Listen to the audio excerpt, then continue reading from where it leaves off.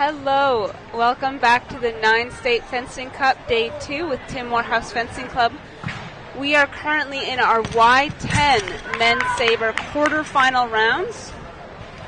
We're happy to have you here. We have Simon Hugh on our left from LIFC, and then it looks like we have Grant Brooks on our right from Olympian Fencing Center. If you were just joining us for the first time, welcome. This is a U.S. fencing event hosted by Tim Morehouse Fencing Club, and we are in the quarterfinal rounds of Y10 Men's Saber. We have a very full day ahead of us today with 15 events scheduled. This is our first quarterfinal round of the day. We have Y12 men's foil, Y12 women's epee, Y10 women's foil, and junior men's epee trailing along behind us. But as we all know, Saber is the fastest weapon, so it's definitely going to be the first one to get to those top medal rounds.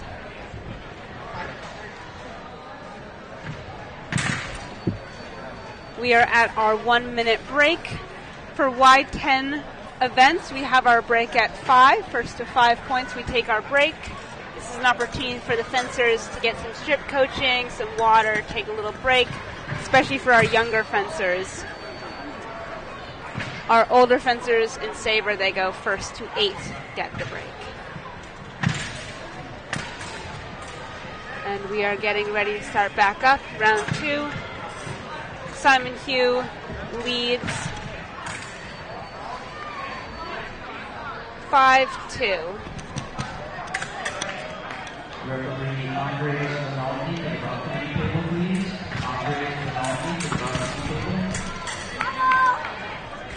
Grant goes off the line with an attack, gets parried by Simon, he gets the riposte. Same thing again, the referee calls parry riposte. And this time it's Simon who goes. Grant tries to look for the parry but doesn't quite get it. So what Simon's doing here is he's being very patient off the line. He's letting Grant react and then he's punishing him for that.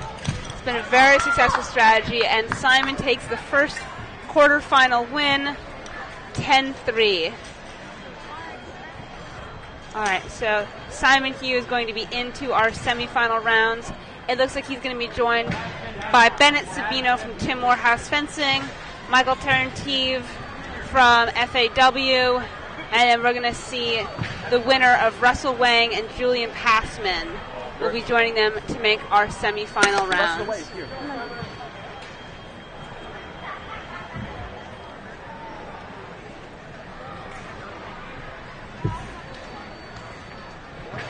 We have a big day of events scheduled. I'll be joined by Lisa Marsh from Tim Morehouse Fencing Club. Oh, hello, Eli Dershowitz. We're going to have some special guests. Eli, are you going to come into the box later today? Yes, I will. Sounds great. Eli Dershowitz, 3-time Olympian, world champion, will be joining us later today. I have a few more surprises for y'all today, but you're going to have to stay tuned and see those ones. We are currently switching out bouts. There's a little bit of transition time going on. For those of you not here with us, let me describe the day for you. We got a whole room full of fencers here at Chelsea Piers in Stamford, Connecticut.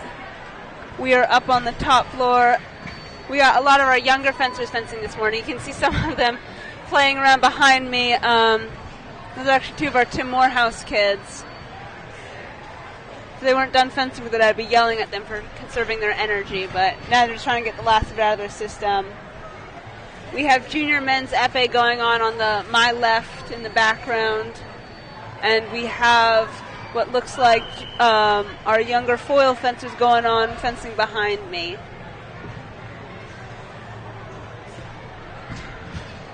As of right now, it seems like Saber is the only one that's truly well and deep into our DE elimination rounds. The others are still wrapping up their pools, but you know, Saber's going to be the one to finish first. All right, the stands in front of me are filling up as people are coming in for our semi and quarterfinal rounds of Saber. It looks like I'm seeing some of our young Saber fencers are heading on over. I believe we'll be starting our next bout in just a couple minutes once we get a referee assigned. My name is Daniel Friend. I'm from Morehouse Fencing Club. I'm really happy to be with you all today. I'll be joined by Lisa Marsh, also from Morehouse Fencing Club. She will be our co-commentator, and then we'll have several guest several guest commentators coming in throughout the day.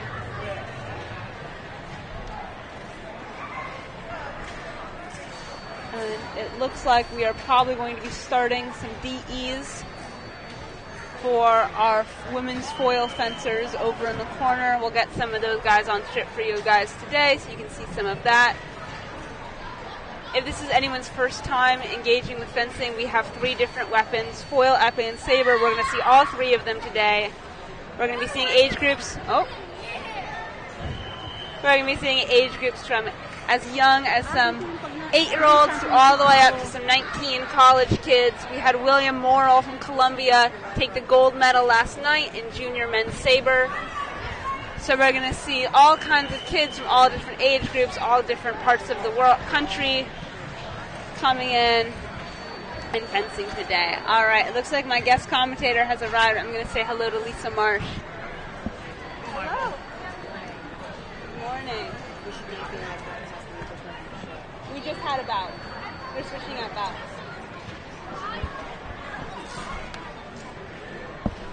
All right, it looks like we are beginning our next bout. I will be right back.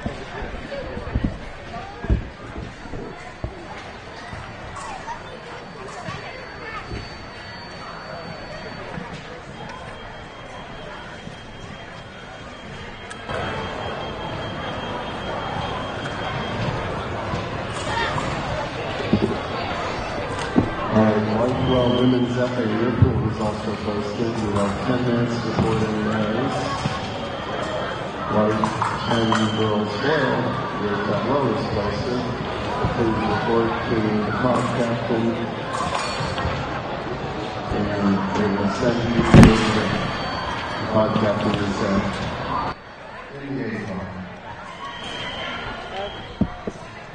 All right, this is our first semifinal bout of the day. This is Siku Morakar from Connecticut Fencing versus Michael Tarantive from FAW. Michael Tarantive is on our left, and Siku is on our right.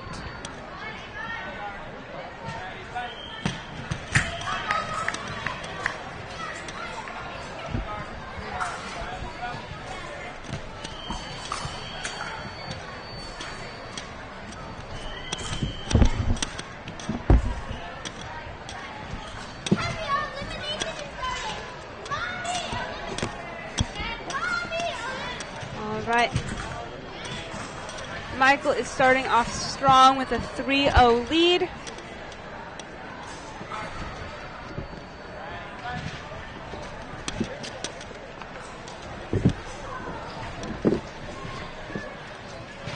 Moraka is pushing him down the strip, and it looks like just with one toe left on the strip, Moraka lands that final attack.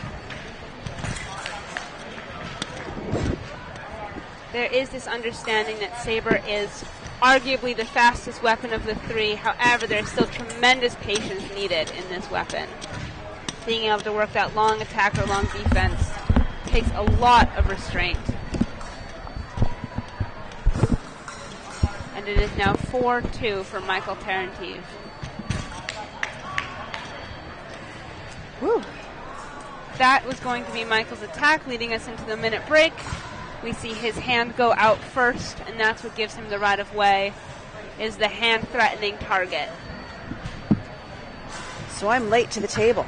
Hello, good to see you. Good morning. I'm Lisa Marsh, coming to you live from the 9 State Fencing Cup, and I am late to the table because in Connecticut, apparently, the other sport besides everything that goes on at Chelsea Piers is parking.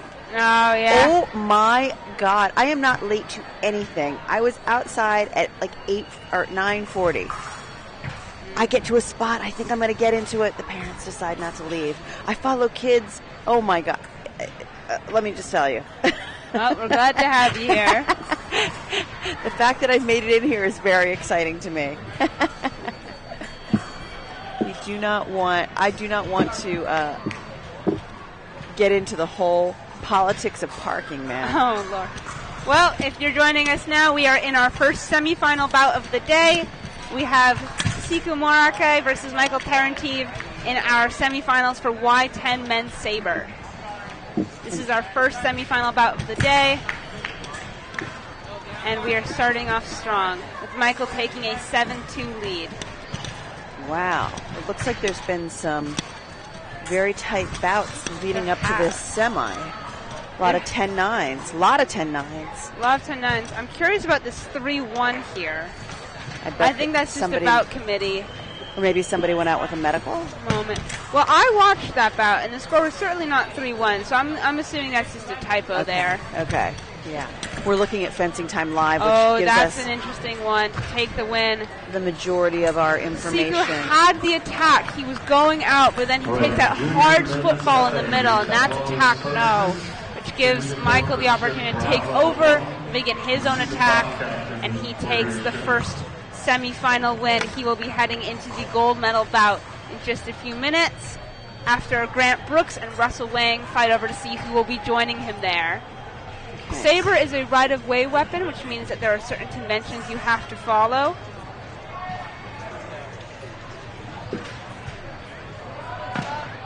And if you do not follow those right-of-ways instructions, those guidelines, you can be punished by your opponent taking the opportunity and launching their own attack against you. Exactly. All right, we have Russell Wang is here on the strip in the blue lame and the yellow socks. That's his signature look with the yellow mask to match. He is coming on strong. He has had a very strong day. He is from LIFC. That blue lame is fantastic. I've seen Russell Wang fence several times now, and that kid has a lot of fight in him. But here's the thing. Simon Hugh, his opponent, they are going to be going out strong. Oh, I see what's happened. They said that they put Grant Brooks through on Fencing Time Live. I would like to make a moment. If you are on Fencing Time Live, you might see that Grant Brooks is into the semifinals. That is actually incorrect. Simon Hugh from LIFC is the one who has made it into the semifinal rounds. So it is Simon Hugh versus Russell Wang. So that is the correct bout instead of what is happening on Fencing Time Live. That's just a silly typo. It happens. But we have Simon Hugh on our left and Russell Wang on our right. And we were talking yesterday about sock game. I have to say, this morning the sock game is strong on the Y10 strip. We've got bright orange on Hugh and a really nice yellow on Wang. Russell is very insistent that is his look, the yellow and blue. I have never seen him go to a tournament without it. Is he a Tim Morehouse fencer? He is not. Okay. Actually, I believe both of these fencers are from LIFC. I see. Well, let me tell you, Russell Wang has taken a commanding lead at the half, 5-2. He's practicing, rather than take a break in his 1 minute, he's jumping around. He was checking out his stretch, his lunge. It's really important to keep your body warm when you're competing, especially in fencing, where we can have some very long days. I believe one of our events yesterday spanned fencing all the way from 8:30 in the morning to about 2:30 in the afternoon. Yeah, it was long. So it's really important that you don't let your body cool down too much before you go fencing again. I love it when you see kids come off the strip after their bout, and they've got another one coming up, and the moms come over and they're trying to drape them with a jacket or a sweater or something, and the kids are always like, no. But it's the right thing to do. Mother knows best. Often. Now, I was talking to three-time Olympian world champion Eli Dershowitz earlier this morning about teammate versus teammate bouts, and Eli said something very important, that if you can't mentally handle fencing a teammate, that's going to be a huge challenge in fencing, because it can be intimidating to fence your teammate. You know, and I'm seeing a little bit of hesitation from Russell Wang, where he's taking these preparation steps and he's sort of hesitating. Oh, they call for video review. We do not have video review. We do not have video review, unfortunately, at this moment. But that hesitation in the box can be very challenging in Saber. You really don't want to be hesitating too much in the box. And Hugh just landed something, but it did not connect because he has got some connectivity issues. His mass cord is down. Oh, a yellow card for the mass card. And for the mass cord. Okay. We saw this referee yesterday. He's a 17-year-old fencer himself, and he is very, very tight. Very good calls. I think something that's very important with referees is being able to consistently make calls. I think a lot of people talk about making accurate calls, which is, of course, incredibly important in fencing. But there is a human side to refereeing, and I think it's also equally as important that to negate that, referees make calls as consistently as they can, making the same call for the same action throughout the day. He just gave the parry to Wong, and then we just had a one touch with Hugh, one light with Hugh. Oh, now it's a nail biter. It's 9-9. Oh, Hugh is not happy about that. Did he get hit? What happened? These are both very strong fencers. Yeah, they're 10. Heck no. I'm picking up that yell on my mic. I think that Hugh is very excited by that. All right, Simon Hugh will be joining they're Michael hugging so Parentieve tightly in the gold medal bout. Our first gold medal bout of the day is going to be Y10 men's saber. Very good performance from both Simon Hugh and Russell Wang. Okay. Now, I want to, like, for our listeners, I want to share a little information.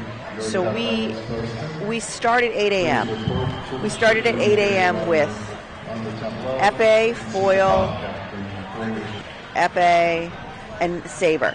5 events started at 8 a.m. And what time is it now? 10? 10:24. 10:24.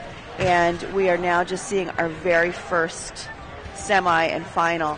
And that's in Saber because, Saber is speed. I mean, you just saw that. We were you blink and you miss half the bout. And epee and foil are generally longer bouts. They've got the same timing. They go to the same pointage. It's just that with Saber, you don't have a time limit, and with epee and foil, you do. So they are. I think we got a photo bomb. We've got some kids visiting, but they are they take much longer to get to the strip, is what I'm saying. And you'll see if you tune in for the rest of the day, you'll see how long a bout can take with a epee or foil, an epee or foil, than in Saber. But I gotta say, I think there is a bit of a stereotype there, because I do agree that saber bouts take the shortest amount of time. Right. But there's this stereotype there that foil, or especially epee, can be slow. And while I do think they use more time, the action that's happening on stage can be so intense. Yeah, no, I agree with you. We had a lot of back and forth in that foil gold medal yesterday. Oh my gosh, the foil gold medal yesterday was amazing. Part of my throat. Yeah, oh my goodness. Yeah. I don't think there's less. I mean, I don't think there's less action. I just think it's more concentrated at certain times. Sure. There's a lot of back and forth jockeying. Like with foil and with epee. I actually a couple of years ago started taking footwork classes from a teacher in France. It was online, and he was primarily a foil coach. So basically, I spent an hour bouncing back and forth, bouncing forward, bouncing backwards, bounce, lunge, bounce, back. It was quite an intense class. Like, my legs were incredible at that point. Oh, sure. But for me, I mean, it helped with my saber fencing just because it made me faster. But I had a renewed respect for the foil. For the foil and epee fencers, because they are constantly moving. Because especially in foil, it's a right of way, right? And you stop moving, you've given up your right of way. So it's intense to be able to figure out when you got to go. Like, you're playing cat and mouse, because you're basically like keeping your space, holding your position, and then going straight for the kill. I actually had a really good conversation with 2016 Olympian Jason Pryor the other day about. I wish he was here now. I actually am going to try. Is he going to be here this afternoon? I'm going to try to get him today. Okay, We'll see. Okay. But I was having a conversation with him about Epee footwork in particular because I was asking about how they have that very distinct, very small bouncing footwork back and forth, and why they do that. Because in my mind, we don't really do that a lot in Saber. No, we don't at all. It's a huge use of energy to be constantly moving like that, especially in a non-right-of-way weapon. And what Jason told me is it's be constantly shifting the distance in a very subtle way to try to manipulate your opponent into thinking the distance is different than what it is. Either you are closer than you are or you are farther than they think. Some way to subtly change the distance and manipulate your opponent into doing the actions you want them to do, and you're doing that with your feet by constantly, because it's a lot moving easier. Just a little bit. It's way easier to measure the distance between a still object. Right. But if your opponent is always just subtly shifting back and forth on the trip, it's a lot harder. You do not know where to you don't know where to land that point. And we do have some of that in Saber. There's a lot of distance play in Saber. Well, incredible amount of distance play. Sure. I mean, with Saber, you'll see it all day long. I mean, we saw it yesterday. Someone was making this beautiful lunge, going straight for the kill, and someone pulled the other fencer backed up, pulled them short. I mean, that's the point. Like, that's what you're supposed to do. You're not supposed to let somebody lunge into you. People do, obviously, but that's why they do it, because it works. Of course. But yeah. So we were talking yesterday actually about this. So when a semifinal is over, you would think, oh, we'll just go straight to the final. But the second semifinalist is entitled to a 10-minute break between the end of their semifinal and the start of the final. And I don't know if these guys have gotten their slips yet. Oftentimes we're waiting for the bout committee to catch up with us. They've got to bring us a slip of paper that says officially this person and that person are competing. I don't know if they have the slips or not, but these guys are waiting. Waiting on the strip for the final, waiting on the strip for the slip, for the referee to step in.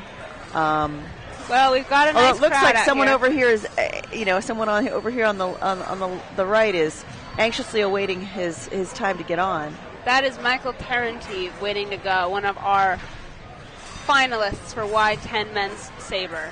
And it looks like he's being coached by Rainer Dragon, who has been around. She is a great fencer. She is a great referee, and now she's working as a coach. I think we might get to speak with her later this afternoon. I would like that. Talking and it looks about like her progression. That's Rainer on the screen right now. It looks like we might be beginning our gold medal bout. Okay. For Y10 Men's Saber. Because our friends are hooking up, and they're getting ready to check.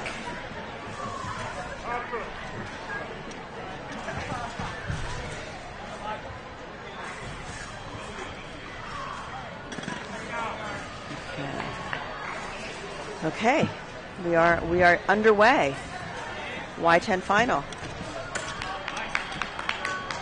The first point has been awarded to Hugh. Wow, they're speedy. 1 for 1.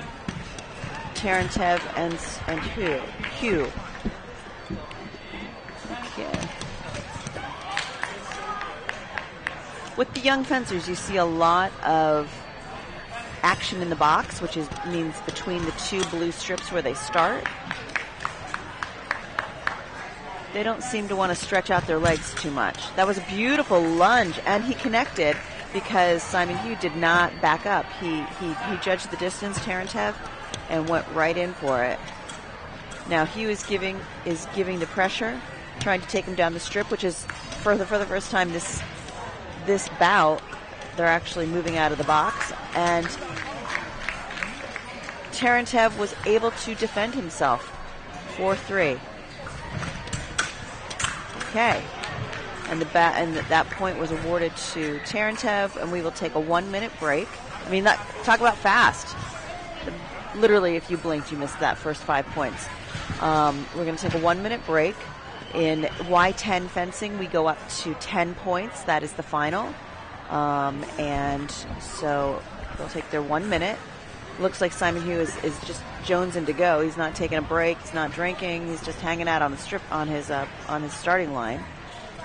And Tarantev is getting a little bit of coaching, coming back. He looks a little tired. His little face looks just a little tired, or maybe he's just in the zone and I'm misjudging it. That's a huge component about getting to the gold medal bout and winning the gold.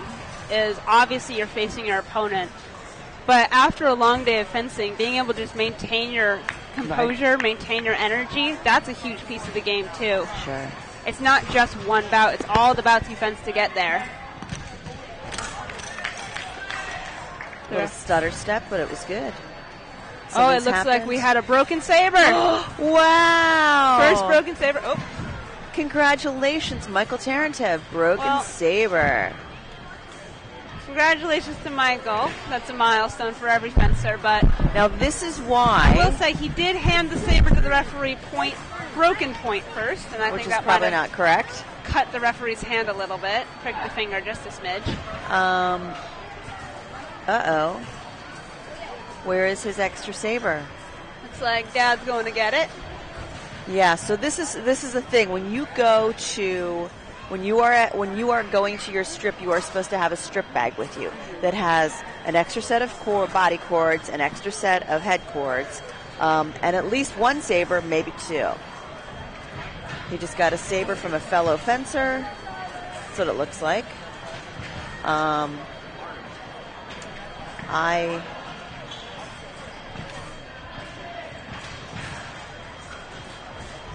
Interesting. Switching out the saber. Good thing he's a righty, because I gotta say, it's not so easy to find an extra saber if you don't have one if you're a lefty. I know there are tons of lefties here, but... Okay. Now it is 6-4. That pair of posts in the box has been working really well for Simon Hugh today. And Tarantev seems to be shaken by that broken saber because he hasn't gotten his mojo back. There he goes. That is correct. But he got parried on that one. There he goes. The lunge connected. He loves that attack lunge. For some reason, Simon Hugh is jumping around. What was that? What was that action? That was a little too much energy. Yeah, he's Simon Hugh. Patience on that long attack. Yeah. Okay, so 8-8. This is a nail biter. Oh. Yeah, he threw that out. It was just a connector.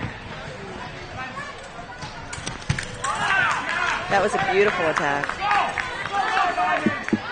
That's where the box can get really complicated, because if you go out there with your arm straight out towards your opponent, you're really in danger with your blade out. Yeah. You're risky getting there perfect.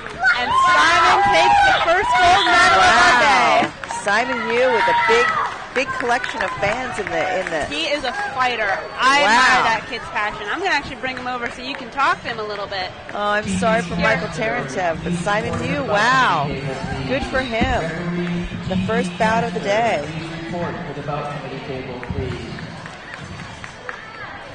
Okay. That was speedy. As you can imagine, 10 points happens very, very quickly. And you gotta every point matters in 10. We were talking about this yesterday as well. In Y12 and up until vet fencing, and vet fencing goes to 10, but at Y12 and up, you go to 15 in your DE bouts and your final bouts. And in 15, if you're down a little bit, you've got time to work your way back. In 10, it's very hard to come back. There's not a lot of space. There's not a lot of runway to work out what you can do right, what you can do wrong. And once you're down, it's very hard to come back. But Simon Hugh did it. I mean, he was down at the half, and he came back. I think he definitely took advantage of his friend's nerves, Tarantev's nerves, and then the broken saber was definitely not something in his favor. And here we are, Simon Hugh. Simon has brought a friend with him. Hello, Simon. Hello. I'm Lisa. Congratulations. You're the first gold medal of the day. Yeah. Congratulations. Who is this friend that you brought with you? I call him Hot Dog. Yes, because he's long. Yeah, and he looks like a hot dog. He does, but he looks a little bit like I thought when I saw it across the room. I thought it might have been a ghost for Halloween. Doesn't really look like a ghost, does it? No, but from afar you don't necessarily know what it is. Yeah. So tell me, how did that play out? You were down at the half. Yeah, I know. What was your strategy? My strategy was Russell's dad. He told. Okay. Hey, Russell. Thank you, Russell. Russell's dad, Lincoln told me that when he attacks, take parry too. So I just did that Wow. when he attacked, and I won like 4 or 5 points. Russell's dad is like the best coach in the world. He's not your coach, though. No, but we're from the same club, so he Correct. kind of coached me. Yeah, I saw you both in the semifinal. So parry 2 worked for you over and over and over again. Yeah, it kept working. And you keep doing it until it stops, and the bout stopped before it stopped working. So what do you do with your medals when you take them home? I have like a bunch of medals like hanging up on like a metal holder, you know. Right. And then I just put them there. That's nice. Do you have other golds?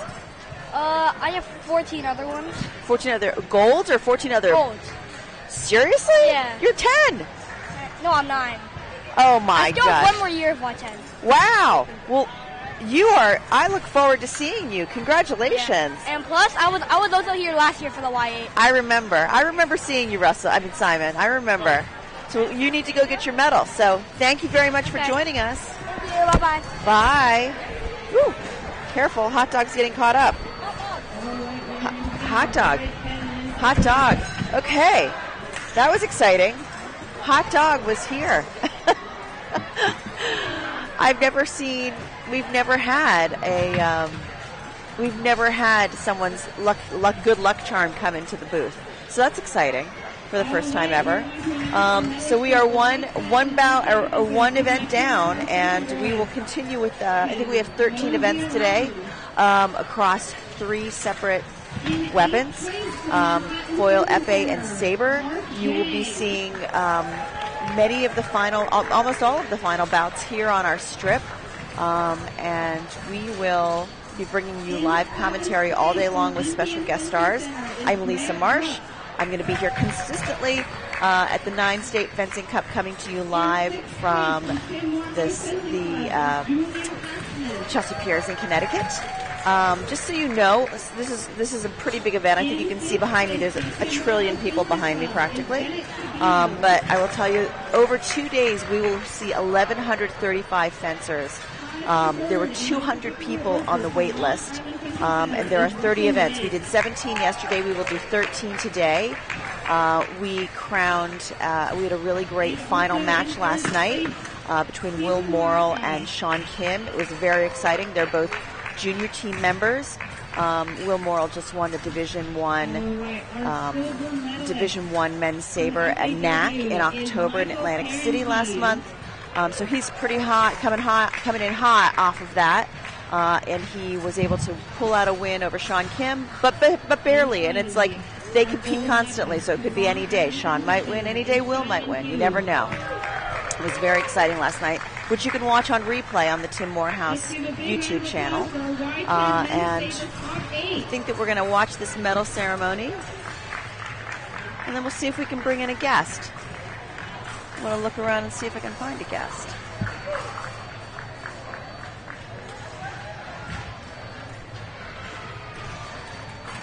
So Simon mentioned that he was here last year, and in fact I remember him for Y8. So he said he has 15 other gold medals. Wow, that's amazing. Love that. There he is holding up the 9-State Fencing Cup.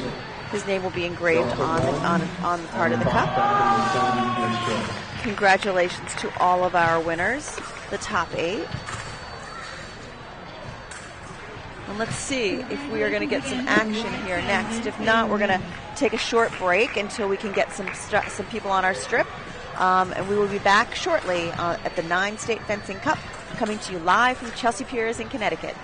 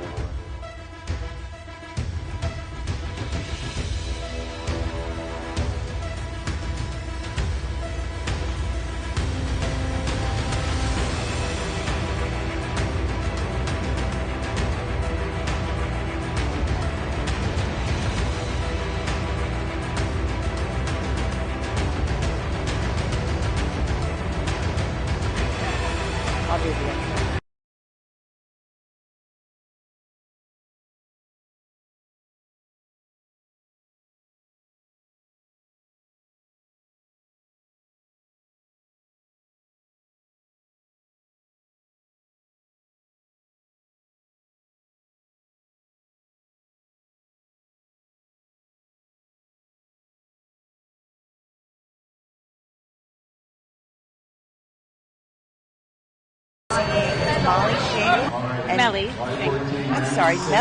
Melly Shing, excuse me, and Bianca Perla Enriquez. We have Shing on the left and Enriquez on the right. Again, strong soft game. I think these Y10 fencers are going to be bringing us lots of good socks for the day. Yes, and both of these fencers are from the 5T Fencing Club, 5-Cut Fencing Club. Okay. So it's teammate versus teammate in the quarterfinals. So that means they get no coaching. That also means that they will not, they will probably not be receiving coaching, cheering from their teammates. Very patient attack from Bianca. So the white light that goes on means that that the fencer has connected but not on the target. And the target for foil is basically the torso, the trunk, no sleeves, but the bib of the head mask or the mask is also a target. So foil is the smallest target, epee is the largest target because it's head to toe, and saber falls in the middle. Consequently, you will see that foil fencers are oftentimes smaller. I mean, you look at the best foil fencer in the United States, Lee Kiefer, double gold medalist. She's petite and she's super tiny. So, but the thing I like about fencing is there's no one body type that works, because we also have Miles Shanley Watson on the other side of things. 14,000 feet tall. So we have a nice diversity in our sport. Yes, that is correct. Enriquez has been going forwards on that slow march, but the problem with that one is she closed the distance a little too much and a little too slowly with her blade in a very still position. She didn't keep an active blade, which gave Shing the parry or post. Well, I was going to say, I think when she comes in slow, Shing has the time to figure out what she's going to do, how she's going to take her back to her. Foil fencers like to hold the blade, as we're kind of seeing here, where they'll keep the blade out of threatening area where they can get the beat or the parry. However, if you don't move the blade around and keep an active blade, it gets very predictable where you're going to attack, because your blade is staying in one static position. So if you don't keep that blade moving, it's very likely you're going to get parried or have a beat attack. Now, foil is a right-of-way weapon. So it's you can't just be the first person to hit. You have to be the first person to hit with the right-of-way. So when we see Enriquez jump off the line, she's got the right-of-way. She's in control of the next hit. That was a really interesting one. Yeah. I wish we had replay for that. So we had a similar thing happen where Bianca closes the distance and Jing got the blade, but Bianca was still coming forwards in that lunge, and the distance closed too much, and Jing didn't have the space to land the riposte. Right. She just didn't have the room to work. So we've talked about the spacing quite a bit. The distance is everything in foil. Yeah. Okay, she's back on it.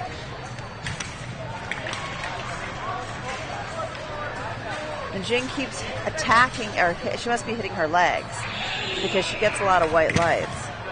Now we got a white light from Enriquez. Attack is parried, their post does not arrive.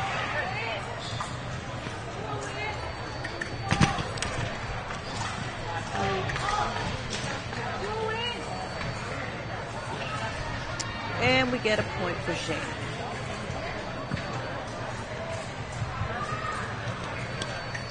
So these women, these young women undoubtedly practice together because they're the same team.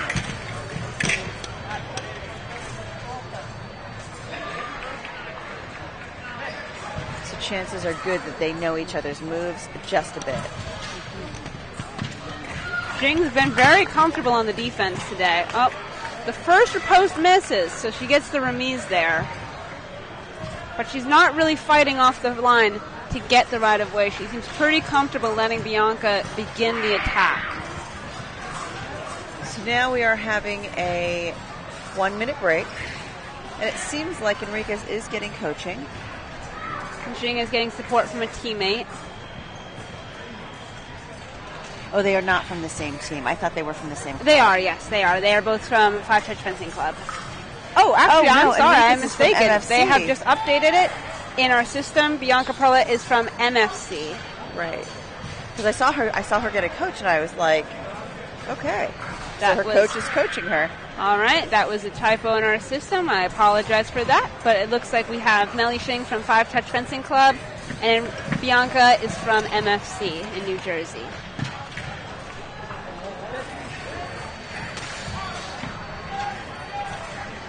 We are beginning the second period. Score is 5-3 for Shing.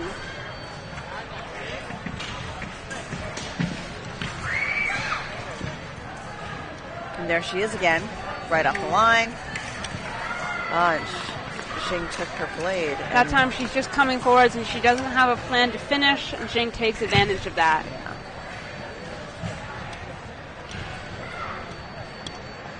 In a game like foil, where the distance is everything, you really don't want to be coming close like that if you're not ready to finish the attack. Jing gets the underarm.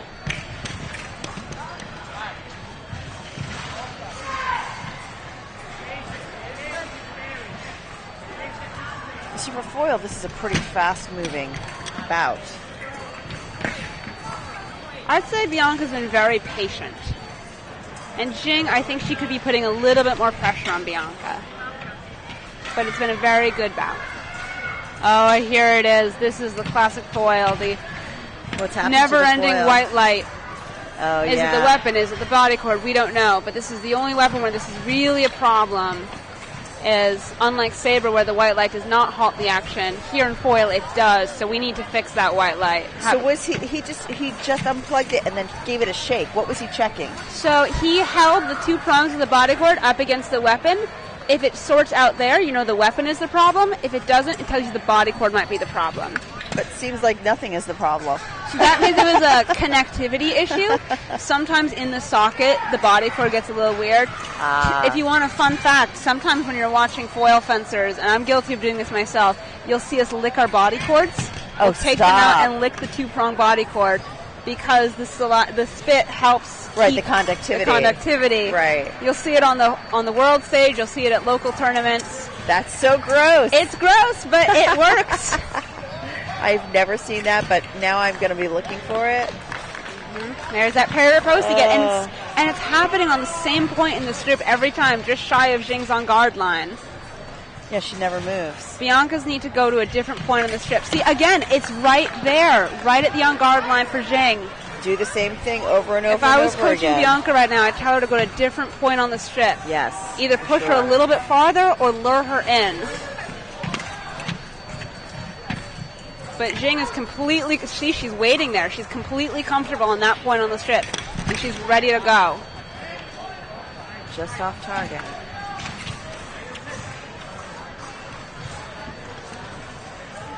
Oh, we're at the moment. Off target, but I'm telling you, it's right there on the strip. That's Jing's scoring point. Yes. And right there and there, Melly Jing is into the semifinals. Very good performance from both of them. Oh, Enriquez, I think, is upset. She worked hard today. She did.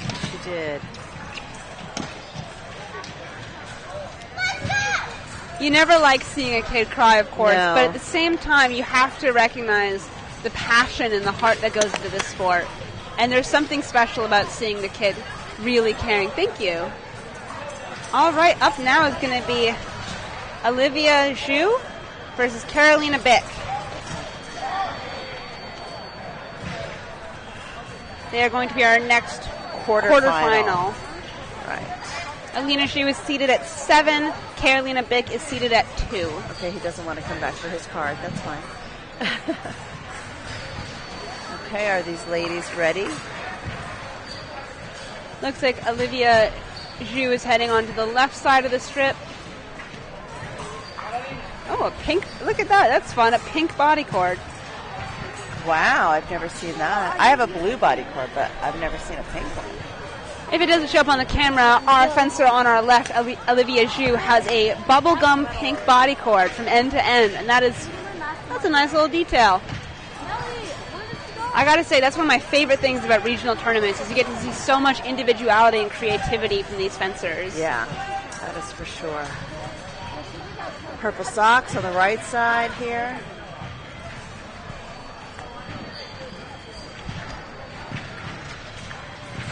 From Carolina Bick.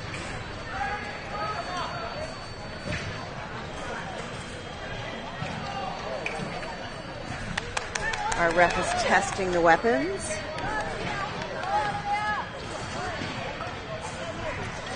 I have to say, we haven't seen many weapons not be correct. It's the responsibility of the fencer to arrive to the strip with a correct weapon, or else they receive a yellow card. Yes. So it's on them to show up ready. And actually, fun fact about Carolina Bick, she's fenced with us yesterday, and she won 6th place in Y12 women's foil. So now she's fencing at her age, Now she's fencing in Y10. So she got a top 8 finish yesterday. Let's see what she gets today. She has a top 8 already here, so that she can place higher than she did yesterday. These seem like very large Y10 women. They seem very tall. I mean, obviously they're composed to get this far. Wow. Carolina Bick is... Olivia Zhu also fenced yesterday. Aggressive. She was eliminated in the table of 32 yesterday. So this is a much better result for her today, no matter what happens in this bout.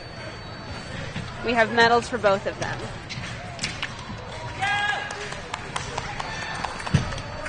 She's got a beautiful lunge. Yeah. And she's screaming. We talked about this yesterday. We were asking one of the winners, if you scream, do you think that you're going to, like when you go in for a simultaneous, if you scream, do you think you will get the point more? And she said sometimes. Depending on the referee, it can make a huge difference. I've had referees where I absolutely think that showing positive body language on the strip and yelling for the touch has made a huge change in who the referee awards the touch to. Because, I mean, especially in a right-of-way weapon, if two fencers go in and it's a tight call, one of them goes away strong and confident, the other comes away kind of timid with the body language, who's the referee going to think is attacking? Yeah, I hope the referee is giving the point to the person that got it first. Yeah. Well, this is Alberto Linaldi from, he is an assistant foil coach at Harvard University. So I have every faith in him that he's going to make some really good calls. He's going to make the right calls, correct. I think all weekend so far we've seen really consistent refereeing across the board. I've seen very few calls that have been contested or debated. What's happening over here? She keeps pointing to her foot. She's checking the placement of the strip that she should go to.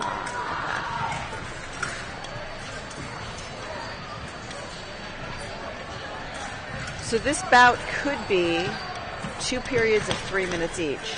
Yes. In Y10. Yeah. It's only up to 10 points because it's Y10. So we only get 2 periods. This is a low-scoring bout so far. Not for lack of trying, because they are actually engaging quite a bit.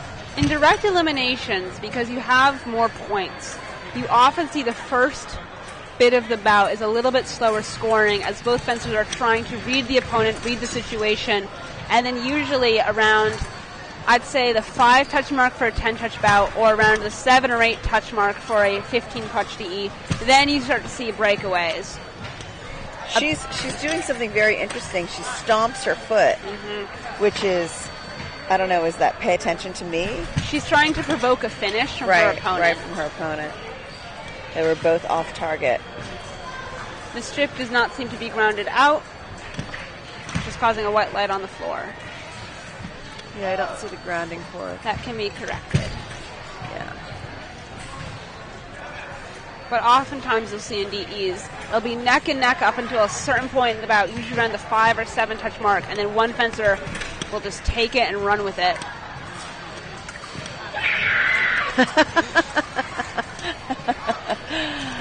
A successful scream. Successful action. Or a scream for success. Yeah.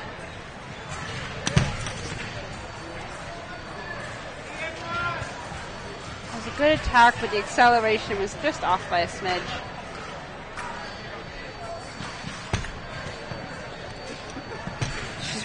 She really works the stomp. Well, she's trying to get Zhu to speed up because Yeah. Zhu has that very slow, patient attack, and it's Yeah. really hard to counterattack or to provoke something from that.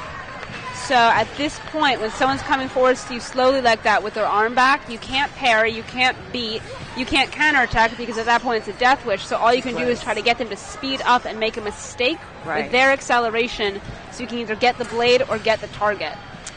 And now we have a 1-minute break. The score is 2 for Zhu and 4 for Bick.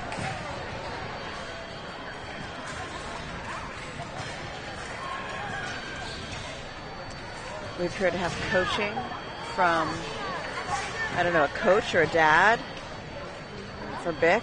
And Zhu has some of her fellow fencers helping her out. Chicks is Melly Jing, who just won the last bout, giving her a little bit of advice. She is a whole. They're all. She is a whole squad right now. Yeah. And are they her teammates? Are they just her friends? I think it's a whole spectrum because I'm seeing a lot of patches out there, and that's the thing that's kind of fun about fencing, especially in the Northeast, is there's a whole community within the club and outside of the club as well. An older fencer appears to be giving you some tips. It's very easy to find a strong community in fencing. Okay, we are in our second period in this semifinal. The semifinal, quarterfinal. Quarterfinal. For Y10 women's foil. Vic is keeping her blade out into Zhu's airspace. She's trying to deter her from building up too much momentum on the attack, because if you go in running, even with right of way and your opponent's tip is sticking out there, you're going to run onto the tip on your way to score. Right. So she's trying to slow the momentum of Zhu.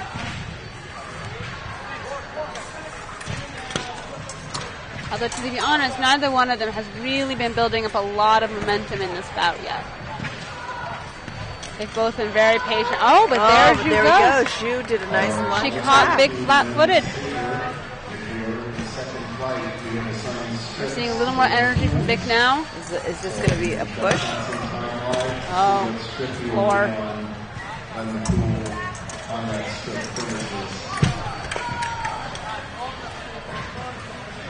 That's something, especially in women's foil, that can give you a really strong lead if you can get that, is that straight attack off the line. You see that a lot more in Saber, but if you can be a foil fencer who can confidently attack off the line, that's a huge advantage. We see that with people like Lauren Scruggs and Lee Kiefer. That's something that gave both of them a huge advantage in their field, is their willingness to just commit to an action off the line.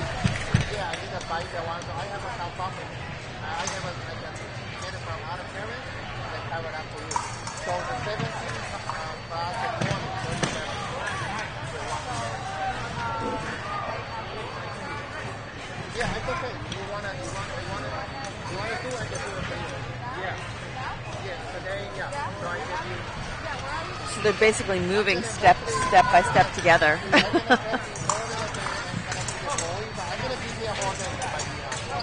I think there could be a little more distance play in this bout. Oh, that's a cardinal sin of fencing. What did she do? She finished her attack, no light went on, and she turned and she looked at the box. You saw her slap her leg, saying, right, why did I do that? She got it. She stopped fencing, she stopped engaging, and went and looked at the back. And she's lucky she didn't get hit there. Right, right. Which I gotta say isn't necessarily a weakness of you. No. Because you do not want your opponent to set the timing of the bout for you. If you Right. speed up because they speed up, that's not the right reason to do it. I just don't see her like going after making motions. She seems more defensive. Yes. Although she now has the right of way. Laid down. She was a very patient fencer. Yeah. But she engaged and was off target.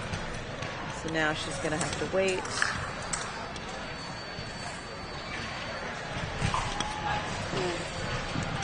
Her blade placement is not, she's gotten a lot of white lights. Well, that's actually something. That wasn't her fault, and we see that Big actually gets a yellow card for that. Is Big displaced target with her mask? Oh. Because the mask is not target, so we see her get a yellow card for that action because she ducks so low and she uses her mask to cover her lame. Right. Which is why Ju does not like that light. Right. Which is against the rules. Although, ooh. Body. All right. For our cord, no harm. Just start the action. And there's 8 seconds, so we know Ju's game is she has to attack off the line. She has no choice. And we're going to see it. Lunge. No. Attack off target. Well. Yellow. This is a lot of action for a Y10. Yeah. She Yellow, has 6 yellow, seconds yellow. to score 3 touches. Yeah, how's she going to do that? Yeah. I appreciate the patience of the referee. I do.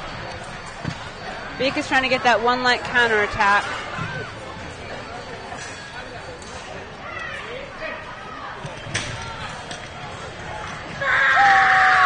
And she got another point. 7-9. And it's all over. It's Carolina Bick.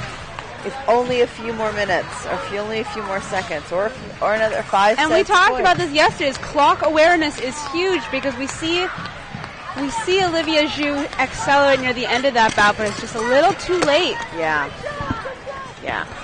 We have your piece of paper, friend. But she did an excellent jump. That was a really good bout. I enjoyed those two fencers. It was nice to see them fencing again. It was. Oh, she was very unhappy. It's a lot of crying. Comforting. It's a lot of crying on our microphones. We just had to change the sound. Oh, I'm so sorry for her being so upset. But people are really, you're invested. I mean, obviously your heart goes out to these kids, but I've said it before and I'll say it again, I think it's one of the most beautiful things in sport is seeing these moments play out. Yeah. With these fencers is like a single action can be the best moment and the worst moment for two people at the exact same time. Thank you. And we're going to have another quarterfinal coming. This is going to be, we actually have, I believe, our first semifinal. It's going to be Melly Zhang great. and Joanne Wong. Okay, we've seen Melly Zhang before. And Joanne Wong.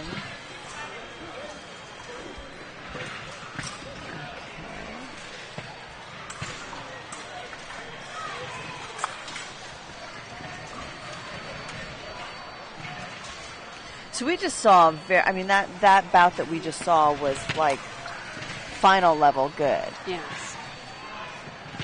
Let's see what these two will bring for us. He's telling them not to test target until he tests the weapons. Right.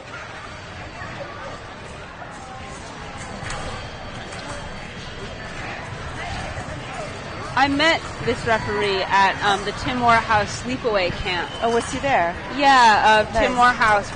Every summer we host a sleepaway camp for all 3 weapons, usually in Massachusetts, and we invite the Harvard coaches to come work with us.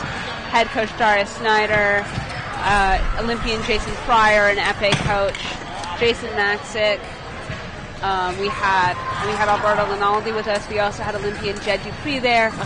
And it's a wonderful opportunity to get to talk to these people because obviously on tournament days we're all running around trying to get everything. Crazy, yeah. And we had a nice conversation about foil and the idea of playing with the timing in this one. And this is interesting as these two fencers, sometimes the personal styles of the fencers line up in a very curious way. And we had those two fencers. They were very unwilling to enter critical distance for the first bit of the bout. And then Joanne Wong closes in.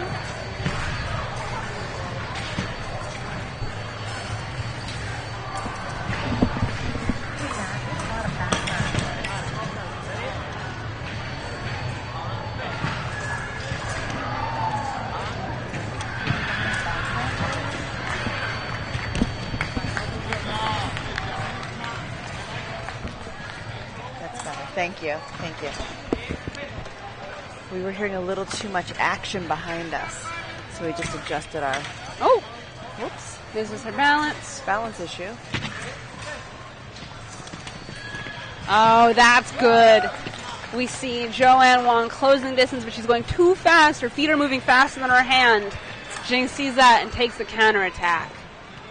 The hand and the foot need to accelerate in a good relationship with one another. They need to work together because if it's just the feet going and the hand's not ready, or vice versa, you're in trouble. You see Joanne trying to provoke Jing.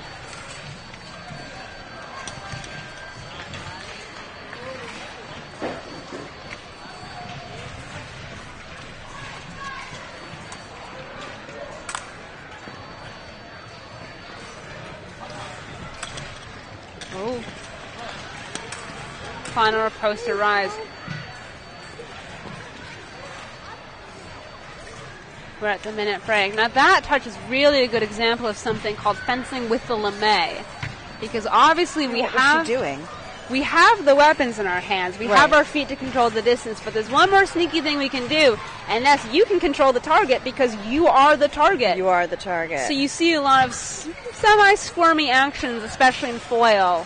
You see a lot of like one-legged lunge, like a one-legged squat. I noticed that a lot. They're displacing the target because it doesn't matter if the other person's right of way if they can't hit the target. Right. So not only are you trying to score, you can use your body to move the target. A good example across a different weapon is we'll see, and actually, I say it, and the bout behind us just did it. What? Is Saber fencers will sometimes jump in the air. Right. And have their opponent hit the leg. Right. So you're displacing the valid target without covering, of course, which is against the rules. Right. And that makes it much harder for your opponent to score. Something that really defines a champion in fencing is someone who can take control of as many variables of the bout they can. Controlling the distance, the timing, of course, the blade work, yes, but also the little things like what's the environment like, what's the energy like, where's the target? All of these things combine to make a really good fencing performance. Referee calls attack for Meli Jing.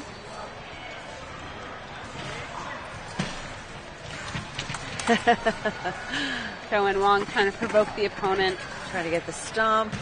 A little far at a distance. Yes, it's a little much at a distance to get that to be effective. At this age, you'll see a lot of fencers mirroring fencing actions they've seen on the strip from older fencers. Or things that they've been taught and don't quite have the full picture yet. Right.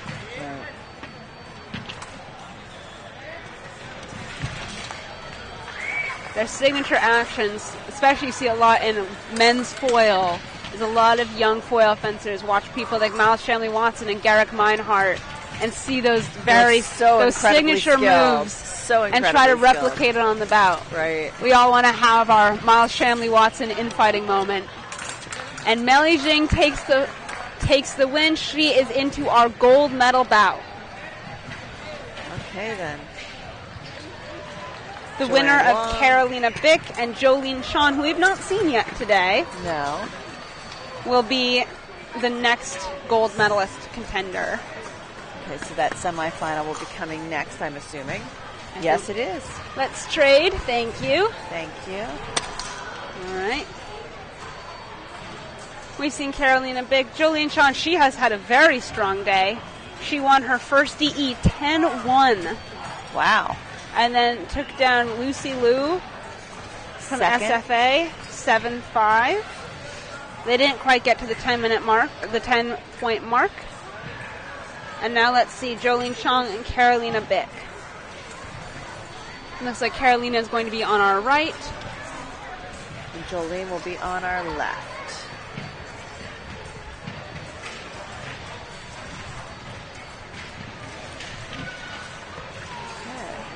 She's got a couple of patches on her arm. I don't think those are regional winner patches, are they? Or they're just two different She club fences patches. for, yes. Two different clubs.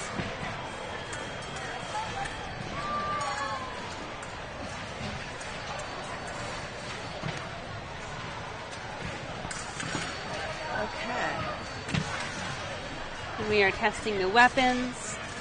So when he puts that cylinder on the top of your foil, what is he looking for? So similar to Epee, what he's doing is he's testing the springs of the foil. Right. Because they need to depress a certain amount with a certain amount of force, which makes you know that when you hit the target, the foil will light the light. But it also needs to be able to lift back up again against that force. Right.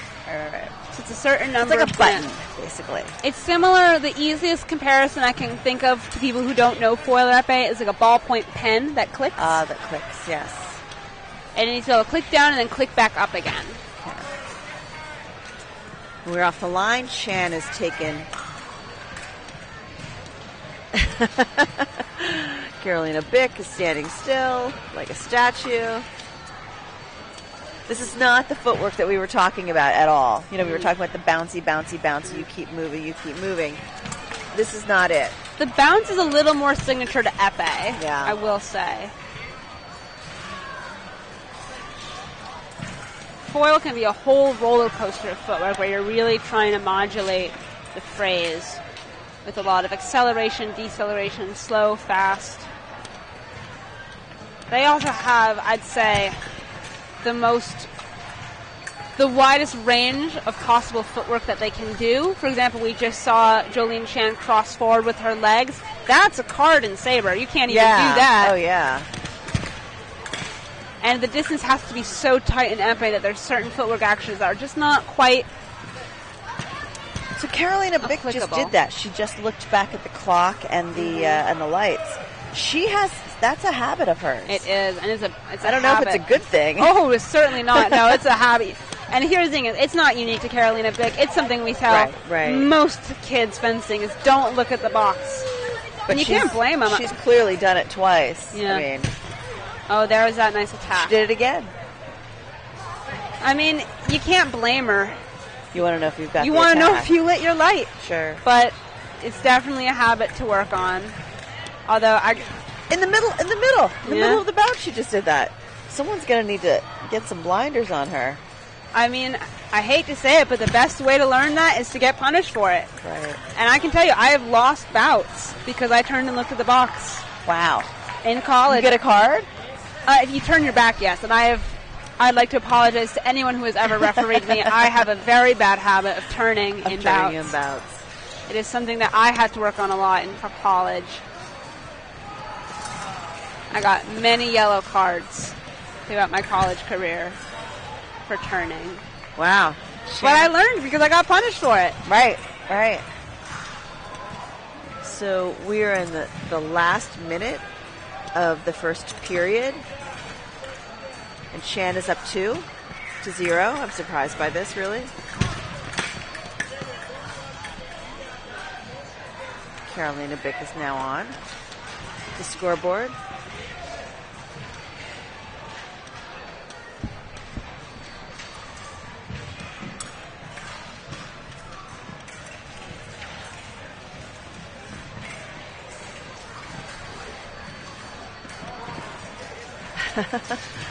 A lot of cat and mouse. Mm-hmm. Now is the time for the stomp, right? That was a lucky action for Shan. That's something that you'll see sometimes in foil is Jolene was going for is just beating the blade, trying to hold on to the right of way before she was ready to finish, because there was kind of an unwillingness to finish that attack from her. But she doesn't want to give up the right of way, so she just keeps beating the blade to try to hold on to that right of way. Right. Carolina Bigg's like, fine, she's holding her blade out. Beat my blade, I don't care. What's the action going to be? It's whoever decides to commit to it first at that point. Yeah. We're seeing, off target. Still off target. From personal experience, the off target can either be the best or most frustrating thing to see during a bout. Okay, and we are going to head into our 1-minute break.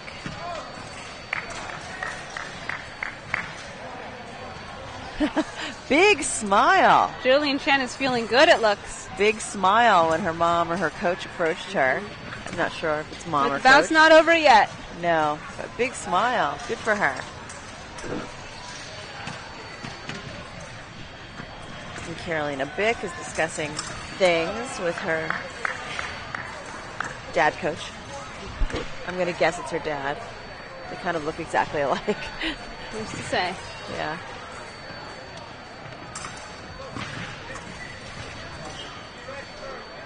He's giving her some instructions that appear to be weapon related.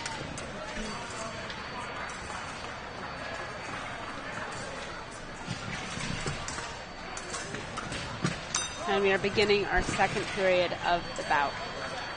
We've tested and we are off into our second period.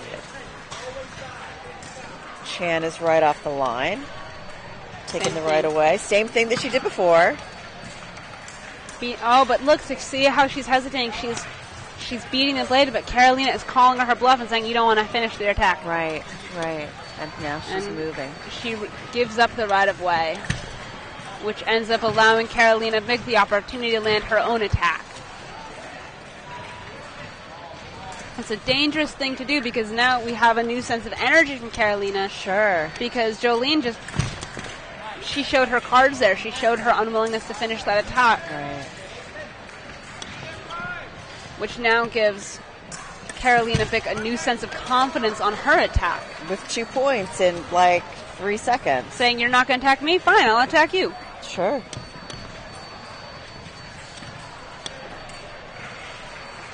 Fencing is very much a mental game. And if you give your opponent any kind of indication of what you're thinking, it can be a huge shift in the dynamics of the bout.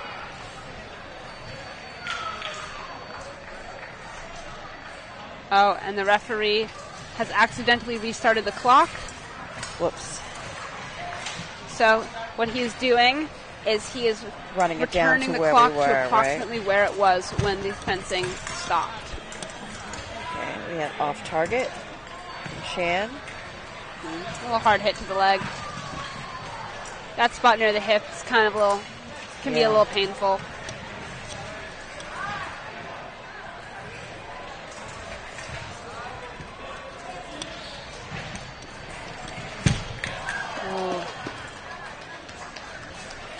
And she has landed her attack again. Oh. Okay. So that time, I want to talk about that answered. touch because Carolina Bick went for that same attack, but if you looked at her shoulder was very stiff. She brought her shoulder very high near her ear, which means there's a lot of tension in her arm, and a tense arm is really hard to aim with. Right. So she goes over the shoulder. I see. You want to keep the arm relaxed on that attack. Which is what Chan had done.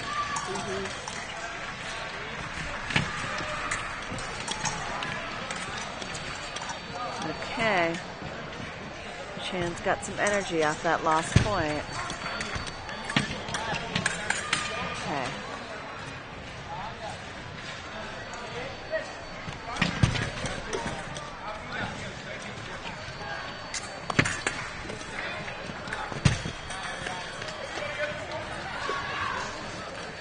And it is tied 6-6.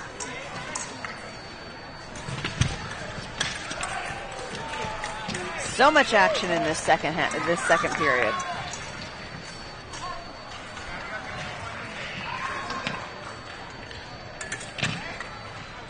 The referee is explaining a call to Carolina Bick.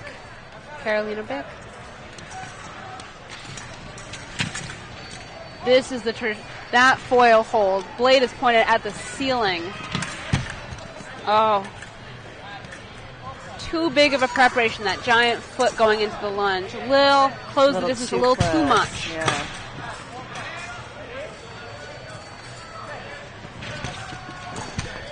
We talked yesterday with Jeff about how some of the rules and definitions in the fencing rules and guidebooks don't quite match up with the interpretation of today, which isn't a bad thing. It just means that, we need to revisit some ideas. Right. And one of them is the idea that technically, to have the right of way, you need to be threatening target. However, you'll see a lot of times, especially in foil, the tip of the blade will be pointed at the ceiling, at the floor. Right. So how do you nowhere keep near the target. Right. But it still is an attack. Oh, we get another ducking card. And there's a reason for that. It's because it helps you hide the blade so you don't get parried. But there is certainly a conversation to be had about what defines an attack in foil. There are some coaches who feel like the attack in preparation isn't called enough in foil. Really? Yes, I know there are a few coaches who in interviews, actually Sergei Golubitsky, one of the best foil fencers of all time, has said that he feels personally there's just not enough attack and preparation calls at this point. But these two cannot connect. This is a dogfight. They're going to be. That was beautiful. Beautiful riposte from Chan.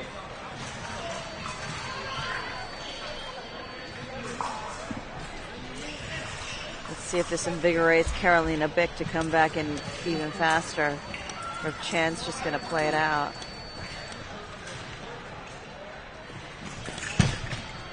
Oh, she did. She came for it. She came in for it. A little more aggressive. 9-7 with 1 minute left.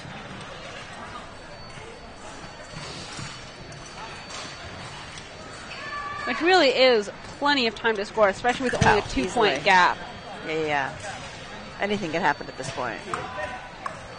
In fact, I'd actually encourage Carolina not to rush. Whoops. Down. Because there's a minute to score. Oh, the referee's not stopped the clock. Stop the clock, buddy. Uh-oh. Okay. Oh, but now he has stopped the clock. Oh, there he goes. He's fixed it. That could actually influence the outcome of this bout. With those 3 seconds that went by when we didn't stop it? We lost 10 seconds on the clock. Oh, there were 10? 10 seconds. It went from 55 to 45. I don't think it's going to have dire consequences, and these kind of things happen all the time in bouts. It's no grievous sin, but at 8-9 with 38 seconds, you do not want to rush. No. Chan is looking a little frenetic over there.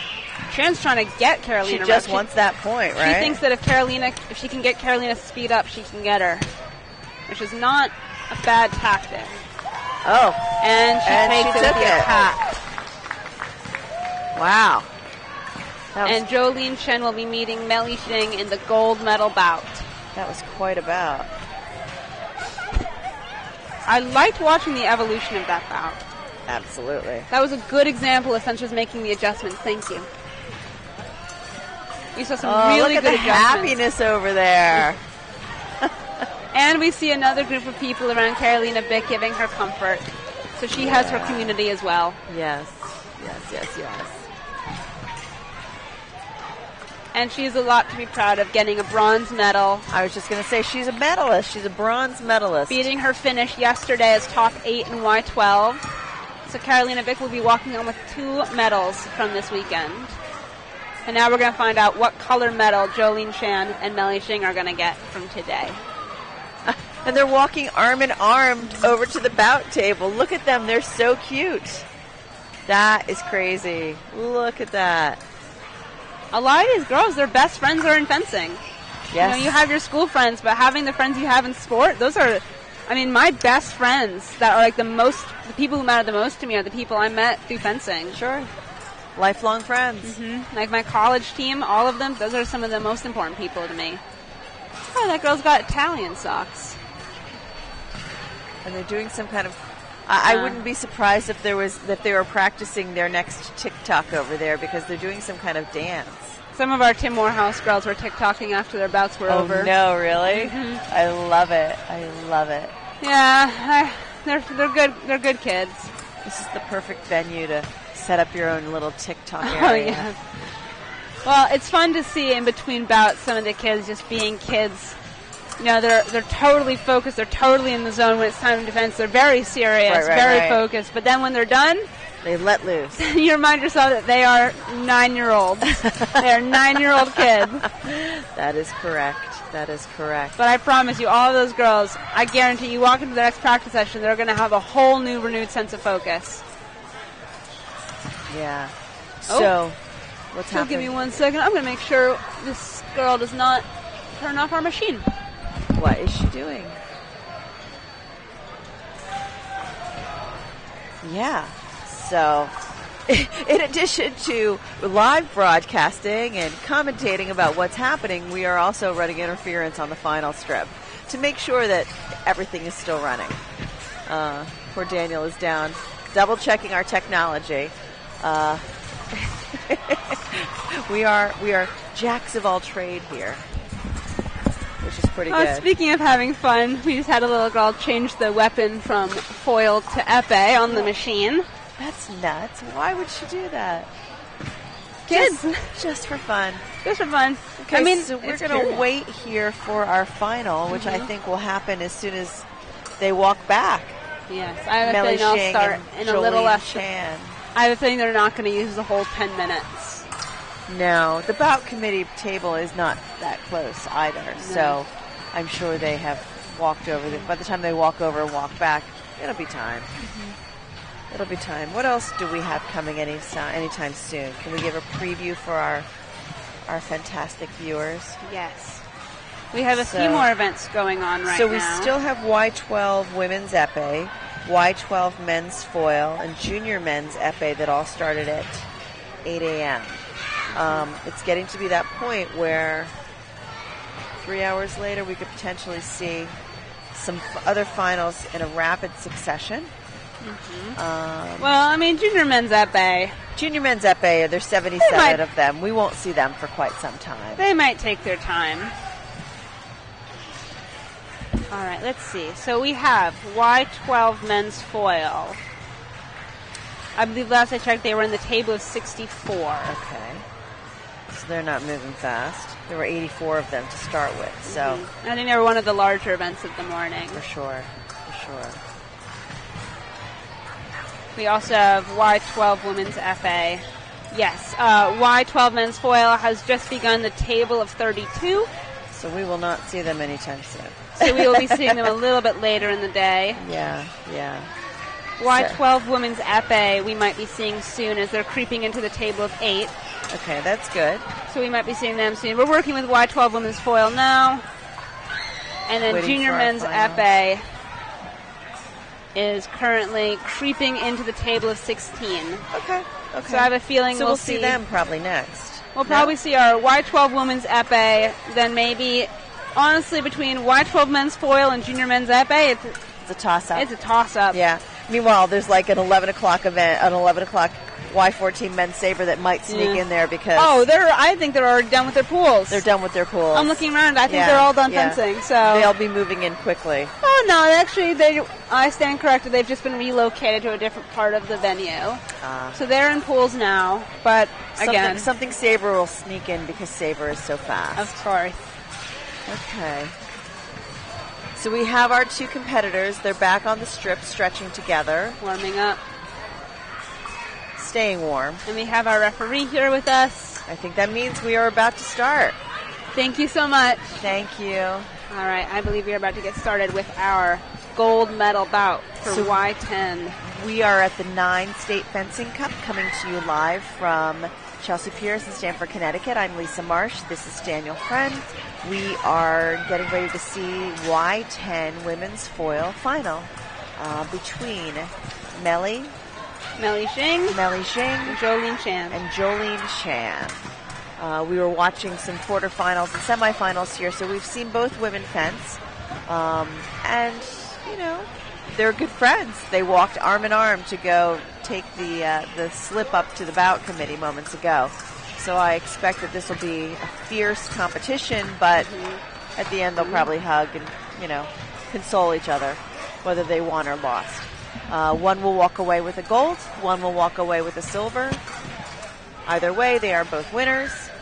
Well, I gotta say, I just saw Melly Xing just try a new action on this strip there that looked really nice. I'm hoping she'll do that in this bout.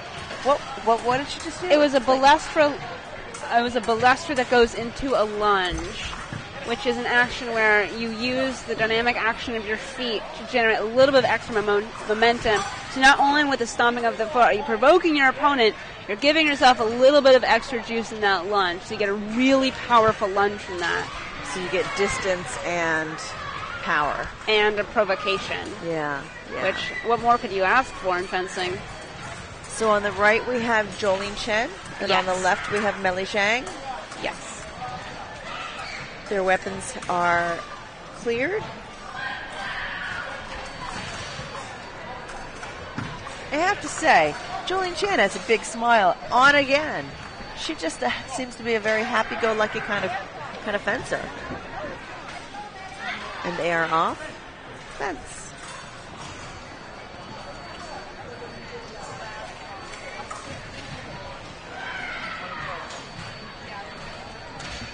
I think something that every coach and everyone loves to see is when you see a fencer who just really loves the sport.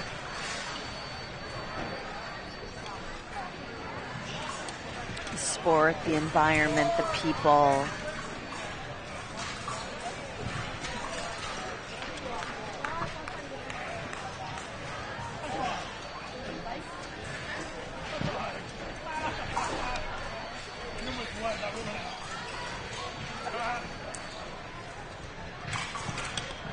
Oh, Xing went right in there.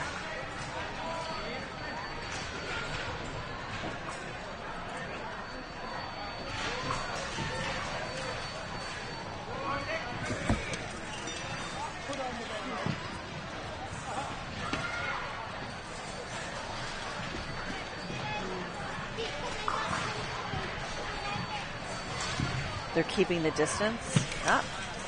Jolene Chen is still trying to provoke that reaction out of Xing. Yeah.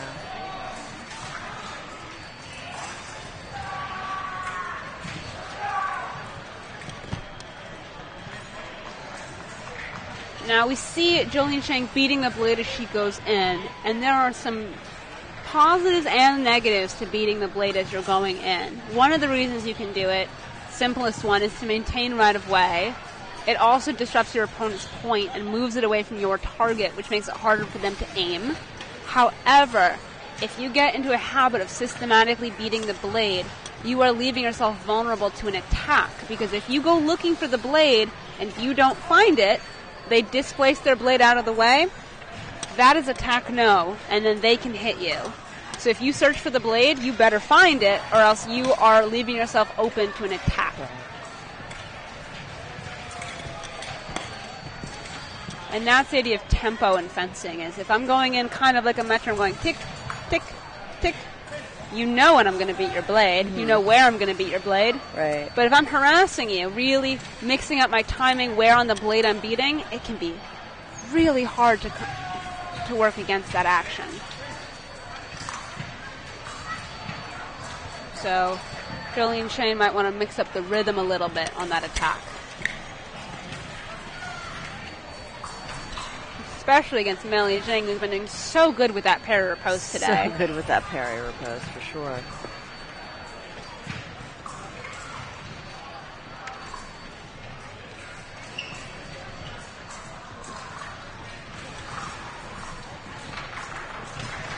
There's that invitation again from Chen, saying, come attack me so I can parry.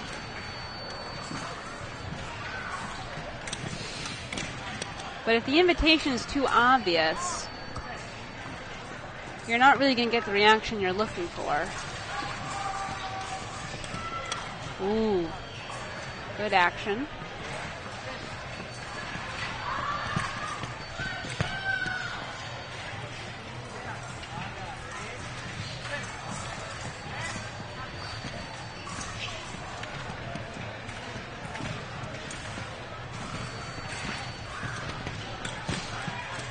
That was great.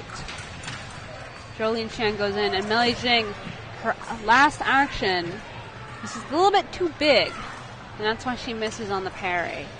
A little too big in the arms. Okay, we are at the end of the first period. Scores 4-2. 4 for Melly Jing, 2 for Jolene Chan. What are your thoughts on the first half of the bout? I feel like Melly Jing has like a lot of patience because she was absolutely just waiting for Chan to come in, and Chan's going to be tired. I mean, they're 10, so they're not going to be like, oh my gosh, I'm exhausted. But this is their final, right? And Chan doesn't seem any worse for the wear. She's awfully happy over there with her pizza eating friend. But it seems like Chan's doing all the work, and Jing is being very economical with her movements. Well, she's actually being strip coached by Bianca, who fenced with Jing earlier in the day. So that's Bianca saying, "Hey, I lost to this girl earlier today. This is what happened. Let me tell you what I could have done. What worked, what didn't work."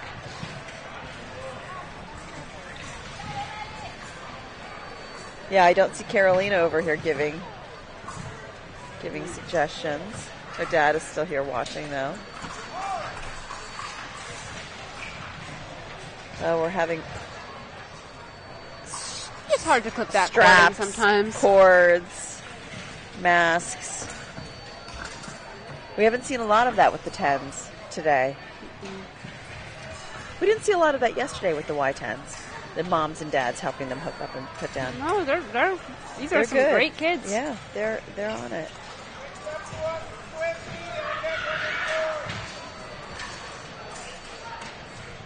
Apparently there is something happening over there. It looks like the mask strap for the Leon Paul mask, which is a relatively new requirement. Though it's a notorious strap. It is a recently required rule that you have to have that additional strap on those types of masks.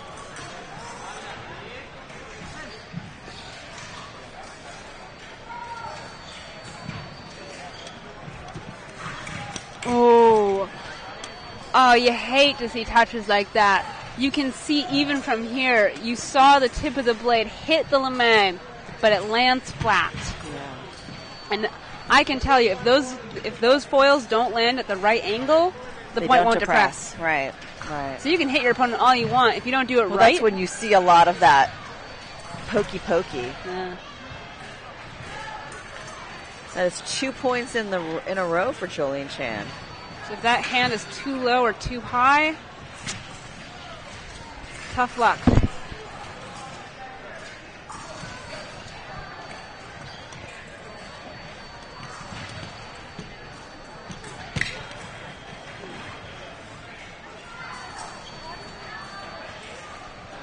And Chan has moved into the lead at 5 over at Melly Jing at 4 for the first time in this bout. So Jing is moving just a little bit more than she has. It seems we're following a slightly different convention here.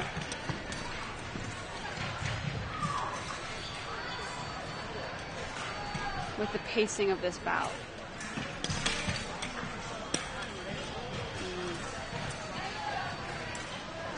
There's that rock back where the fencer is in a lunge, and rather than recovering fully from the lunge, they just shift all the way onto the back leg, which gives them just a couple extra inches of distance to get either that remise or that counterattack or that riposte in without having to fully reset the distance. It's very distinct in foil. There's a foil fencer, Nicole Polstick, who's known as the human boomerang. By the way, she can rock back on that back leg so quickly. And reset. And displace the target. It's Right. hard action, and it can go wrong very easily. But when you can do it right, it's a 3-in-1. No, thank you. Jolene Chan is running away with this. 7-4. Oof. And it is not. That's an interesting one because we see her hit off target because Jolene Chan brings her arm across and is, in the verb sense, covering target with her arm, but in the rules sense, you can't cover target with your weapon arm. Right. So it doesn't count as a card. That's interesting. I feel like that could be an asset if you're a lefty. I think it can go, when you're fencing a mirror hand, you know, righty versus lefty. Right. I think it's whoever weaponizes it best. Right. Okay.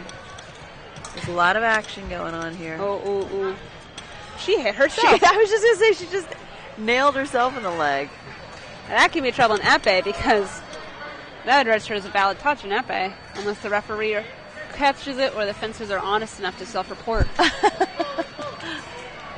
And luckily, because the sport is full of good people, most fencers will self-report. Correct. I see a lot of instances where Epee fencers will self-report that, hey, I hit myself, annul the touch. Goodness. 36 seconds. We're winding down the second period. It's a dogfight at 5-7.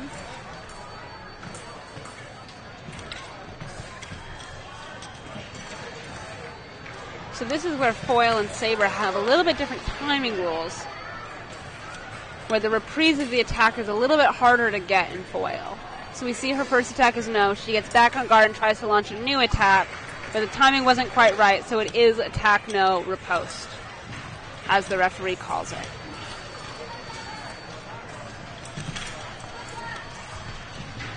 Okay. Another point for Shing.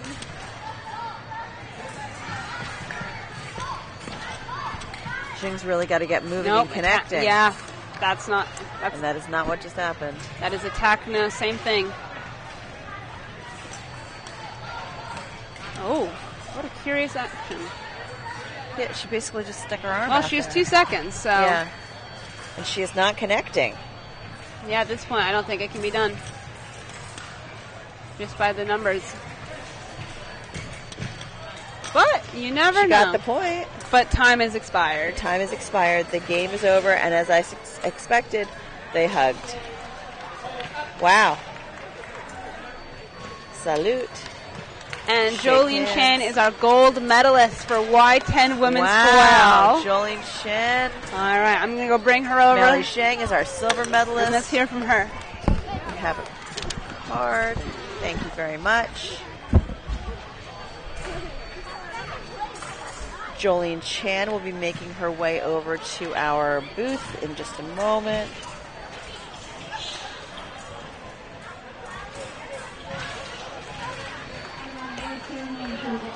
We love these Y10 women's foil fencers. They're all buddies. It's more like a little party out here.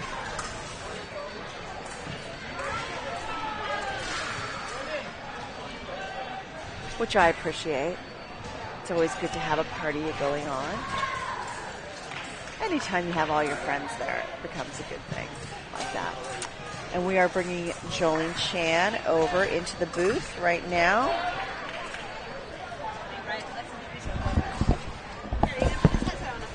You're going to need to take off your mask.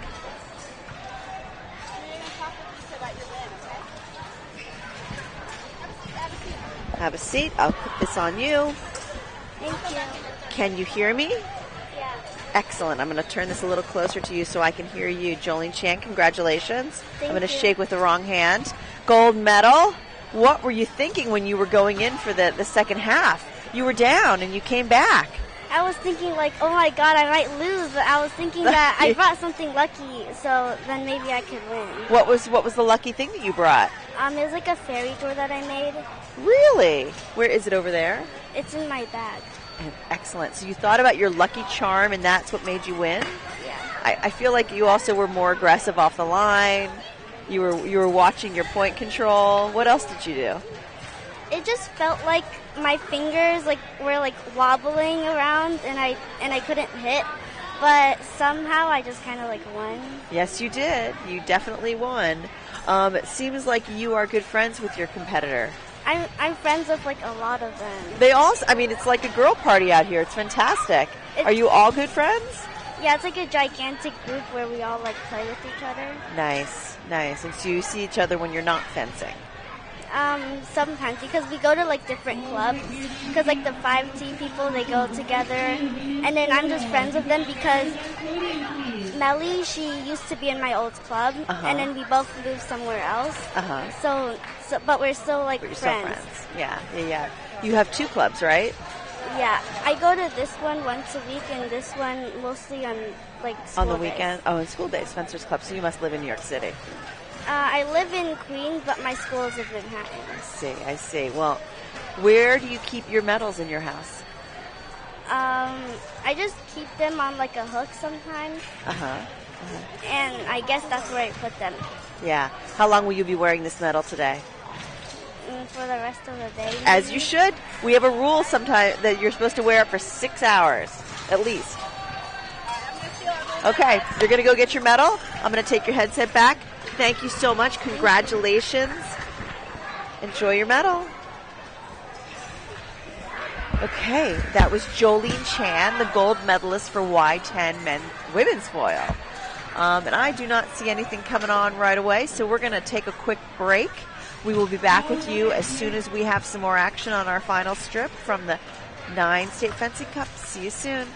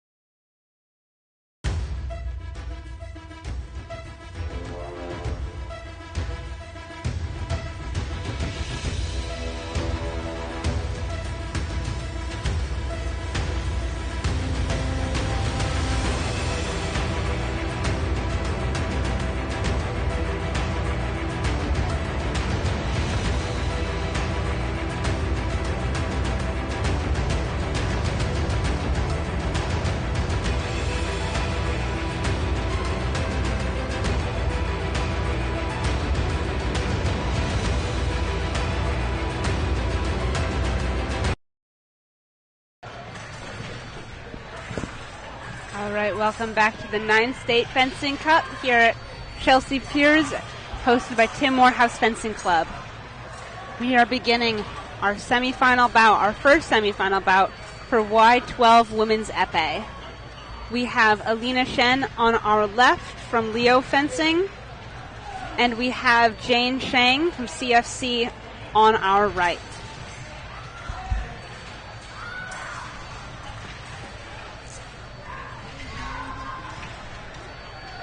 The ref is going through the safety check, making sure everything is passed. Checking the blade.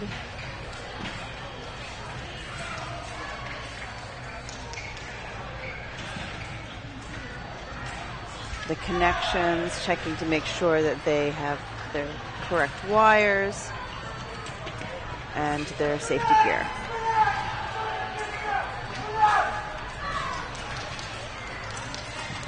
We have some men's saber getting very loud behind us. That's exciting. Shockingly enough, that was junior men's epee. It was not the men's saber. Interesting. They have a lot of fire over there, it would seem. A lot of fire since they've been going since 8 a.m. this morning. It's 12, I mean, 3 hours in, fire. Okay, do we have something going on with our reel? Okay, no, the ref is just being extra careful. Checking all of the devices and coming our way.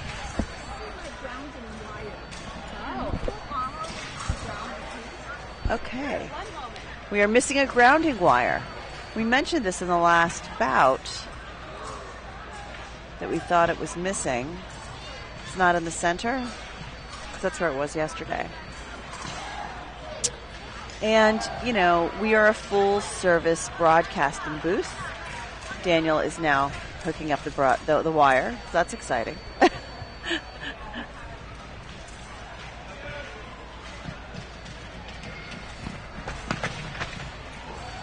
Grounding wire is important because it allows us to have connectivity with the weapons, particularly in epee, because the field of the field of target is from toe to head to toe, tip to toe. I gotta tell you, one of my favorite things about working in fencing is I feel like I learned a lot of minor skills in other very niche fields of my life. Like, I know more about circuits now than I ever thought I would. Electrical circuits is something I didn't expect that I would get from my experience with fencing, but now I kind of know. But there you are, hooking up the grounding wire. You've got it all. Circuits work. Yeah, so the grounding wire is there so that when the epee hits the ground, you get a white. Is that correct? You get no light. You get no light. You get a grounding light to indicate that it is grounded, but there's no scoring light that halts the action. Okay. So that way you make sure that when they're going for the foot, they hit the foot and not just the foot, the ground near the foot. Right. Okay. Well, there we are. We have commenced activity. It seems like Jane Zhang has on a couple of knee braces, right? Mm-hmm. That's interesting. And we talked about this. You need to have a straight line that's protective with nothing that the blades could get caught on. So really, her braces should be underneath her socks, and her socks should meet up with her pants. You're going to be very specific. Oh, off the strip. That one foot just dipped over, correct? Yes. If you go both feet off the strip, you are going to be off the strip and your opponent receives a point.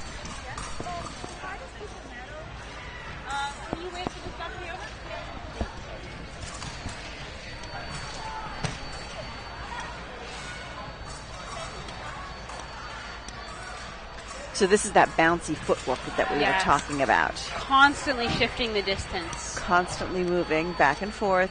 We have a French gripper on our right, it would seem.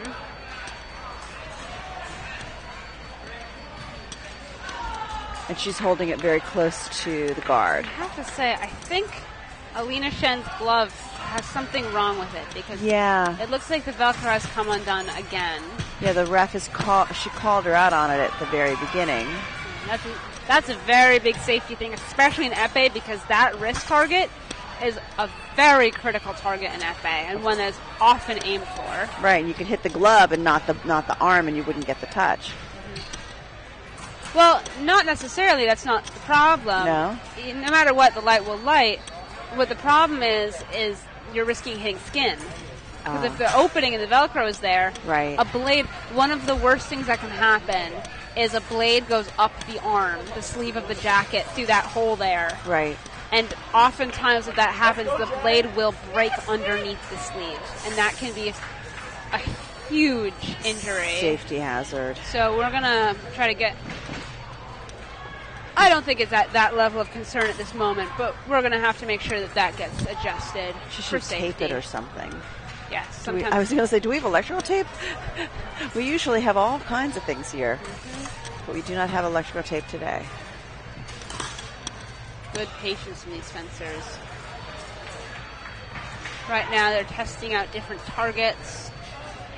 Oftentimes what happens in the first couple minutes of a DE is seeing what different targets, and they are We're at the just end of narrowly the first avoided. period.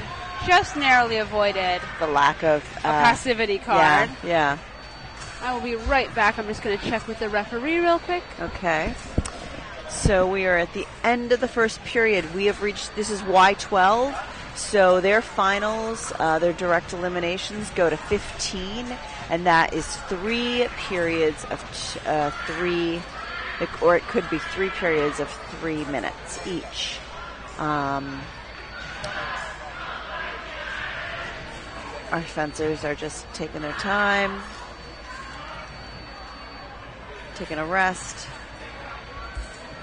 and they will commence activity in just a moment. We're going to talk about the risk, though, because that Velcro situation, or maybe it looks like it's elastic it's not as tight as it should be. I think we're going to look for some tape.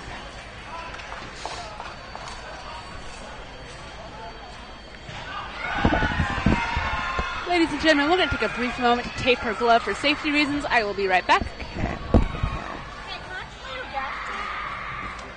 As I expected, there would be some taping happening. That's okay. Because her glove is just a little bit too loose. And we do not want to have any kind of safety situation where the epee would get caught in the glove. So, safety first. We do not want to see any blood shed over on a fencing strip, that is for sure.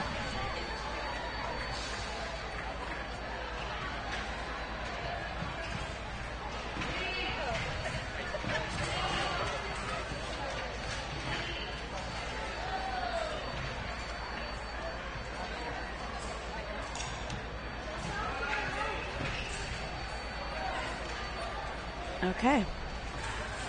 Alina Chen is now all taped up. She's basically the equivalent of being sewn into her gown. She has been taped into her glove.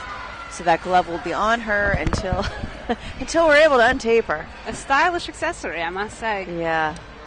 It's like I said, it's like being sewn into your dress on a red carpet. But yeah, I mean, the glove, it's fine. Like the armor, it passed inspection. It's definitely, the Velcro is fine. It's just the fabric is just... The fabric seems a little stretched out, right? You'd rather be safe than sorry. Right.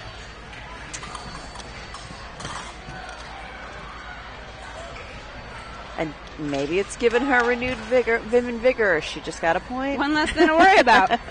Yeah, exactly.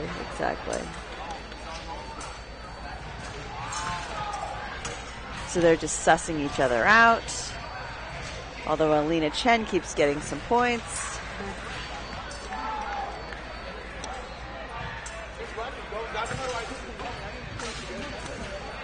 Sometimes there can be this false notion in fencing that the one going forwards is the one who's controlling the situation, which even in right-of-way weapons isn't always the case. Correct.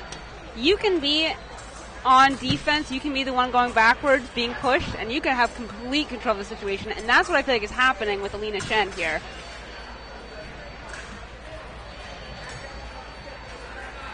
Jane Shang is asking for a test.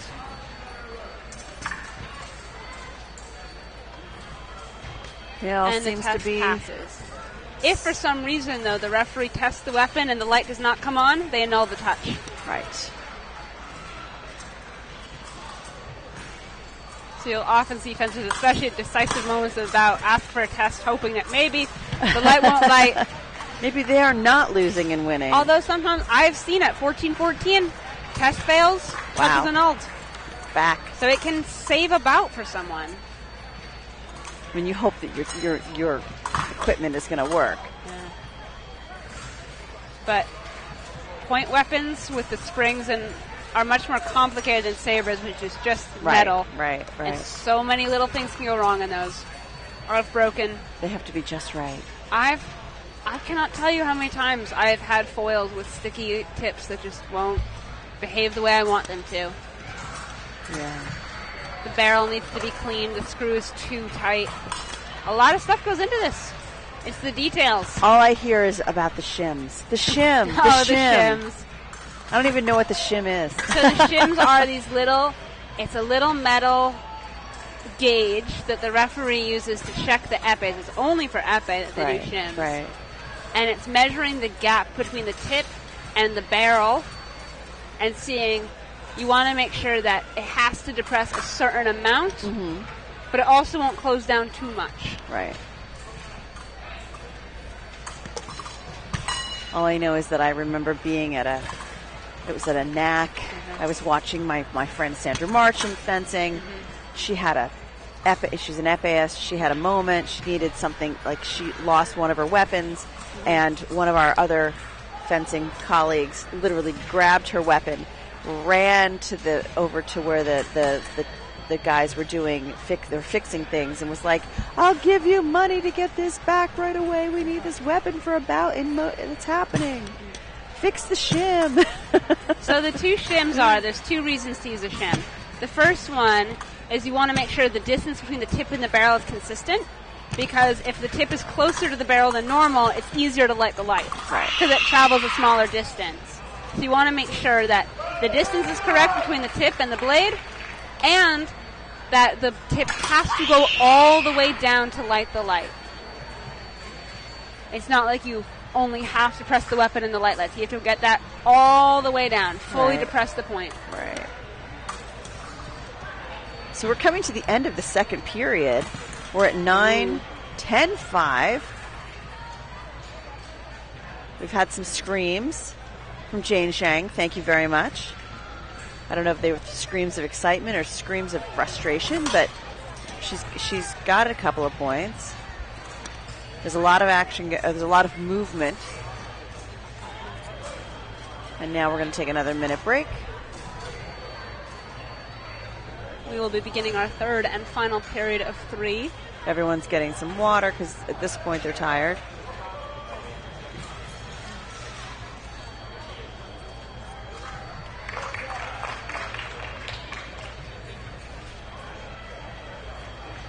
So if we were to make it to 15 points, it would end. Done. Yes. But otherwise, we're going to the third period, and we'll see where we end up. And right now, the burden is on Zhang, because truthfully, Alina Chen, she doesn't have to work very hard right now. She can just, if she can keep Zhang away and keep the clock going, she can easily win this bout. She can double touch her way to the win. Right, right. So the pressure is really on Jane Zhang. Yeah. To get a lot of single light touches, which is so much harder than it sounds. But this is the only weapon where you get double touches. It is. And truly, like what you said, I mean, if Alina Chen can double touch with Jane, she's golden. Or at least into the semifinals. Not golden. Potentially bronze and up. Oh. Toe touch. Oh. What no, happened? the grounding cable seems to have come out. Yeah, it's still there. so the referee's annulling the touch because it looked like it hit the floor. Oh, it did come off. Yeah. The strip moved. The strip that's been moving all day long. If you want a fun fact, when we set up the strip on Friday night, if you see the yellow line in front of the strip, that's where it started and has moved about 5 feet to the left of that since. The fences are too dynamic. In fact, I think we're going to probably have to shift it back after because it'll get too close. It is riding up next to the barriers. Yeah. It's going to be in the bleachers by the time the day's over. But easy fix. Yes. But for now, we just keep going with the bout. Provocation. That's the right thing to do, Jane. Two of the big ideas in fencing of ways you can execute an action to simplify it to an incredible degree is you can do a closed eyes action where you go for something, you're not looking at the opponent's reaction, you have an idea in your mind and you commit to it and you go for it, and whatever happens, happens. Or an open eyes action where you do some sort of provocation, read your opponent's response to it in real time, and then from there make a decision on what to do next. And Alina Chen is running away with this match. She is at 13-6. Not for Jane Zhang's lack of trying, because she's really been the aggressor in the last few minutes. She doesn't have a choice. Exactly. Oh, good heavens. Yeah. We're going to call a halt for that action. The referee can call halt if the action gets too muddy to follow or if there's a concern of safety. The bodies were too close together. Double touch, which at this point, and you can see on Jane's face, isn't a good thing for her at this point.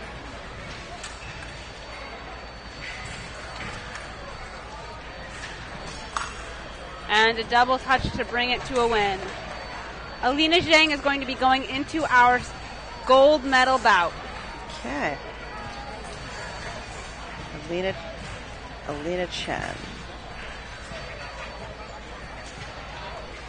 We have another semifinal bout coming up next. I think that's going to be Una Shu from Vivo Fencing versus Aditi Kakani versus Wangle International.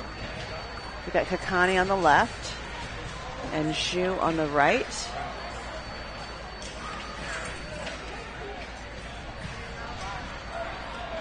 She was very tall. This is the semifinal. Can we get the medal? Or we can leave? I'm sorry, one moment. I'll get that in just a moment. Thank you. What? Oh, they want their medal Yes. for Y14. They don't want to wait till it's all over. Well, that's a drag. Well, I know. Sometimes you have to leave. And we will not be there for the picture. That fencer will be missing for the picture. Sometimes time constraints dictate that. So we are coming to you live from Chelsea Piers in Stamford, Connecticut. This is the 9 State Fencing Cup brought to you by Morehouse Fencing Club. We are about to see the second semifinal in Y12 Women's Epee. And then soon thereafter we will have the final for you. We have a referee coming to talk with us, it seems. Hold on a second.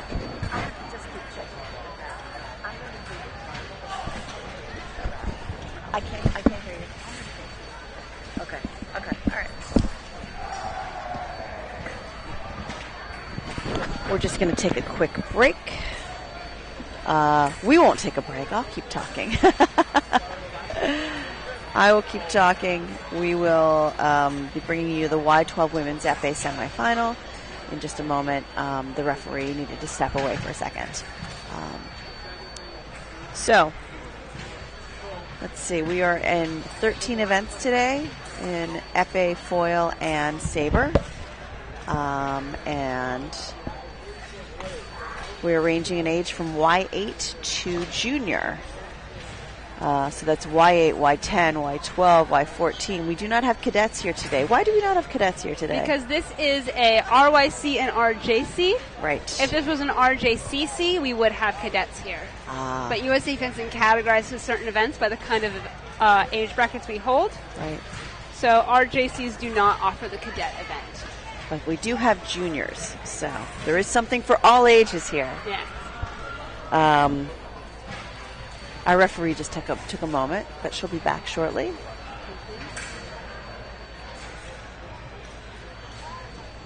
Looks like we're beginning weights and shims.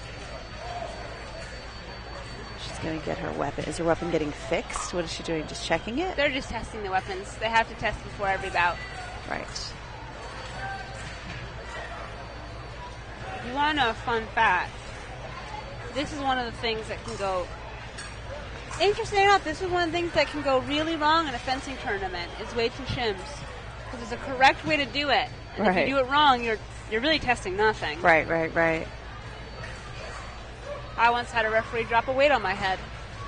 Why? Because I was kneeling down. Oh, and it fell off the foil. Right. Bonked me on the head. Not a strong start to the bout, I'll admit. But we are starting off here, right and strong. Oh, I guess we're starting off without our ref.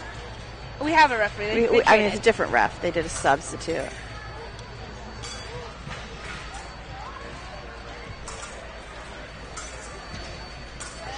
Aditi Kakani is on the attack. Double points. Unaju responding appropriately.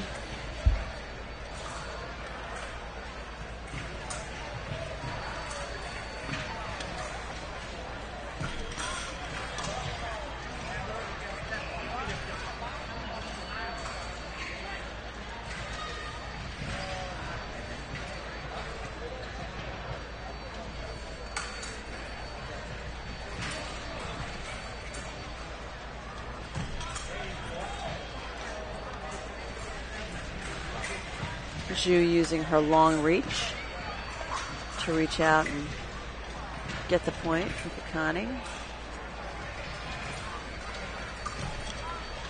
Kakani's wearing the USA knickers, so clearly has done some international travel, international competition.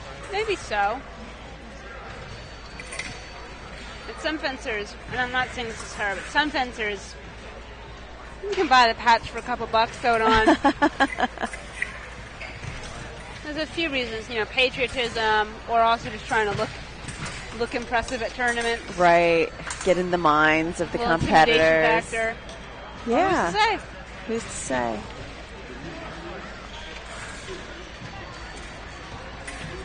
Anything is possible for these lovely young women. Fencing at the Y12 stage.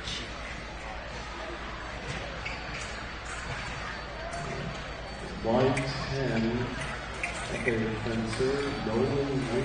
Please come to the balcony. Nolan Lee.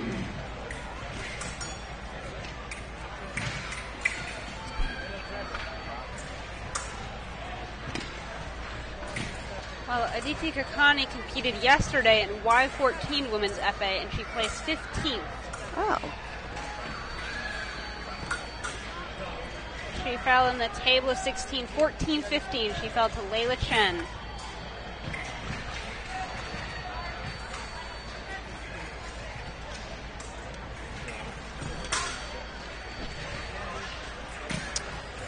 Well, she got a single point there, a single touch, single light to take the lead. And there's another double.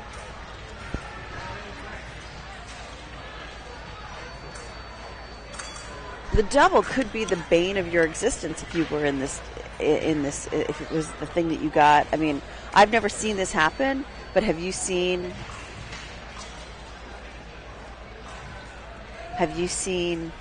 a bout where it's like double, double, double, double? Oh my goodness, I could tell you a million stories about doubles. There was a international event.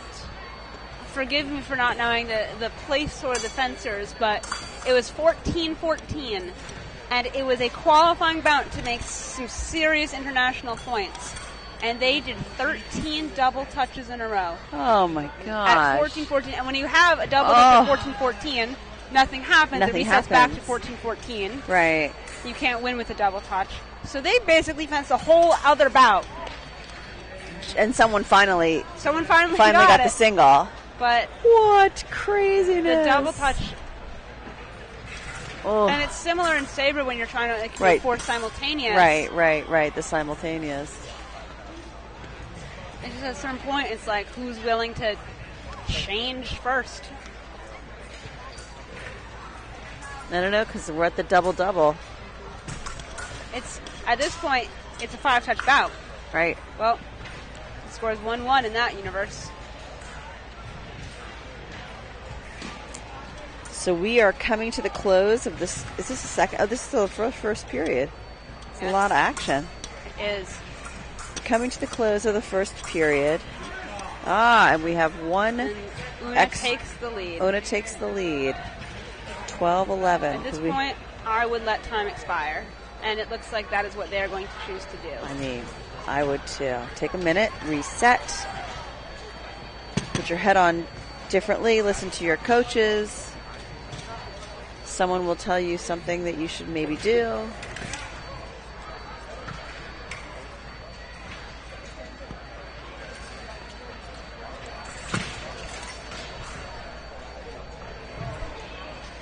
Kikani's mother is cleaning her face. I love her.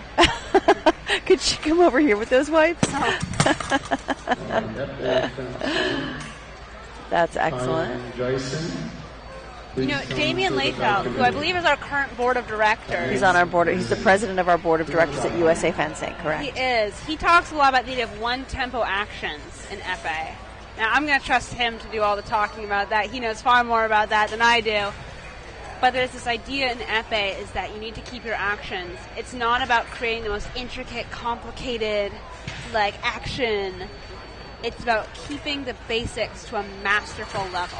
Okay. It's controlling the tempo of the situation and trying not to do multi-tempo actions, which can be complicated, unsuccessful. Because right, if you're trying to hit a multi-tempo and your opponent's trying to hit in one tempo, and you have 40 milliseconds to light that double light, who do you think is coming out on top in that situation? One tempo,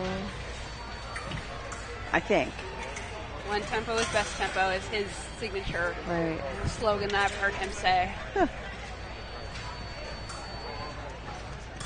If Damien is listening, please let me pick your brain on that because I don't want to get it wrong.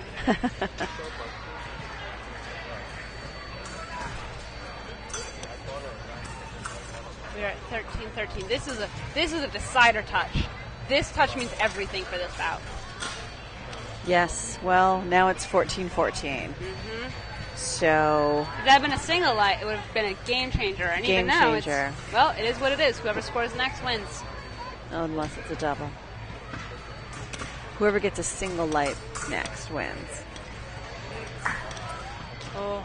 Double. I love foil and saber. That's where my heart is. But Epee, nothing makes me feel more excited than a 14-14 in Epee. Oh, she just reset the clock. Oh, and we have a single. Oh. Una Zhu. I mean, it could have gone either way. Really, it could have gone either way. My heart is going 30 miles a minute. Una Zhu. I have this running joke with some of the Tim Morehouse kids where I tell them, I feel like you're going to 14-14 on purpose. Yeah. Just to stress me out. Just to make you crazy. Just to stress me out. Okay. We'll be starting our gold medal bout in just one moment. I'm going to go help a parent. I will be right back. Okay. I think it'll be 10 minutes, actually. If Una Zhu is reaching out for her full rest, she's going to have to walk her slip up to the bout committee and come back. And at that point, we will probably start away. So, here we are at the 9-State Fencing Cup, coming to you from Chelsea, Piers, Connecticut. This event is being brought to you by Tim Morehouse Fencing Club. I'm Lisa Marsh.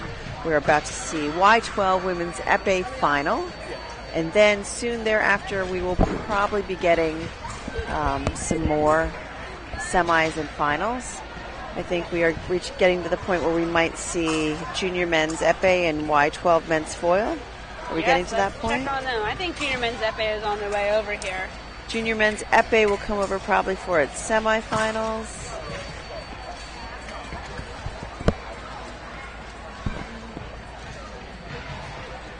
And then the finals. Forgive my slow Wi-Fi. Yeah. Yeah. Back to my parking situation. I can tell you there are more people here today than were yesterday. We So have I'm some big sure events today. the Wi-Fi is working at maximum potential. Emma Kavanaugh, Natalie Ju, Claire Kim, Let's see, it's coming up slowly. We'll find out in a moment. Sun, and Charlotte Wu. If you are here, come to the bout committee immediately to check in. You'll be scratched in 1 minute. Oh, the ominous announcement, you'll be Men's scratched in Saber. 1 minute. Pool results are posted. You have 10 minutes to report any errors. So men's Saber, which is that's Y14. Men's Saber is moving into direct eliminations. That'll be quick. So we'll see that probably in the next hour or so. For sure. Okay, and they are, yes. So junior men's epee have just had they're working into their semifinal bouts. They just had their first quarterfinal, so they'll be joining us soon. Yeah. And men's foil is in the quarterfinals. They have yet to have a semifinal bout. So we will have I think we'll finish up with women's epee. epee foil. Epee foil. Sounds like a plan. Yep. And then Saber will probably come bounding over here like the puppy that it is. The big unwieldy puppy of Saber fencing. They have more control than that, I'd hope. A good Saber fencer has. Oof. Let's talk about coaches. Mm-hmm. What makes the best coach? Ooh, now that's a question. Is it like, skill? You want to go with an Olympian? You want to go with someone who's been at the highest level so they know how to get you there? Or is it better to be with the person who's like really good with younger kids or really good with your weapon? I'm always curious about this. Well, I'm really glad you asked me that, and I'm glad I chose this T-shirt today because I can shamelessly plug. I started with Tim Morehouse Fencing Club through this program that Tim started called the Fencing Corps, right, which was a summer internship about developing coaches and learning about being a coach and what makes a great coach. And it was the coolest summer program I've ever done. Highly recommend it for next year for anyone interested. How many kids did they take? We had an inaugural class of 7. Okay. And it was successful because you're still here, obviously. Yeah, It creates a pipeline of coaches that could work their way into Tim Morehouse or other clubs. Yes, no, it's a huge. I think it's one of the best things. I mean, obviously I'm biased. I think it's something that he's done that's absolutely incredible. It's like I wanted to be a fencing coach long before that, but I never really saw like a clear pipeline. And having that program, like it was so. It meant everything. It was game changing for me. So what did it teach you, though? But what I learned about is coaching. What makes a great coach varies a lot.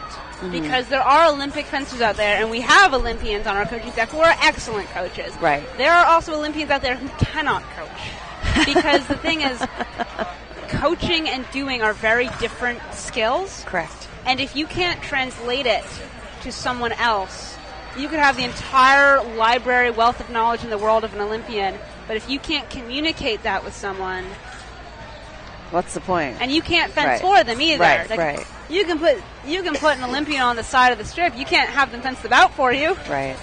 So that wealth of knowledge is incredible, but it's not the singular defining trait of a good coach. It's how they communicate with a student. It's how they understand their students and what their student needs, because every person is different, and there's going to be students who need to be pushed, and you need to yell and be like, motivate them, get them going, get them fired up. There's also fencers who are, you need to tell them to chill. Or you yell at them and they completely shut down. They do. Yeah. Not everyone responds to that kind of coaching. Yeah. And I think a coach who is curious and open-minded about understanding their students and understanding the relationship between the coach and the athlete and is always trying to learn more about fencing. Because there's also the idea that, like, if you just sit on the pile of knowledge that you have and you're content with that, you're kind of done. The world is going to pass you by. But there there'll are always some be of the somebody best asking coaches for I've more. ever seen are the ones who are even like the tops of the tops at the Olympic coaches that I know are constantly trying to learn more. Sure. Always looking for more information out there.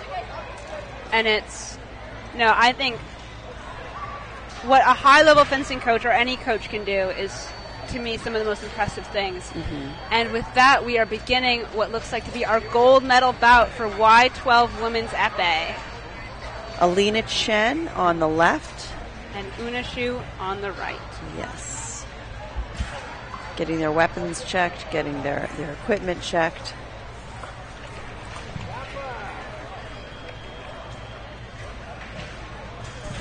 Everything is tested. Everything is tested.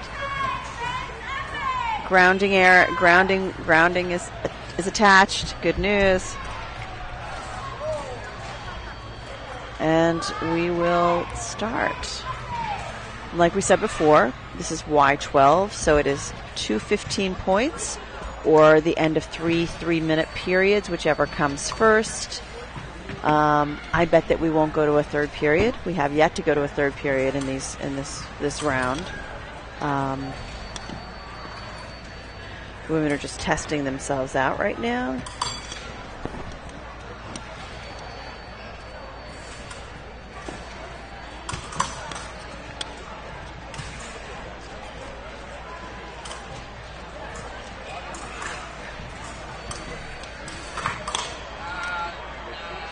First touch of the bout goes to Alina Shi.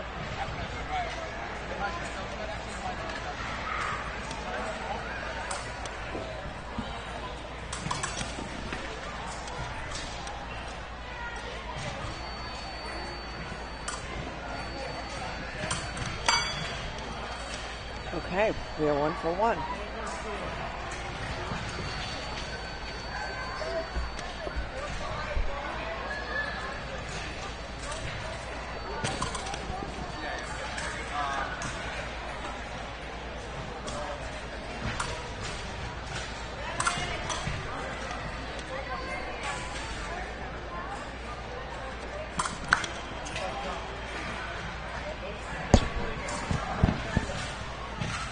So it seems like Una is not interested in going down the road of the doubles.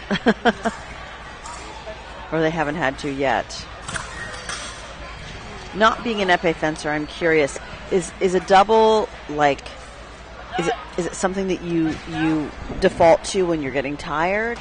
Or is it you just stick with your competitor and it happens when it happens?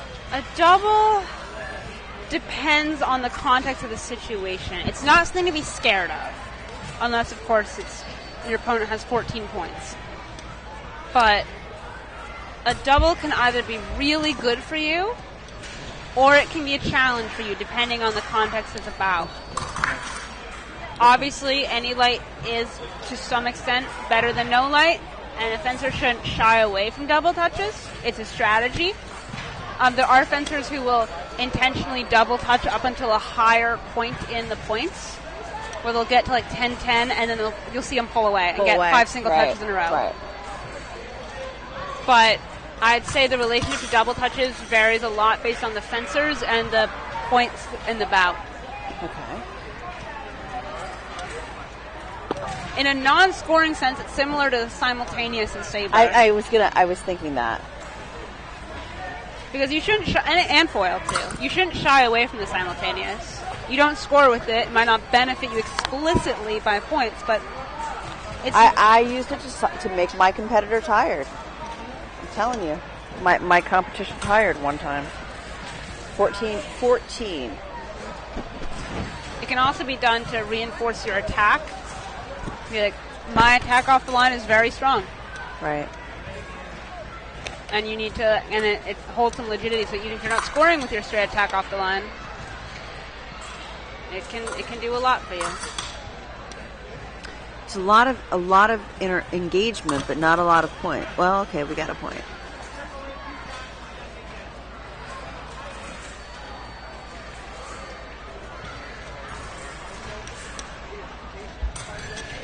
the hand positioning of fencers varies a lot based on what weapon you're doing. You'll see their on-guard position does vary from fencer to from weapon to weapon. And something that's very distinct about the epee on guard is they have to protect their forearm a lot because that's target in a way that's a little different than, while that's still target and saber, the thrusting weapon versus the cutting weapon, it's a little different. And they have those bell guards, those larger guards. So you'll see that they're keeping their forearm usually perfectly parallel to the ground and holding their blade in a way to try to cover as much of that shallow target as they can. Right. Because if you lift the blade a little too high up in the air or a little too low, you're exposing your wrist. And that is it's a hard target to hit because it's smaller, but it's very low risk target because you can hit it while still being at a relatively safe distance. Right. You don't have to commit to that deep target of getting super close to your opponent to hit them in the torso. You can just pick them off. And I mentioned Kendra yesterday, I'll mention her again today. My teammate from Smith has the most devastatingly brutal flick to the wrist counterattack. But I swear there's very little you can do against it. So interestingly, Alina Chen is still wearing the tape on her arm that we taped her in. You taped her in, she's still safe.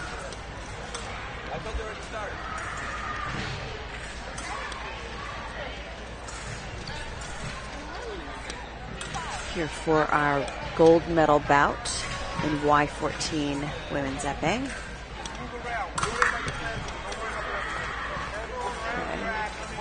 Point for Alina Chen singly.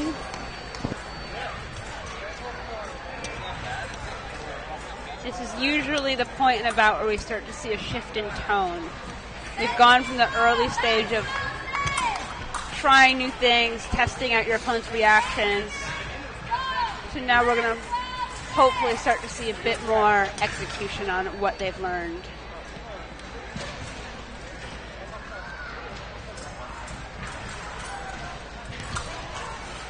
She was putting the pressure on Chen. You can on see the now. strip. Oh, just like that. But Chen is not taking it. If you look at the few seconds before the touch, you can see that the tips of their blades were crossed over.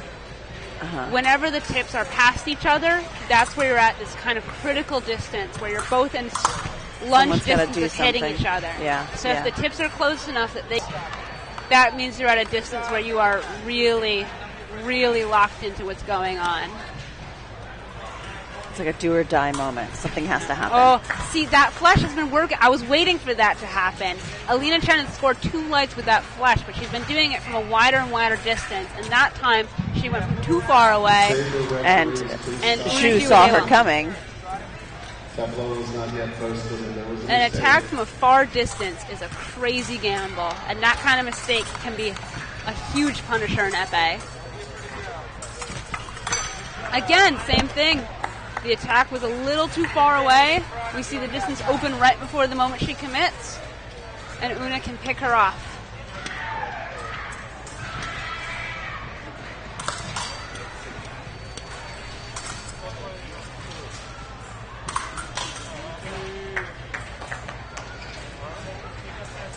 Done a few times today where she'll extend her arm and then arch her spine and kind of concave her body back so the target that she's aiming for gets displaced.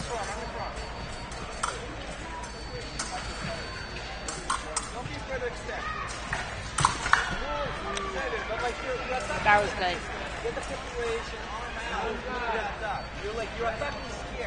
We're getting coached behind us. We have little tiny people. We have our Y12 women's epee in front of us, and it looks like our Y8 men's epee behind us. Oh, that was lucky for both of them. Yeah. And she turned and looked at the box. All right, 10-10 for 5-touch bout.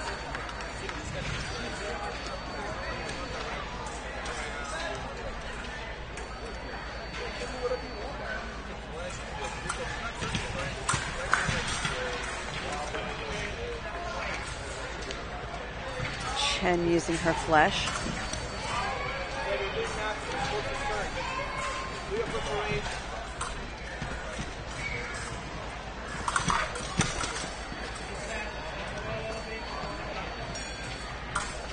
take a very complicated idea and make it very simple. Some of the choices you can make with your blade work is engagement of the blade or disengagement of the blade, which is where you avoid blade contact. And knowing when to use which is really important, especially in Epee, is when to engage with the opponent's blade and when to try to avoid that engagement. What she's been doing, Alina Chen has been doing very well, is knowing when to take the beat, when to take the parry, versus when to disengage around her opponent and finish her attack. We're at the end of the second period, 12-11 in favor of Alina Chen, getting coaching. Una Zhu also getting coaching. It is a 1-point difference, which, you know, now is the time for simults.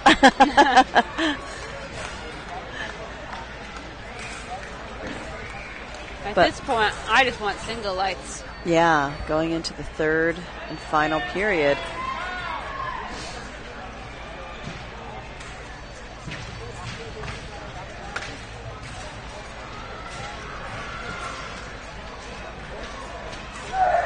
Parry in Epee is very different from the parry in Saber and foil, because with right-of-way, the parry gives you right-of-way, so you can then make your riposte.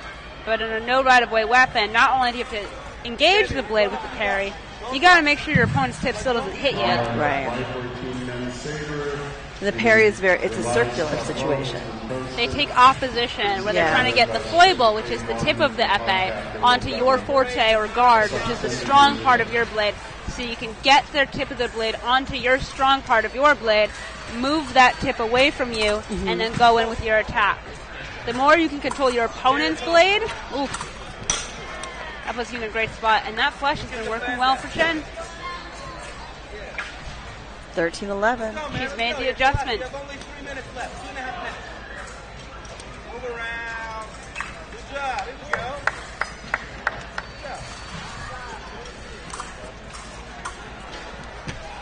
She's very comfortable on this part of her strip. And a flesh once again.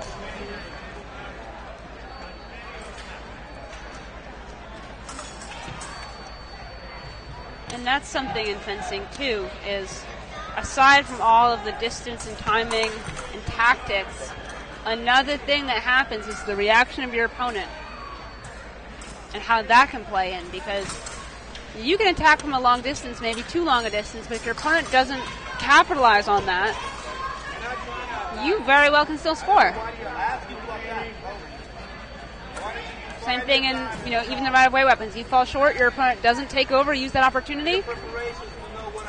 New attack for you.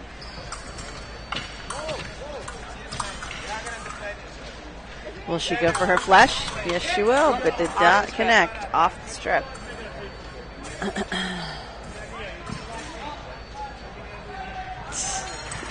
Get out when you attack. Get out. And find your own time to attack. You have 1 minute and 30 seconds left. 14-12. You have to pressure forward and attack, Sandy.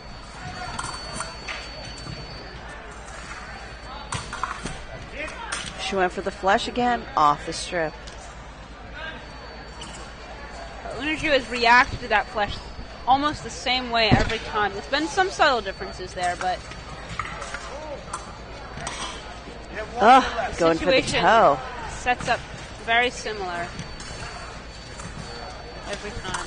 That glove is breaking free. The glove is breaking free.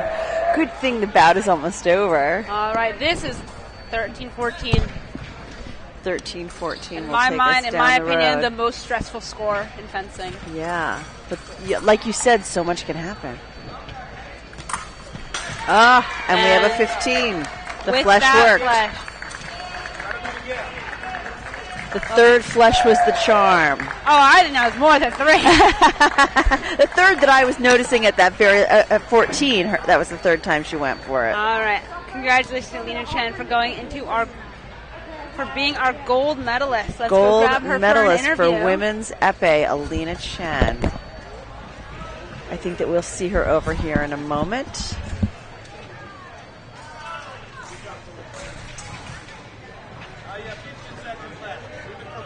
all the congratulations across the board.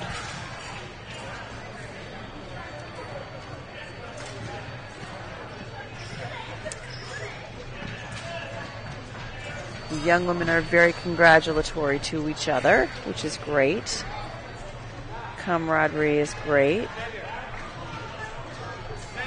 Hopefully, this keeps everybody in the sport. There's that statistic that says that the time when women fall out of their youth sports is around 14, but if they're fully embraced by their crowd, by their peers, they will not. So let's hope that happens. Okay. Okay. We're going to get Alina Chen in here. She's got a lot of gear. She's still got tape on her arm. Hi, congratulations. Thank you. How was that? It seemed like you were at 14 for a long time. No, I'm 12. No, I mean you were at 14 points. Oh, yeah. It was a long. I mean, I was counting flesh, and it didn't connect. Flash didn't connect. Finally, the third flesh did connect. Yeah. Is that your signature? I usually lunge, but against someone taller than me, it's better to flash because they like counterattack. Sure. And is this your first gold medal? And Y12 this year, it's my second. Okay, congratulations. Thank you. What do you do with your medals when you take them home? I usually just hang them up, and it weighs too much, so I don't carry it around. We have a rule that you can wear it for 6 hours. The next 6 hours. You can wear it to the grocery store. You can wear it to school. No, I'm kidding. You shouldn't. I don't know if you want to do that. Do you have the last two people who have come up here have brought their good luck charms. Do you have a good luck charm that you take with you to fencing? I used to, but then I lost them once we were on a plane, and then they lost the bag for some reason, so I lost the charms with it. Oh. We got the bag back, but it wasn't in there. So. Oh no! So that was not lucky. Yeah. So now you have no luck that you carry with you. You keep your luck inside. Yeah. That's good news. What was the best part of that bout for you? I think the last touch or the comebacks that I made, because I was really nervous. She was winning by 2 points, and I was really scared. I was oh shoot, I'm gonna make a fool of myself in front of the camera. Fool? Yeah, well. No, the camera is not making fool of anybody. Just allows you to watch it later. Yeah. Because you can watch it all on rebroadcast. Okay. Okay, well, thank you very much for joining us. Congratulations. They're going to do your medal ceremony right away. Okay, thank you. Thank you. That's very hard with my left I know. Thank you. Yeah, we taped you into your glove. It's okay. Let's see if we can get you out of here. Okay. Thank you. Of course. Thank you. Don't forget your slip. You will need to get that. Okay. Okay. That was Alina Chen, Y12 Women's Epee Gold medalist. We will have our medal ceremony shortly. And I believe we're going to bring some junior men's epee over in a moment. Things have slowed down. Where is everyone? I don't know. Okay. Well, we'll take a 2-minute break, I guess. We'll take a 2-minute break, and we'll see you back here in a moment at the 9-State Fencing Cup.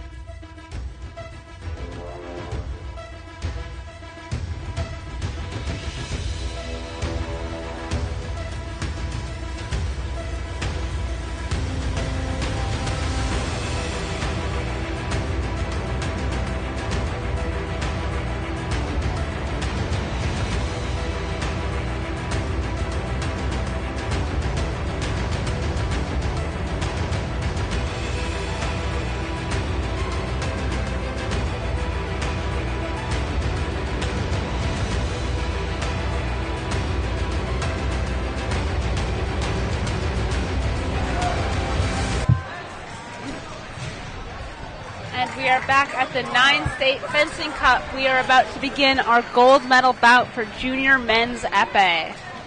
We have Jordan McCarty from Leo Fencing, and we have Leonardo Chen from Medeo Fencing Club. These gentlemen have been fencing since 8 o'clock this morning. 8 o'clock this morning. That's a long haul. Almost 6 hours of fencing later. Yes, exactly. By the time they're done, it will be exactly 6 hours. Hopefully. Unless it goes long. We have Leonardo Chen on our left, Jordan McCarty on our right. Weapons being checked. And referee Holly Duchel.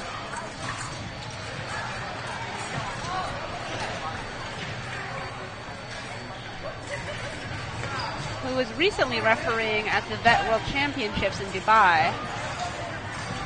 And I think she buzzed over to Dublin for a bit. And now she's here. Right, there was a world competition in Dublin. Yes. I think it's still happening.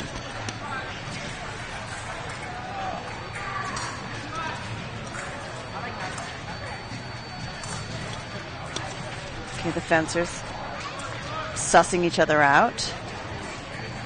Party testing under the arm, top of the wrist. And we have a lefty. McCarty is a lefty.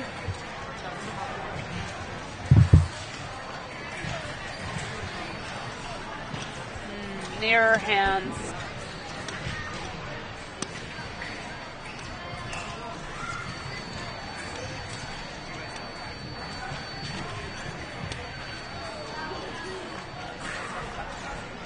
At this point in the bout, they are testing. Oh my goodness! There's a lot of action there.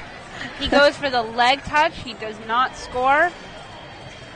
And then he leaves the strip on a sheer will. Nope, the referee annuls the touch.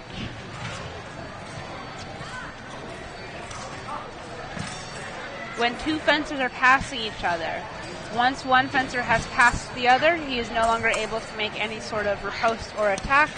However, the fencer who's being passed is allowed to make one smooth and continuous riposte, which is a very tough call for epee referees to make. Right.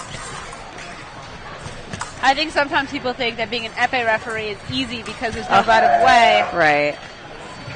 No, there's so much else that goes into well, it it. is true. They don't have the right of way to be engaging with. There are so many little moments in epee that require the utmost focus and attention to detail from the referee.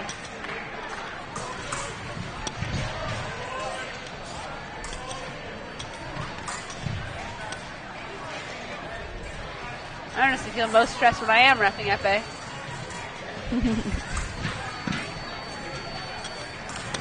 Oh! Another cross. Yeah, that time there's a little bit of body contact there. Leonardo Chen is very move friendly. Mm-hmm.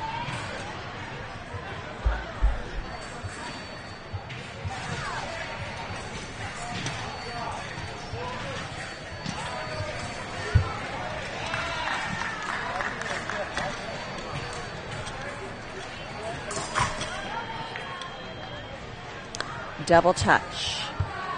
Though the movement was coming from the attack was Leonardo Chen.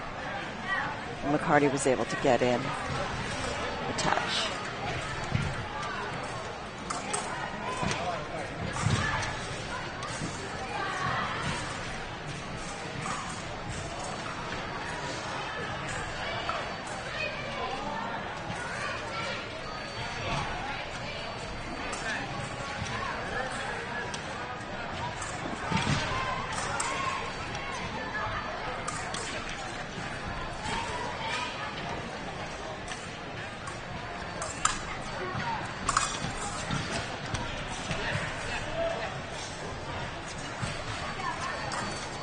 All the movement in epee fencing has to come from the tip first.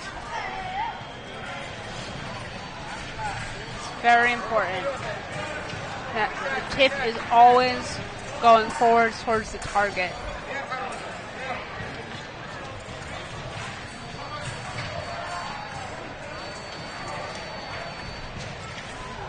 They're choosing to wait it out, get to the next period. This is oftentimes a choice that is made in Epee when the two feel like neither one of them would have an advantage in going for a scoring action in that time frame. Both of them are receiving coaching at this point. I think that's Dad. Maybe so. Yeah, he was inquiring as to what we were doing here. Is this a television show? I'm like, no, it's a live broadcast from the 9-state fencing tournament. I'm surprised we've only had one photo bomb so far this weekend. with all the Y8, Y10 kids. Oh yeah, you'd think there'd be so much more. I more. thought we'd get more. Although there's a very likely chance that I just have not noticed because I have been looking in front of me. We have been bombed at some point, for sure. But yeah, the dad was inquisitive. Where will I see this? I let him know. Oh, is that my friend Jim over there? I think it is, actually. We are beginning our second period. Score is 4-2 for Jordan McCarty. Where is Medeo, right?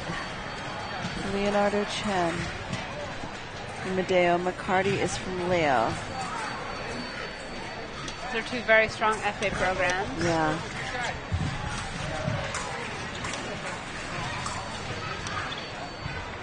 Chen has been continuously either threatening Wow. or beating up on the lower part of the target. He's either beating upwards on the blade or he's threatening lower target. Whether that's to draw the parry 8 and then disengage around that, or whether he's trying to go for a counter to the underside of the wrist.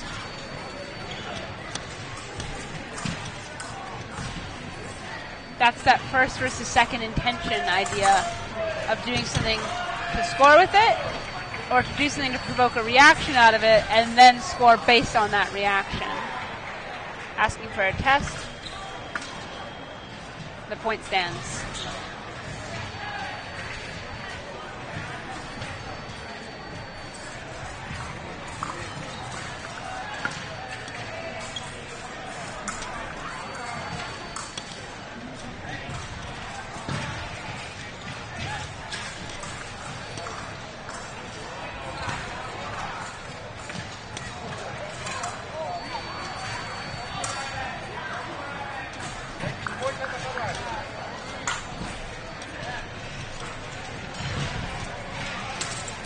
Putting the pressure all the way down the strip, pushing McCarty into his warning zone.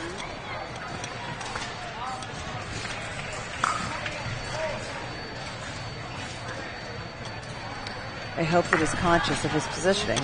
I'm sure he is. That was a very smart action from Chen.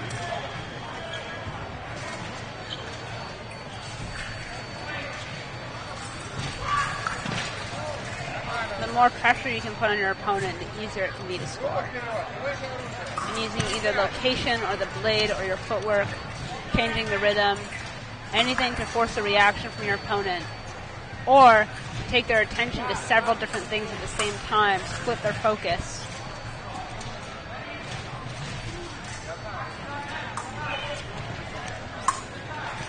The mental aspect of Epee is almost insane to think about, the magnitude of it. McCarty has scored.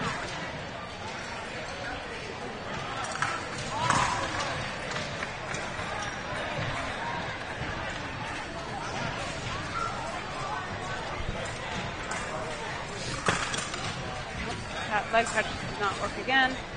We see McCarty begin a slight ducking action. Now, the duck can be used to, again, displace target. Right. Condense target. Mm-hmm.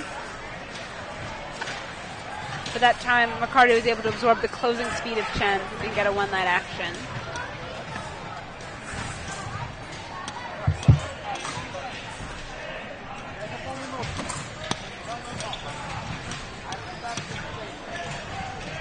Of course, you do not want to enter a critical distance too slowly.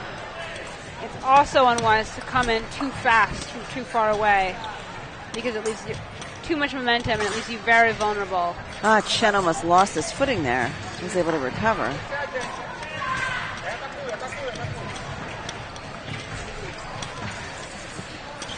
I have to say, right now, where I'm angled, I see junior men's epee in my left eye, and just in my right eye periphery, I see 2 Y8 men's epee fencers going on the strip next to us, behind us.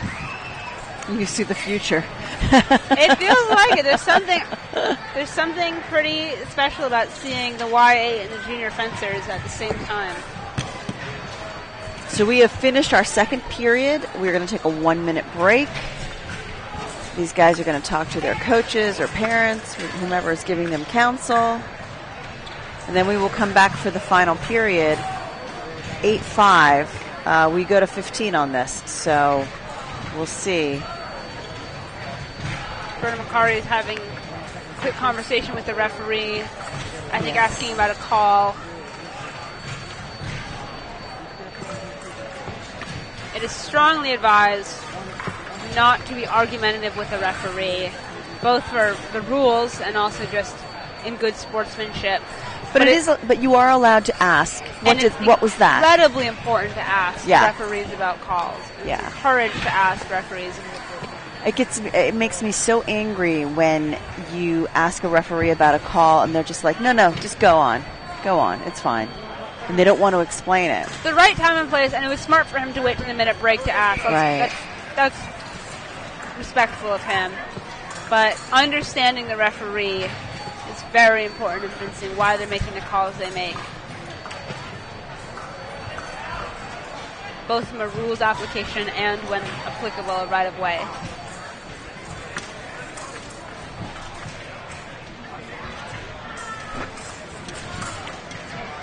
We're seeing both fencers stepping into that critical distance, stepping out, checking back in.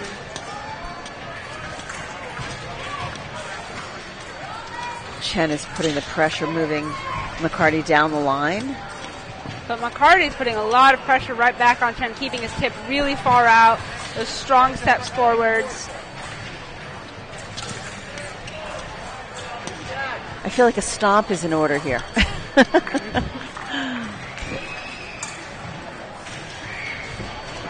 Chen went for it and got it.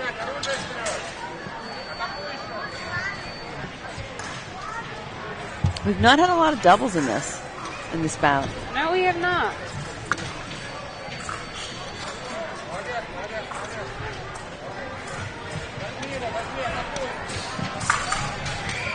And we have another touch from McCarty.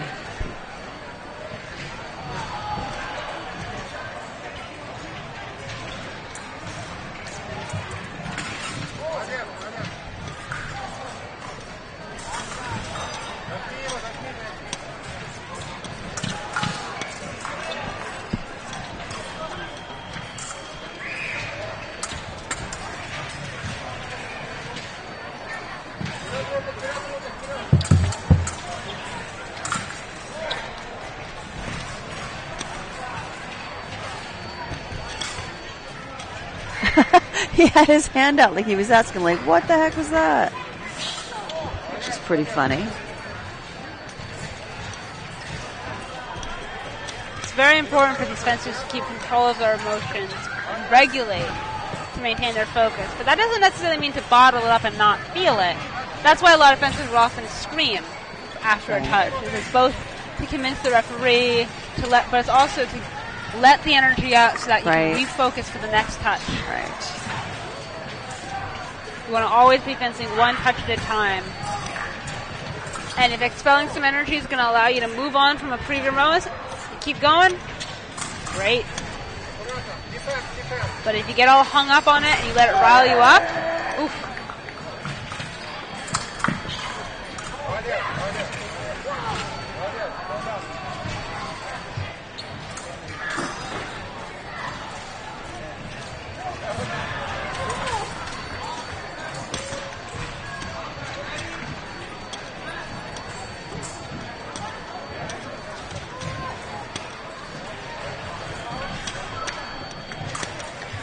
.2 points.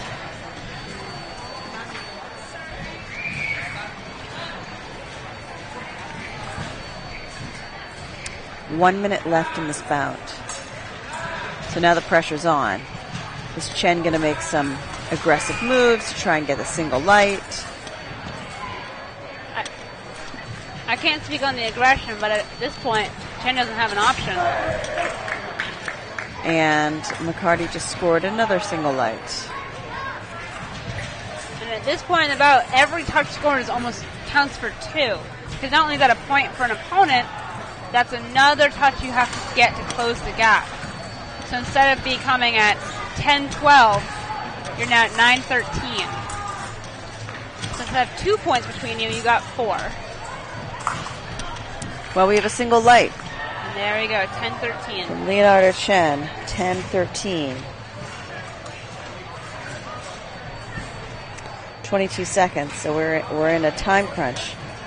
Chen cannot dally here. There's going to be a lot of energy here, and I think this bout's going to go to whoever manages the energy best, and that's another point for Leonardo. Oh, and we see McCartney takes his mask off, straightens his blade. Sometimes fencers do this to try to slow the momentum of their opponent. They see their opponents score several touches in a row. They tie their shoes, take their mask off, do something to slow the momentum. Oh, double touch. And you can see on Leonardo's face that is not what he wanted right now. That is not what they need, what he needs. There are 9 seconds left in this bout. He needs 2 points to tie it. He doesn't need to get to 15 right now. Nope. He just needs to tie it to get that extra minute. Correct. And he got it. All right. 13-14, 7.31. My heart. You have to I understand know. how fast This my is heart so is going crazy. right now. The drama. Oh! Crazy. And McCarty is yelling it on out. And our gold medalist is going to be Jordan McCarty. Wow. Congratulations to both fencers. That was a great ending to That was bout. a great ending. My heart goes out to Leonardo Chen. But what a great bout. What a great bout. Excellent fencing. I'm going to go grab your gold medalist. Okay. And I think we're going to start with our next gold medal bout soon after that with Y12 men's foil. Excellent, because we have our finalists, right? Great. Okay.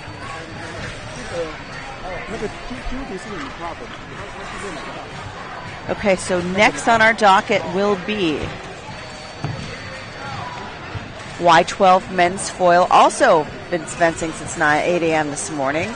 It's going to be Kevin Xian and Derek Zhai. We will get them shortly, but for the very, very first moment here, we are going to speak to Jordan McCarty about his most recent win. Let's see if he'll come over. Mr. McCarty, I see you. Come. His dad was over here asking what we were doing, and we explained television, YouTube, broadcasting live from Chelsea Piers. It's the 9 State Fencing Cup. But he knew that. Let's see. Jordan McCarty, are you coming over? He was here, and now he's gone. I think he may have walked over to the bout desk. So, the bout committee to turn in his slip so he can officially retrieve his medal. At the same time, we're going to see some of the foil fencers file in. Let's get these epee fencers off the strip. We'll get the foil fencers up and running. Big difference between junior and Y12. About 2 heads full, actually.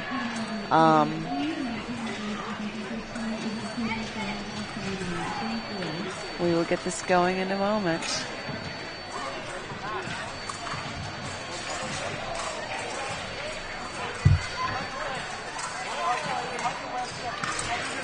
I think we have lost Leonardo Chen we have lost Jordan McCarty to the bout committee. So we're going to be coming at you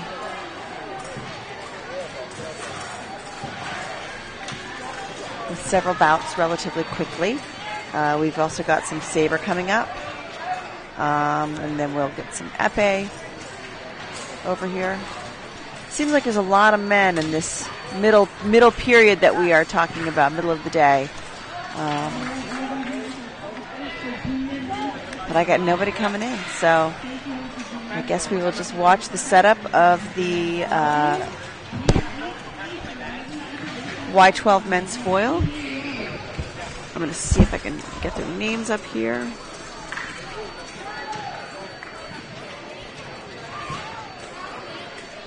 It looks that we have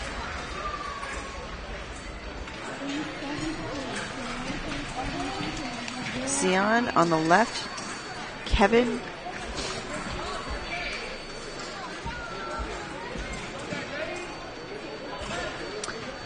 Zion on the left, and oh goodness.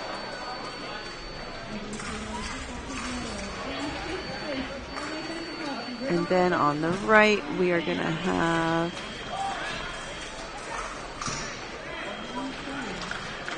Derek Zai.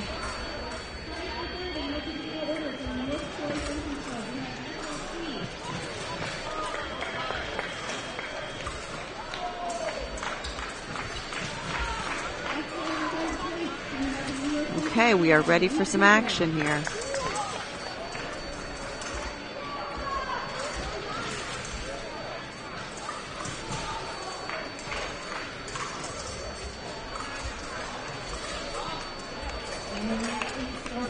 All right, we are ready for action. Kevin Jian versus Derek Zai in the Y12 men's foil.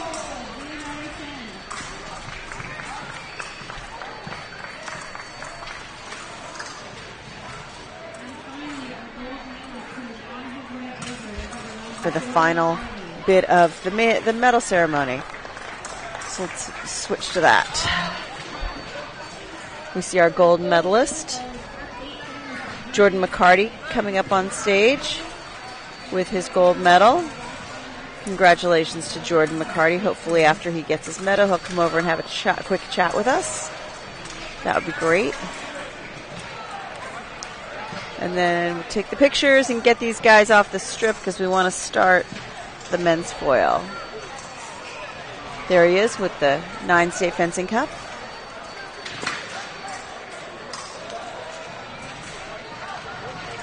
It is a beautiful piece of hardware. Maybe we'll bring it over here a little later. Bring it close to us so we can get a closer look. And that is your men's epee, junior men's epee. Okay. Off we go. Gentlemen, move out of the way. We're going to start with the men's foil. And they are off.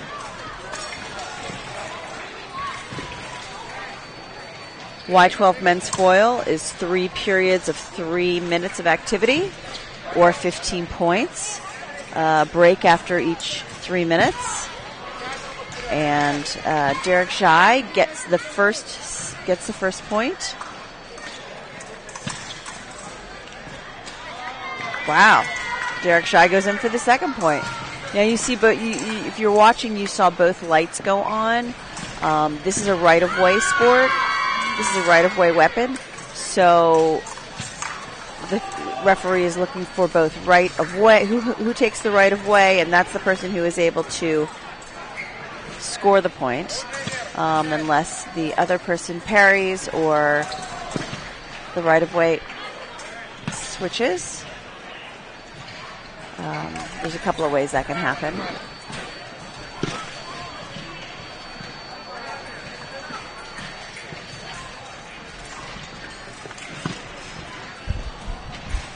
Oh, hello. We never had a winner. Huh? We never had McCarty. Oh, he never came by? That's a shame. Yeah, could you get him now or not? Yeah, I'll check on him after this bout. Okay. No McCarty. Oh, we don't want to miss you. We don't want to miss you. We want you to come and get your 5 minutes in the sun. A few minutes of glory here in our television studio, in our podium. Okay, so Derek Shy is making short work of this. In the first minute, he's scored 5 touches. He's not wasting any time. Our junior men's Epee champion has declined to interview as he is camera shy. No way. That's never happened. No one has ever done that. I have to say, there are some people, and you know what? Nope. I think Tim Morehouse is an example of this, is there are some fencers who are extremely confident on that strip, but off the strip, very introverted. They might be a little more shy. That doesn't mean he shouldn't get a moment over here in our booth. That's so surprising. That's the first time in 3 years. Really? First time in 3 years. He declined. Wow. I think it's all right. That was a strong attack. Yeah, he's been making mincemeat over here. Oh, Derek Shy. Weapons. What's happened? Do they think it's his weapon that's not getting the score? Whether it's actually the weapon having a malfunction or not, sometimes it's just a good mental switch. Right, to reset yourself. You want to feel completely comfortable with the weapon in your hand.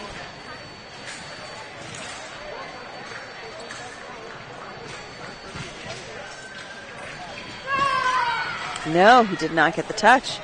Boy, he was enthusiastic about that.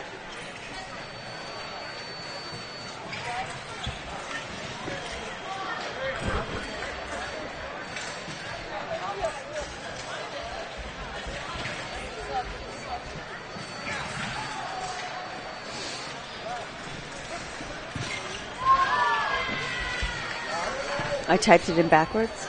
Oh, no, you're totally fine.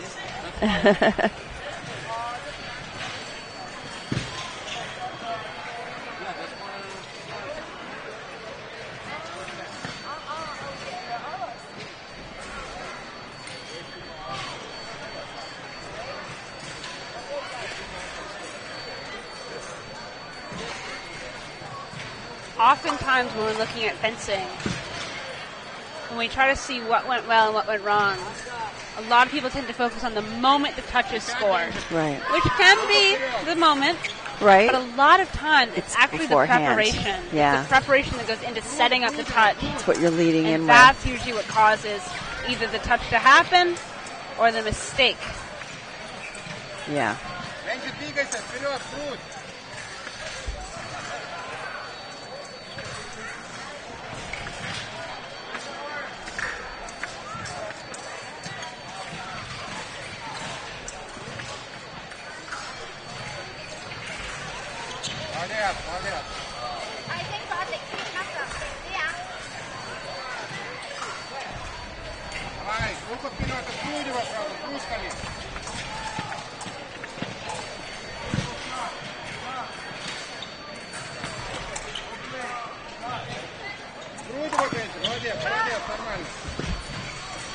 Something I've enjoyed, especially I've noticed it more with the foil fencers than any other weapon this weekend, is a lot of them have autographed lames.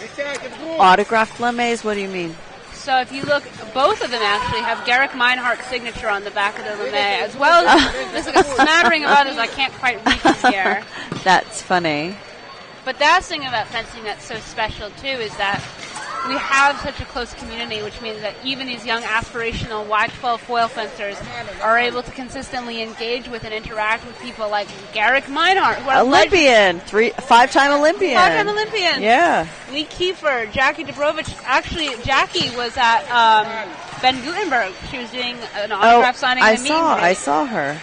And we have on the Tim Morehouse staff, we have Olympians coaching. Sure. Working with the kids. Yeah. And I think that accessibility to your role models can be incredibly important for keeping kids in sport. It is very interesting that, I mention this to people that are not in the fencing world. Oh yeah, so-and-so, he's an Olympian. Oh, so-and-so. And, I've seen the Olympic gold medal. I've held the Olympic gold medal. I've held I've held a bunch of different medals from different games. And, that's because of fencing. For us, it's commonplace, right? You see them all the time. But in the real world, it's not at all. And we're so grateful for those people in our sport, those legends in our sport, for giving back to their community, engaging with it. Because, again, seeing the goals you have the living proof that it's possible right there near you, that can be game-changing for a young person in sports. The person on the next strip could be an Olympian. Could be. I'm trying to see where this Y14 men's Saber is, how that's coming along. They are currently in the table of 32, starting to slowly creep into the table of 16. Okay. Meanwhile, we're beginning to leave. Yes. Oh. That was a lot. Just barely avoided the turning card. Turning the body.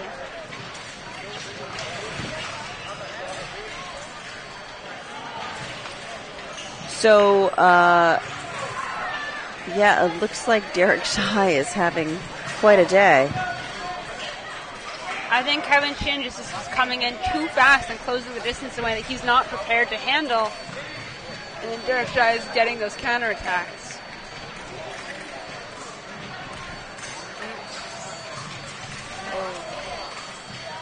Falls on the blade. Yeah.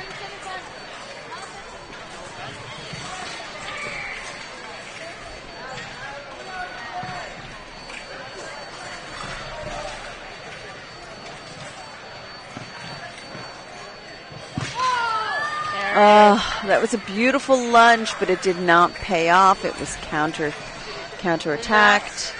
That's the action that got Derek Shy the gold medal today in the Y12 men's foil. Let's bring him over for an interview. Yeah, let's hope that he does not decline. That was a very, very fast foil final. Not even through the first period. Derek, please come join us.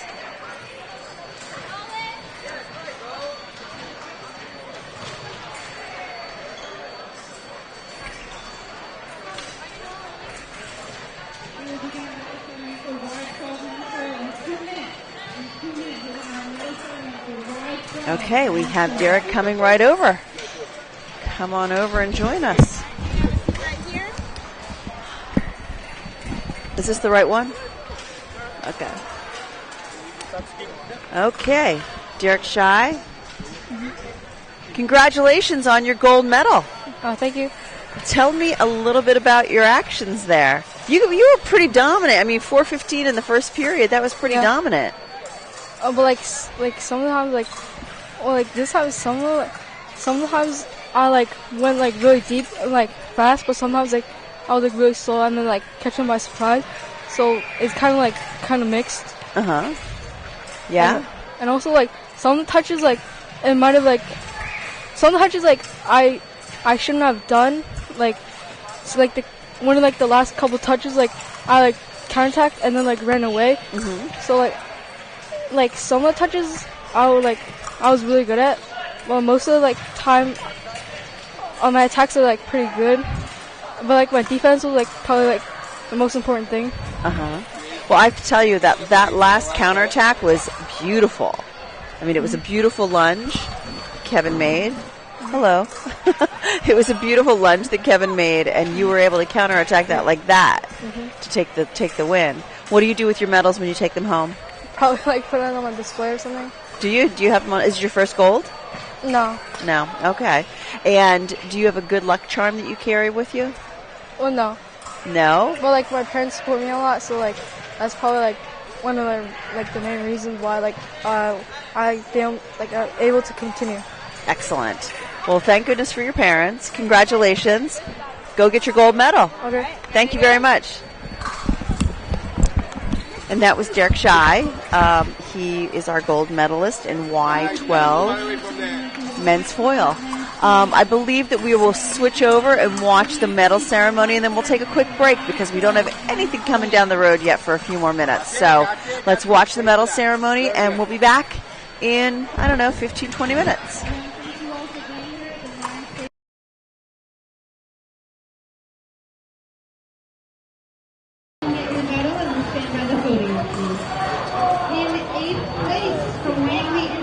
Fencing Club.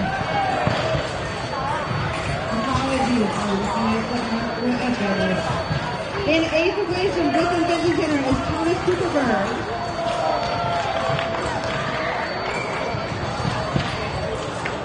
In 7th place from Fairfield County Fencing Academy is Griffin Kingsley.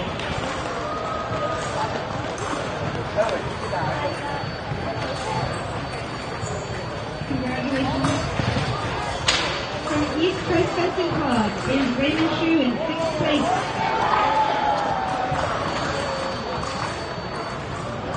In 5th place from Morehouse Fencing Club, he has already picked up his medal, is Misha Gregoria. Tied for 3rd in no particular order from the Fencing Club and Peter Western Foundation for bronze is Parker Chang. Also in 3rd place from Mid-Island Fencing Academy is Max Hughes.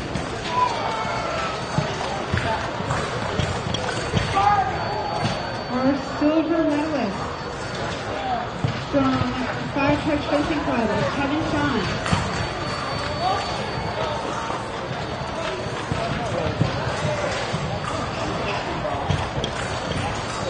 And finally, our gold medalist from East Coast Fencing Club is Derek Sy.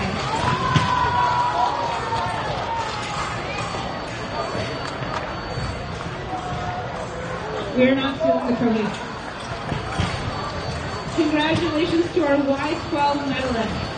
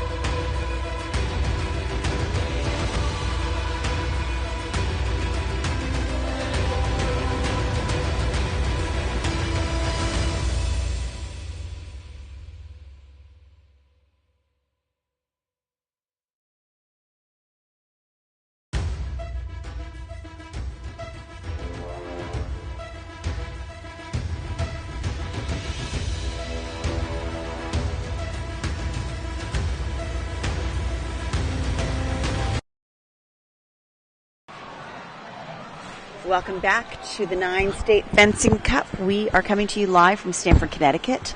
The Tim Morehouse Fencing Club is our sponsor and presenter this afternoon, and we are about to watch the Y10 Men's Epee Finals. On our left, we have Nolan Lee, and on our right, we have Rishab Guga. They have been fencing since, 11 a.m. this morning, so not so long. It's a smaller group. 30 kids were fencing in this tournament. And you may start whenever you want to start.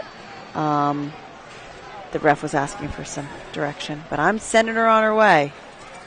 Off we go. She's doing the check. And then we will start the action. These are the kids that were sitting behind us like during the junior men's epee. They are. They are. So these were the ones that we were able to see, that we were basically watching the future behind us and the present happening in front of us. But now the future has moved to the forefront, and off they go.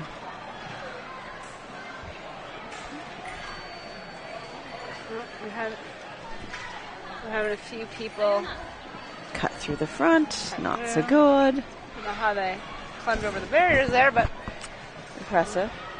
In any case, we are off to the races with Y10 Men's Epee.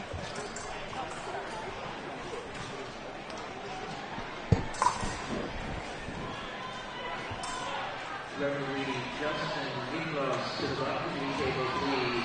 Justin Rios to the referee table, please. Nolan Lee has taken an aggressive stance moving down the strip, pushing Rishab down to the end. Rishab looking like he's trying to provoke the finish. But Nolan was able to get the tip around and get his point. He's got some serious coaching happening on the side. The man was that was the coach that was behind us, who was very loud. I'm sure you who've tuned in heard him talking. And now we've got the opposite. Rishab is pushed forward, and he walks away with the point. The first action was actually he missed. Nolan Lee was able to deflect that first attack, but then after he gets he just doesn't land the riposte, which gives Rishab an opportunity to come back. Yeah. Yeah.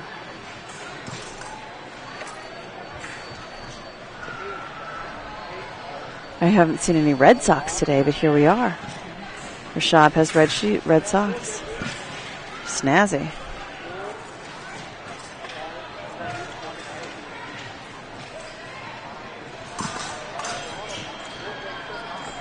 There we go, another touch. Rishab.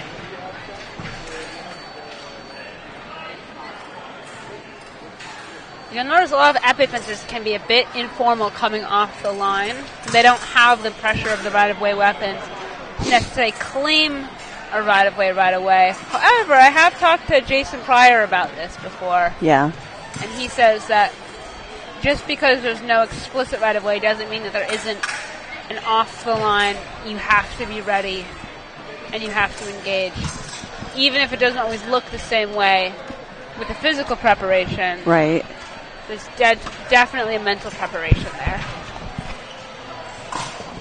Oh, his attack goes in, and Lee is able to get that on his guard, on the strong of his weapon, and land his riposte there. So can we see what the road was that they took to get here? We're buffering. I'm curious.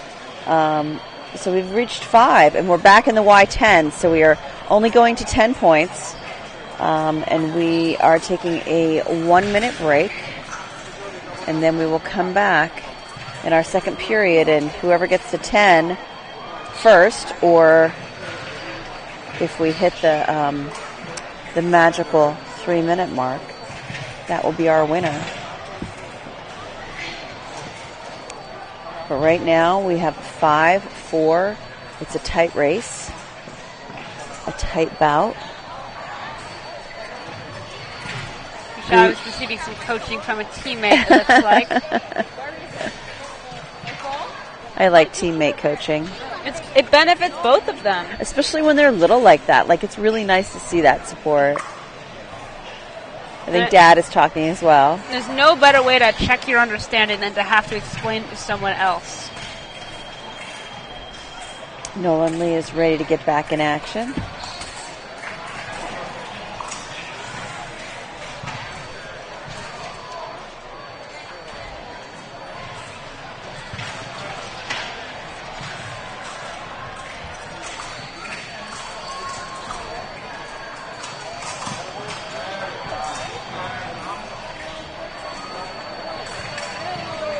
I think I'm seeing some frustration on Rashad's side. He kind of threw his hand like in disgust after that last point. This is a very stressful point. Cheese and crackers. Rashad is going to lose his mind in a minute. Because Nolan Lee is right there for every moment.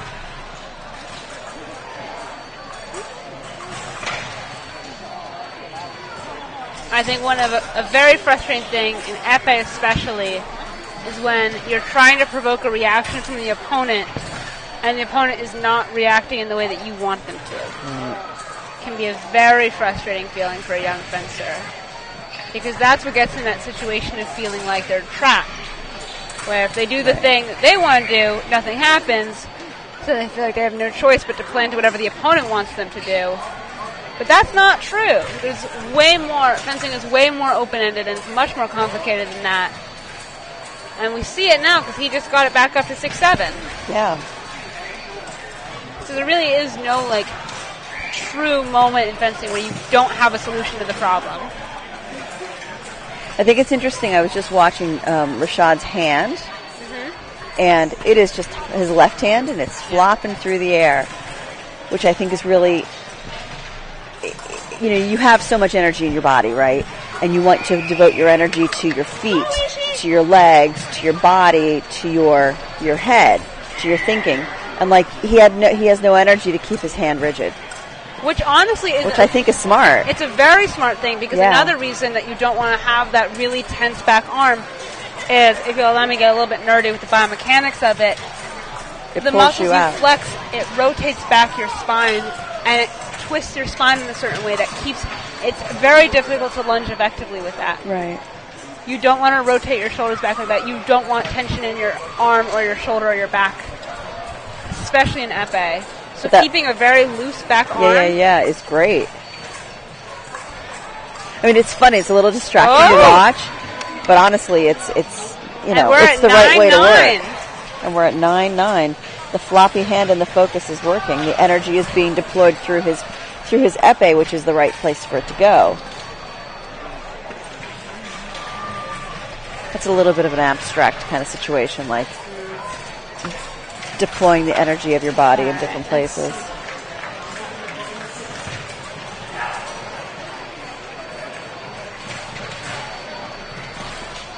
They're just kind of throwing their arms out there. There's not a lot of intention behind it. They're marking the time, looking for the window to open. Well, I feel like it could be time for someone to take a flush. I'm not so sure about. It's 9-9. Let's go. The worst time to rush is at 9-9. Okay. That is when it can get really... I mean, you're going to see it, but... Someone's going to do it. With 20 seconds on the clock at 9-9, the best thing to do is slow down and take your time. Especially because Rashad, he's not getting the provocation he's looking for. He's not getting the reaction from me he's trying to get. So if he reacts into that, that's going to spell trouble for him. There's 4 seconds on the clock. I think they should let it run out. And it looks like that's what they're going to decide to do. So they're going to get a 1-minute tiebreak? They're going to get a 1-minute priority. 1-minute priority. Which that's good clock awareness, because that's a correct choice for them to have made. It's smart. It's a very mature choice. Yes. Right?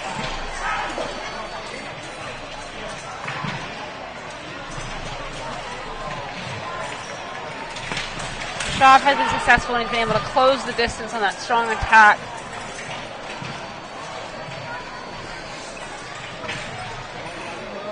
If I were him, I'd go on the attack now.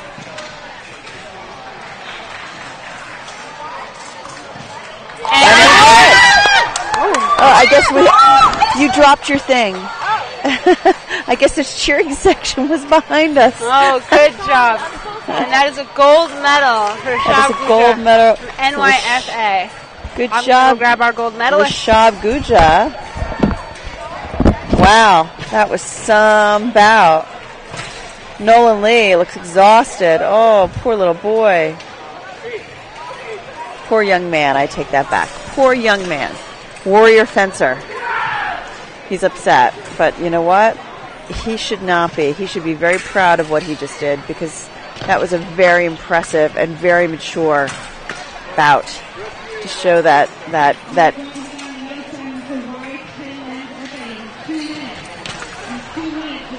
to show the maturity to be able to take the step back and wait for the third period and not rush it out on 9-9 in the second period. We're going to go see Rashad. He's going to come with us, hopefully.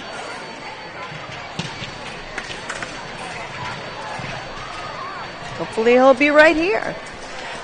I hear that we're going to be getting some Saber action, perhaps, which would be nice. Nice and fast. I think the men's Saber, Y14 men's Saber, which was an enormous pool of 102. They're working their way to their semifinals, and we're going to probably bring some semifinals right over here, because we'd like to see Saber. It's fast. It's action-filled. We love a little action. Okay, we've got Rashad coming over here. Hello. Okay, we're going to put you in here. Your hair looks perfect. Is your dad concerned? Congratulations on winning your gold. Thank you. That was quite a bout. Yeah. What were you thinking in the at the end of the second period when you were both 9-9? Were you just, the smart thing to do was to wait it out, or you were waiting for him to move? So I was like, it was like 9-9, and he like caught up. So I was like, I have to plan this really carefully and like smartly. And then I just started like waiting, and in like the last one before the priority, I didn't want to like waste my point, so I did priority, and then he got the priority, so I just wait. I just like waited until like 30 seconds, and then I waited for the moment, and I started like pushing him, and then I did double disengage and attack. Yeah, and you I got did. the point. And it was great. I mean, it was a very mature moment. I have to say, I'm not as patient as you are. I might have at 9-9 gone for the flesh, and fleshes are not. I mean, I don't know what the percentage of the time that you hit a flesh, but I don't know. I think that people miss it quite a bit. Yeah. Is this your first gold medal? Oh yeah. Oh really? Yeah. Congratulations. The nine state fencing cup is your first gold medal. That's amazing. Thank you. You're going to get a picture with the cup. It's going to be beautiful. Your name will be engraved. I got on a cup? No, you don't get a cup. You get to take the picture with the cup. Oh, okay. The cup lives in nine state fencing cup infamy. So tell me a little bit about what you use as your good luck charms when you fence. So I don't have any like good luck charms, but I have to like think deeply and like think that I'm gonna win this. And then when I don't get like angry and I'm positive, I always get the point. Amazing. Yeah. That's like a lot of self meditation, perhaps self hypnosis. Yeah. But you have affirmations. Do you believe in, like, you say little things that you believe in? No, none of that stuff. Okay, cool. I just think positive. Think positive is the right thing to do. Well, we're going to let you go get your medal. Congratulations again on your first gold medal. Thank you very much. Thank you. Take this headset. It's all mine. Great. Congratulations. Thank you. Thank you so much. Wow. It's his first gold medal. That is so exciting. I'm actually really surprised that this is his first gold medal. Rashab Guja. I'm not sure which. Either way, he is the Y10 men's Epee gold medalist. It's his first gold medal. He won it in priority 9-10, and that was a very entertaining and very thoughtful bout. Like I said, I don't know that I would have the patience to wait for that. I would have flushed it midway through, but that's just me. I'm impatient. We're going to watch. Let's flip our feed over to watch some of these medals being awarded. Oh, we have a great person giving the award today. Brinley McKee is here. She just won a medal overseas last weekend, and she is bestowing the medals right now. Can we switch the feed over to the medals and Brinley? Also from North Shore Fencing Club, Irvine Lau.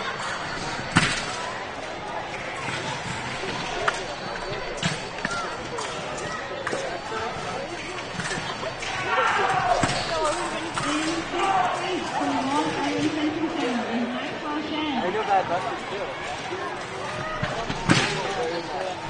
Hi. So it's funny in this environment. I'm sure you've seen this as we've been sitting here. People walk by and say hello all the time while we're on air, when we're off air. Like what we were saying earlier about the Y10s setting up their community and being friends with each other. It is a big thing for the entire universe, really. I mean, the entire fencing community. I mean, I'm a former fencing mom, so I have fencing parent friends. I also have fellow fencers because I'm a vet fencer. And once you learn, once you meet these people, they are your friends for life. So it's something to be said for the fencing community, which is a very very much embraceful community. And like we said, also, the Olympians are so generous with their time. I don't know that there's a lot of sports where you're able to spend time with Olympians regularly, like our kids are at Tim Morehouse. With, I don't know, there's 4 or 5 Olympians that are at the club right now, so it's a big deal. It's a big deal. Let's check out our award winners. We've got all 8 medalists up on the stage, and now we've got the cup, the 9 State Fencing Cup. For the pictures, beautiful.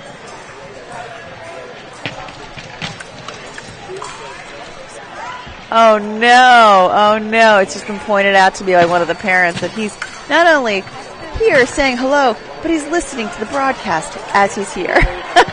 That's embarrassing. But cool. Okay, where are my next fencers? I'm going to look on this list and see if they are coming soon. If not, we're going to take a quick break. A few-minute break. The Y14 men's saber fencers are hopefully coming up soon. The tableau is slow to load.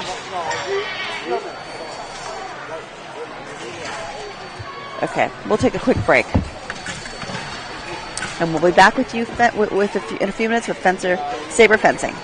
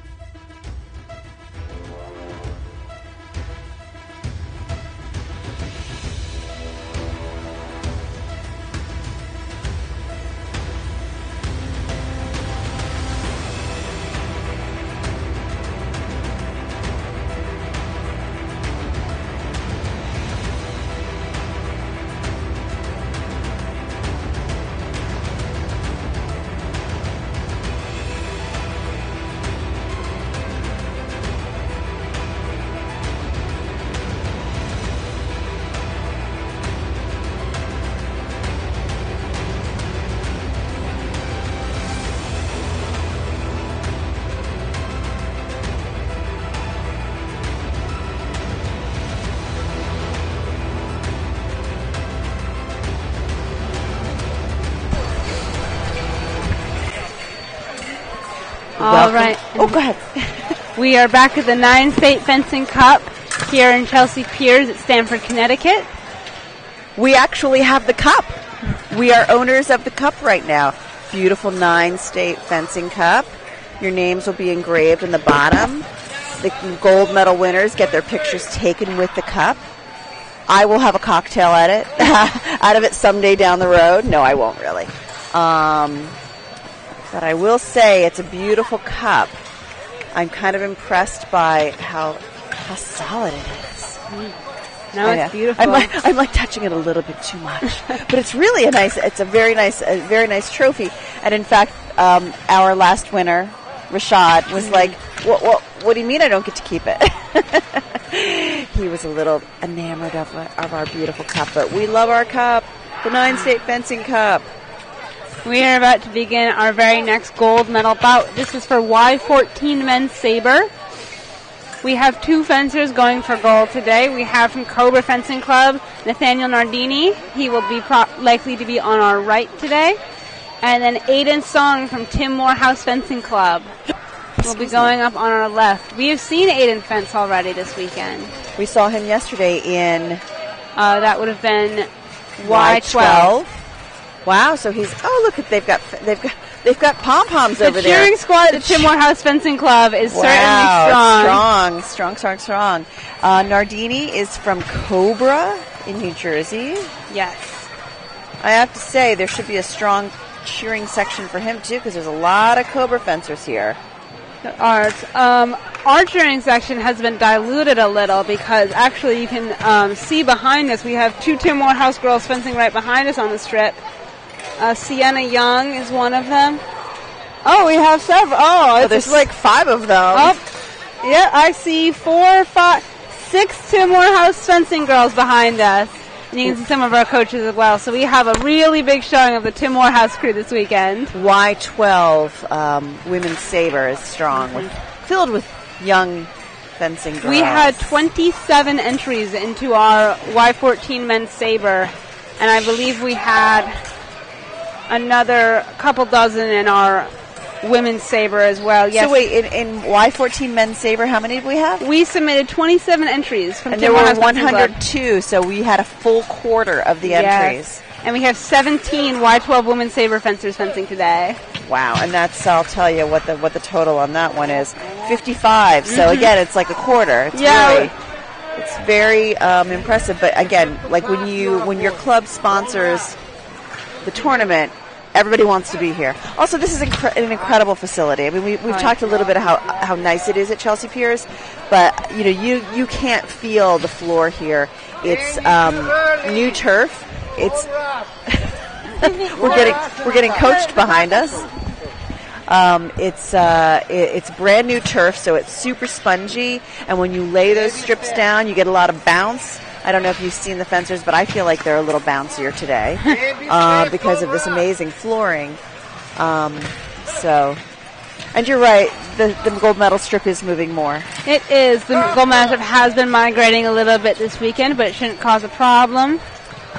Nope. So the gentlemen have jumped on the strip, Song on the left, and Nardini on the right.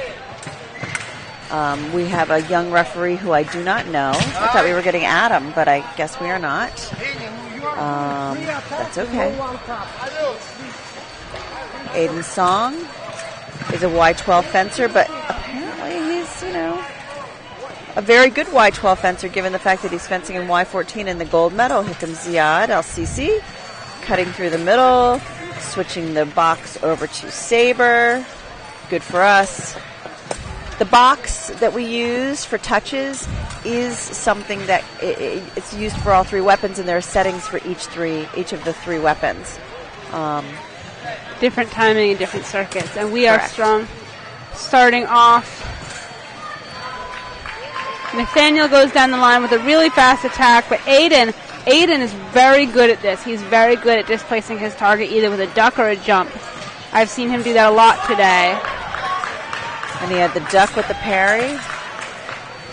And now did he get that on prep? I didn't even see it.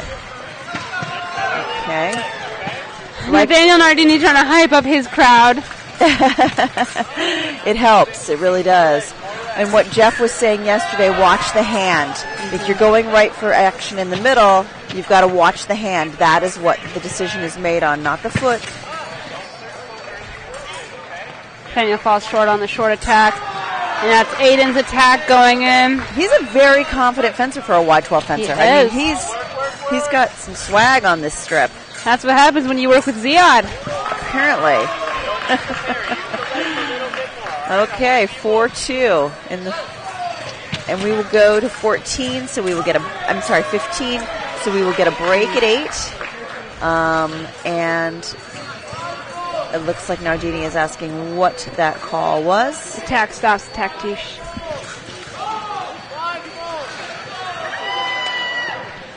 5-3. And the hand is moving faster on the right-hand side.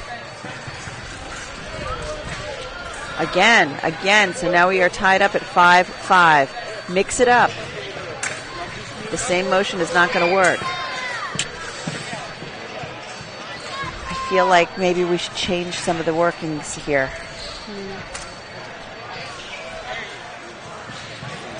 Pulling him short, but not quite far enough.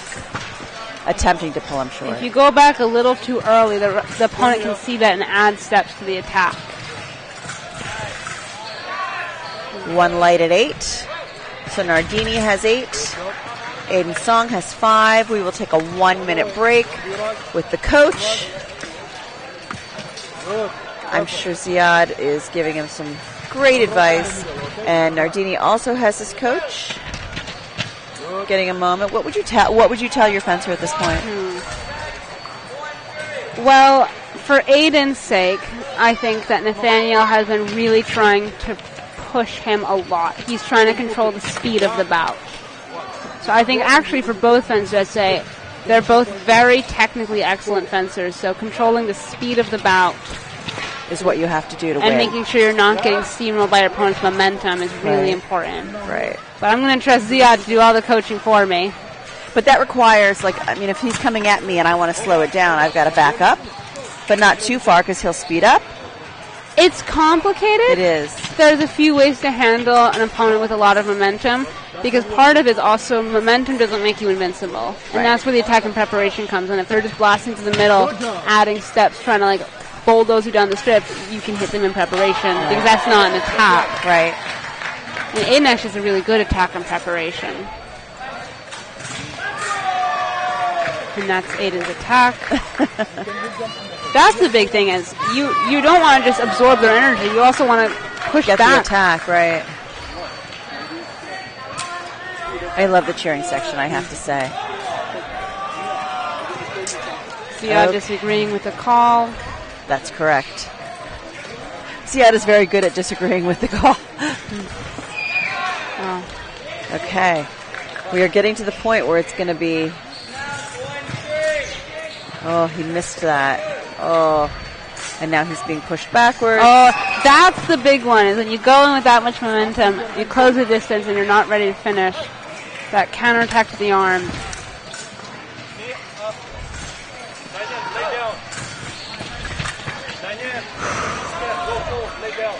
Okay, 12-8 for Nathaniel Nardini. There's a lot of missed attacks.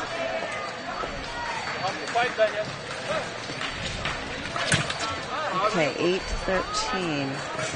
He's got to slow down this train because it is now 14-8 leading for Nathaniel Nardini from Cobra. Aiden asked to check. Okay, he checked because he felt like maybe he was connecting and he wasn't getting the light.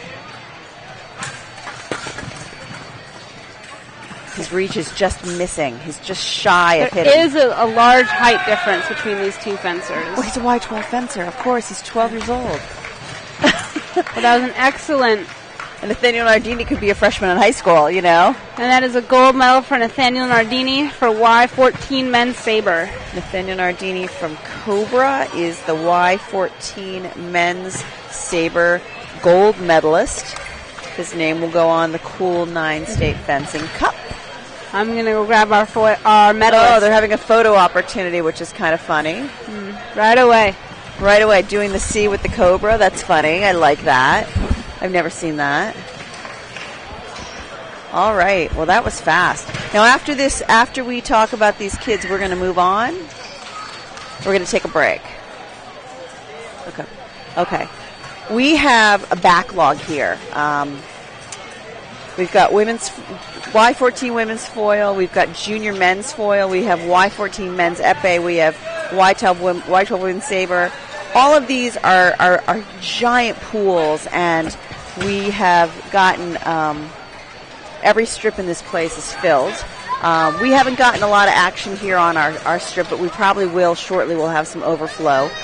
We might take a quick break or a little bit longer break to let some of these pools filter out so we can get some semifinal, quarterfinal, final action on our strip.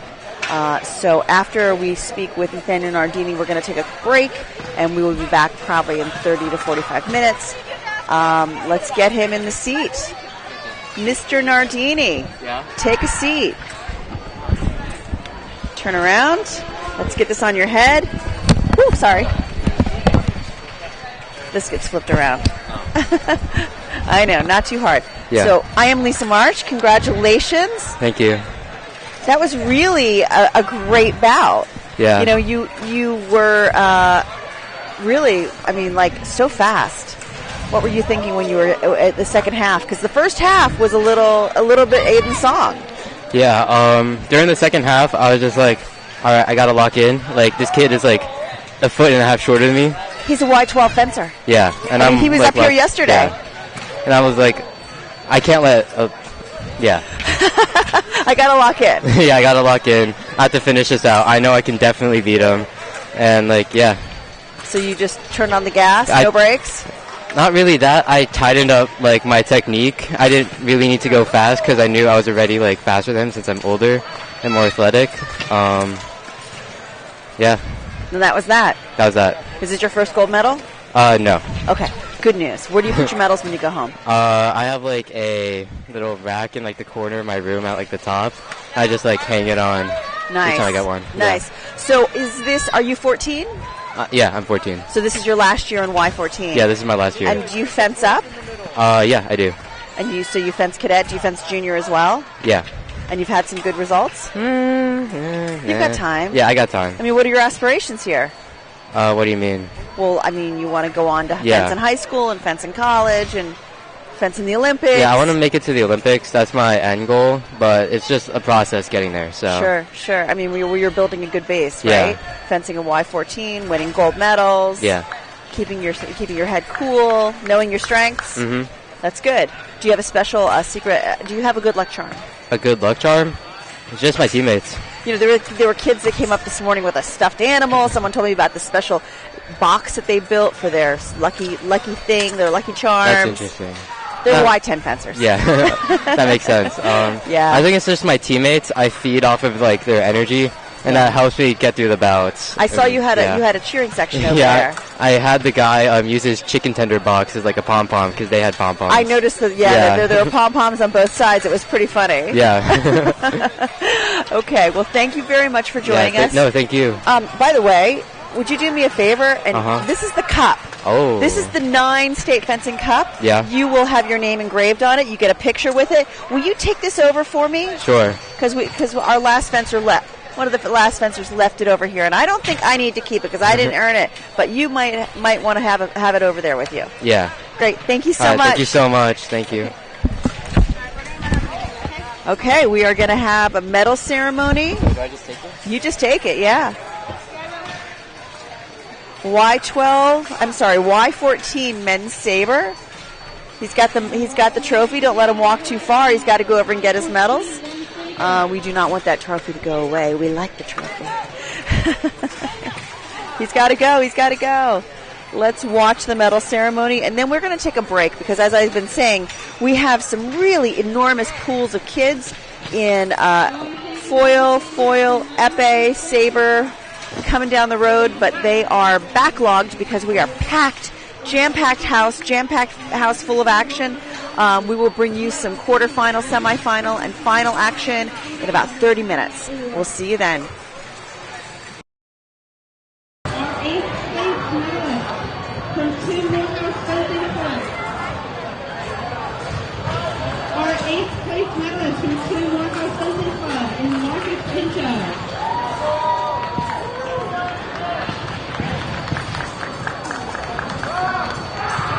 In 7th place from Sheridan Fencing Academy is Michael Barenboim.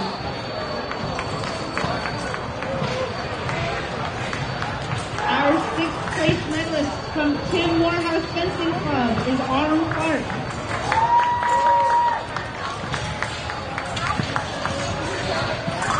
Our 5th place medalist from the Fencing Academy of Boston is Badawanti Sana. Tied for 3rd in no particular order from the American Institute of Fencing is Johnson G.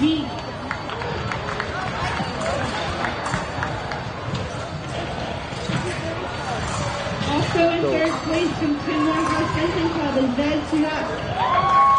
Gotcha. So you guys think we're going to get out of fast today? Our silver medalist from Tim Morehouse Fencing Club is Aiden Song. Oh, yeah. Probably for the best. Cool.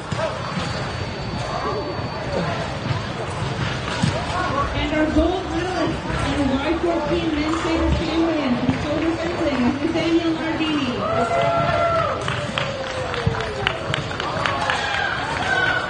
Congratulations to our top 8 in Y14 men's Saber.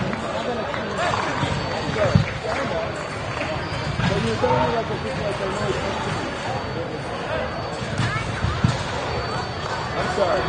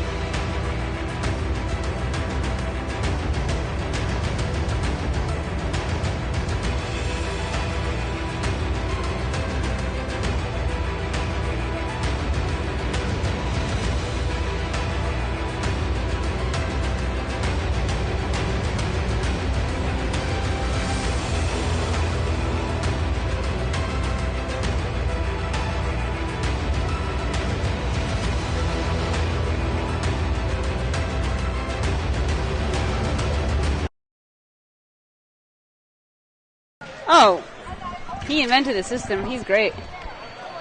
Are we on? And Woo, we're on. Back to the 9-State Fencing Cup. Welcome back. We had a long break because there are so many fencers here. There is so much action. And I've been working my way around this room watching different bouts, and it's like 9, 10, 13, 14, 13, 15. Like, if these are the tightest bouts I've seen in years. We are jumping into a semifinal for women's foil, Y14. On the left, we have Amabel Wang from Morehouse Fencing Club. And on the right, we have Carol Wang. Yeah, they're both probably Wong, right? From Bluegrass Fencing. From Bluegrass, the home of Lee Kiefer. So that's a fencing powerhouse. And Garrick Meinhardt. And Garrick Meinhardt as well, yes. Yes. He didn't start there, though. He's from the Pacific Northwest. He started an M team, yes. Yeah. So that's where he's based now. All right, let's see what's going to happen here with these lovely, lovely young fencers. Okay. She gets the blade on the left, but then she kind of hesitates, which allows Carol to start a new attack. Carol was off target, got a white. And Amabel's being aggressive. Both of them are off target. They both got white. The two Morehouse foil girls are distinctly known for being very aggressive on the offense. That's Slava Grigoriev, right? And we have Dan Bass coaching. Who is he coaching today? Is he coaching? He's coaching Amabel. That's nice. That's nice. Dan Bass is now one of the coaches at Cornell University. He left Morehouse to go to Cornell because what a great deal. What a great opportunity, right? Mm-hmm. Although Dan still coaches for us at tournaments and will be with us in the summer. Yes. And he is, I have to say, the thing about Dan that I love the most is that he is as adept in Saber as he is in Epee, as he is in foil. He's truly a triple threat. Mm-hmm. I love it.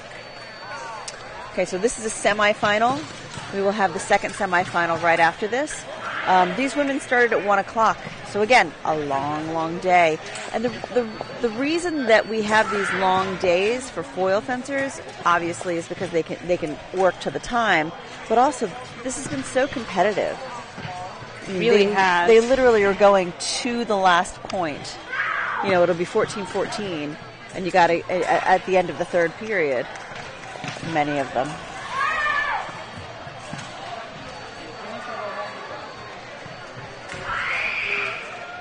So much screaming. It's a particularly screamy afternoon because we have these Y14 foil fencers.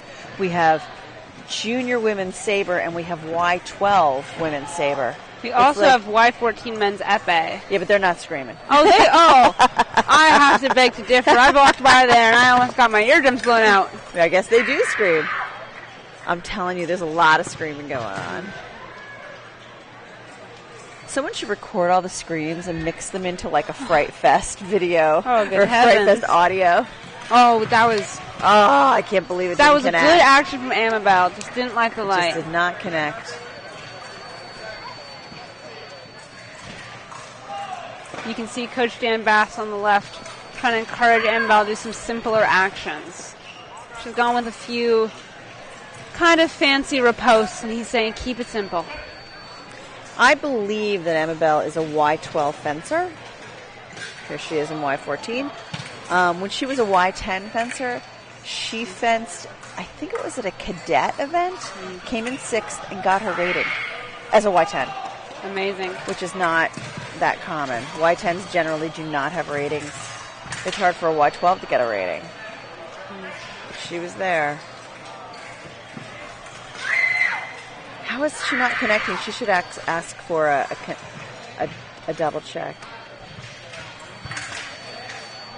One of the reasons that I don't think her light is lighting is her feet are accelerating a little bit faster than her hand, which can cause some trouble with lighting the light. She's off target, so she's getting somewhere. She's just not getting in the right place.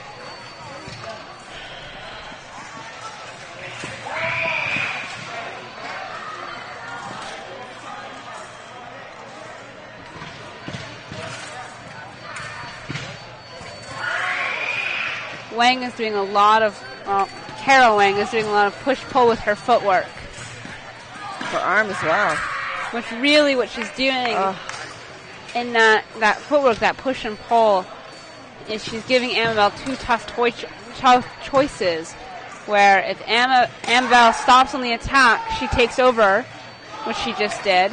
Attack no, attack two. Or if Amabel overcommits, she'll go in with that counterattack.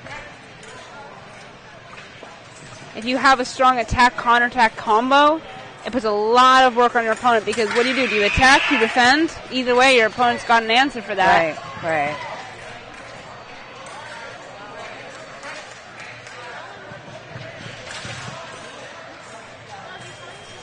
Every fencer has what can be called as a bag of tricks. Yes. A combination of actions that they've practiced really hard and was really well for them. And in fence, that was... Was that right to the gut? Hand was too low. Hand was too far back. Feet were going crazy. Frustrated. Look at her. She needs this break. She needs to just bide her time until she can take a 1-minute break. What? Oh, you need to do it? Okay. To break down, move all the strips. So she got this.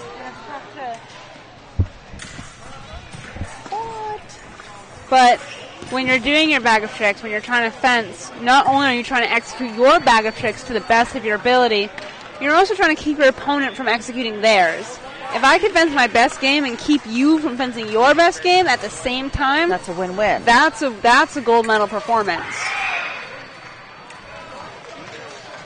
So that's where sometimes the styles match up, where you see an offensive fencer and a defensive fencer, when they match up, it can be kind of, they're both playing into each other's rhythm.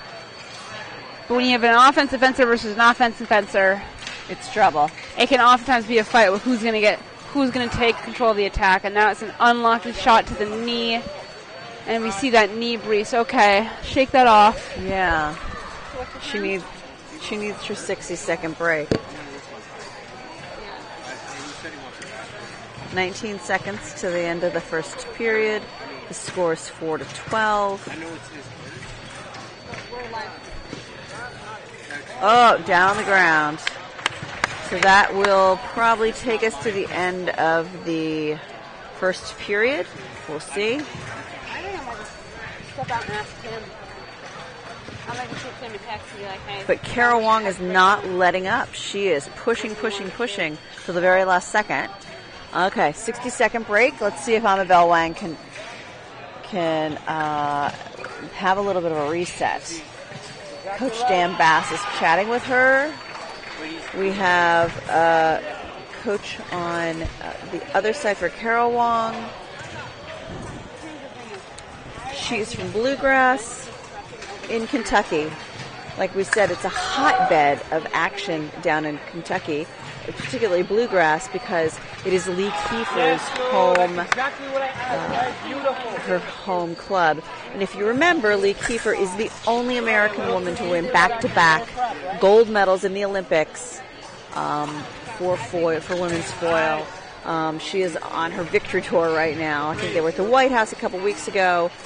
She is a trained physician, and I believe she's somewhere in the years of residency and past internship to residency. But she is currently taking in the moments of her reaping it, taking in the fruits of her success. Her husband is Garrick Meinhardt, also at Bluegrass. So you can imagine, with that high level of competition, that high level of fencer that comes out of there, they have some of the best coaches in the country. Okay, here we go. Period 2, 4-2. Let's see if we've got a reset. Wong comes out. What are you doing? What are you doing? Get out. Oh my gosh. So clueless. Sometimes. Kids, man. Young men with not developed prefrontal lobes. Oh, attack now. That was a lot of fast movement on her part. A lot of fast footwork. Wong gets the point.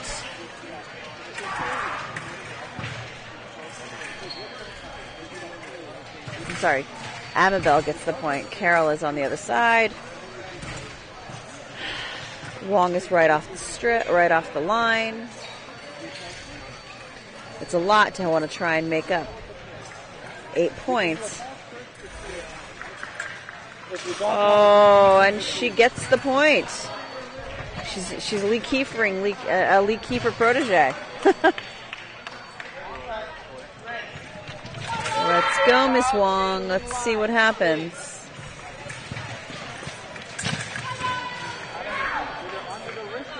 And we get another point. She's on a roll. Keep it coming. Let's build back. Okay. In case you are just tuning in, this is the 9-state Fencing Cup. Brought to you by Tim Morehouse Fencing Club, live from Chelsea Piers in Stamford, Connecticut. We are watching the first semifinal of the Y14 women's foil. I am Lisa Marsh here with Daniel Friend. We are hoping to bring you a number of semifinals and finals. Attack off target. Shortly. In rapid fire success this evening. It's been a really amazing 2 days here in this competition. Over the 2 days, we have seen 1,135 fencers. More than 200 kids were waitlisted, so many of these events were filled to capacity. We had 17 events on Saturday, including a junior men's Saber final that included 2 of the junior national team members. Something to be seen if you want to look back on the YouTube channel. We are doing 13 events today. That's an interesting one. So that one, there was an interaction of the blades, and it's really ambiguous whether it could have been a beat or a parry. The referee calls it for Amabel's beat, but that could be a really tough call in foil fencing, especially because the parry is not so. The parry is not so different. Is that the end? Did she get the point? That's attack off target. Okay. Wow. Remise. We are on a roll over here, Amabel.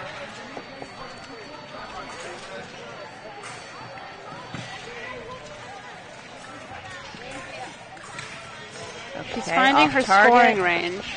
She is. She's starting to look a little tired, though. I think it's a lot of work this second period. I think she can handle it. I mean, she absolutely can handle it. That reel is coming onto the strip. I hope someone should roll the reel back. It has been rolled back several times. I think it's like the strip that's moving. Everything's moving here. The cord has some tension in it, and sometimes if it's a little too much tension, it can be dragged along by the fencers. Sure.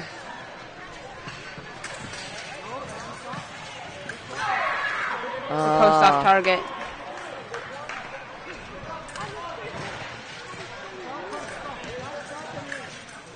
Oh, goodness.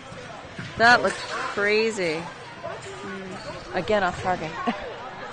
The LeMay shifted just barely enough. And the points just keep a-coming. 11-14 in the second period. Wong versus Wong.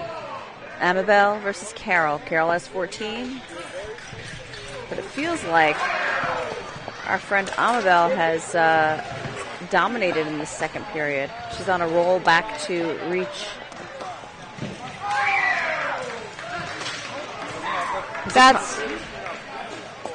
He's saying that the fencer on the right stepped back. He's saying that Carol stepped back, which allowed the renewal of Amabel's attack.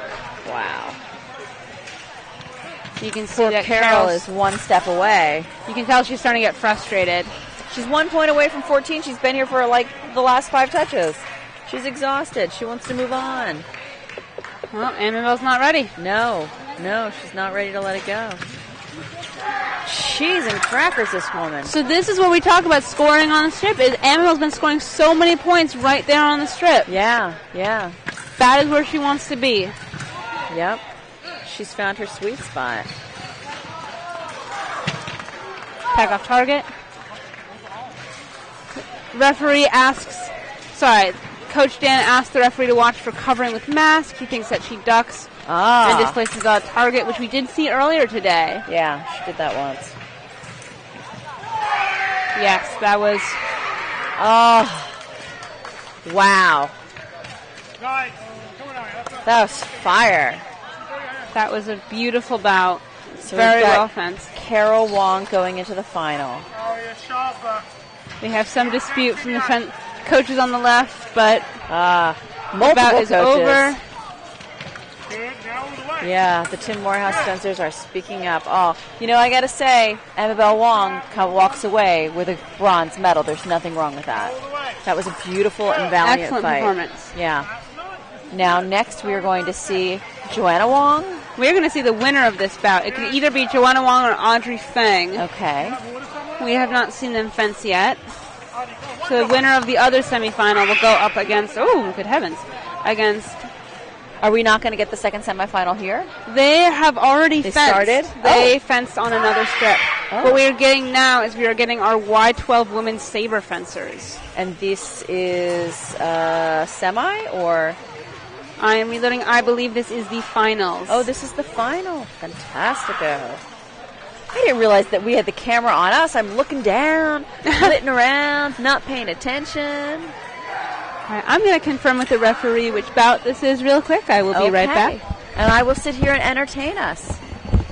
So we are going to be, I think we're going to be showing a number of finals, semifinals here on the final strip. You know, what happens when you have a room full of kids who are fencing to their maximum potential is that they all finish at the same time. So it takes a few minutes to get them all out here on the strip. And I don't know if this one out here is a final or a semifinal. Doesn't matter what it is, it's going to be good fencing, I promise you. But it is definitely saber. And the ladies look like they are ready to go. Yep. The referee is stepping forward to change the machine over to saber foil. Men Epee. Second call for Sebastian Welch. Sebastian Welch to 86. Okay, here we go. Sebastian Welch. Semifinal? Semifinals.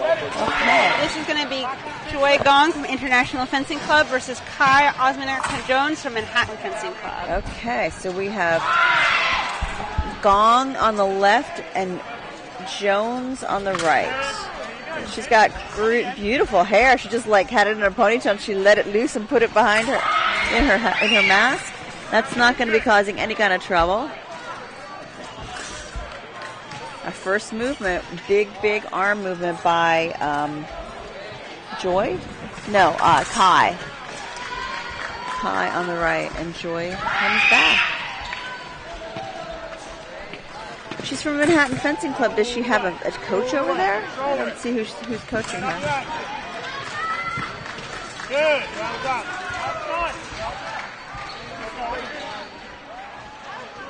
Okay.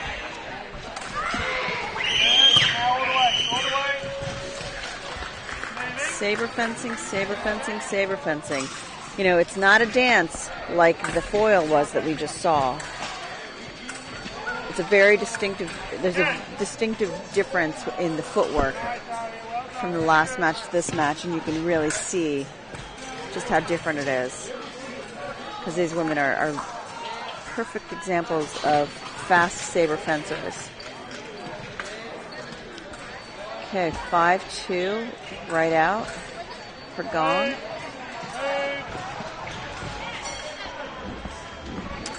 And a lot of the action is in the box, right there in the middle of everything. Okay, watch the hands, because the hands are what we determine. Okay, they're literally going 1 for 1 in the box. Someone's got to mix this up. Gong did.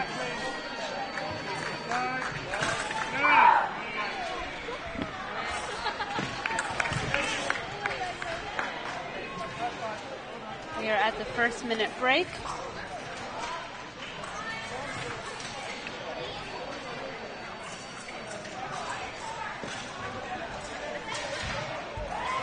All right.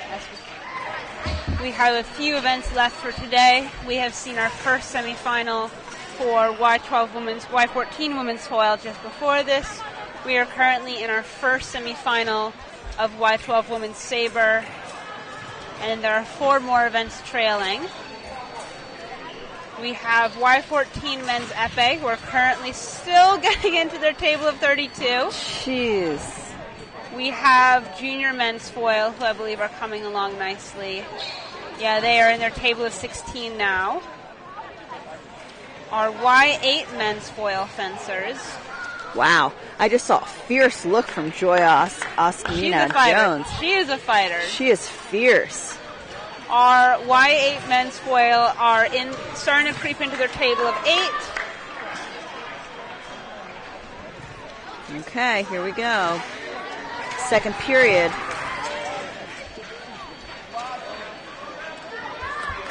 Joy Gong is still holding the lead.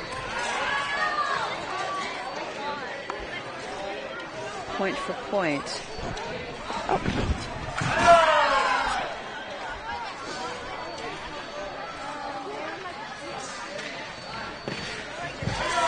It's still so much action in that middle of the box. I just feel like there could be so much more happening if they would get out of the middle. But this is their comfort zone. Okay, I'm losing my partner. There's so much action going on here.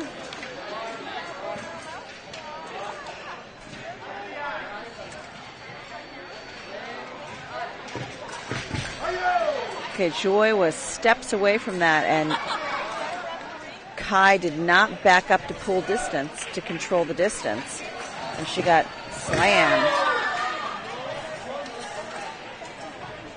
Okay.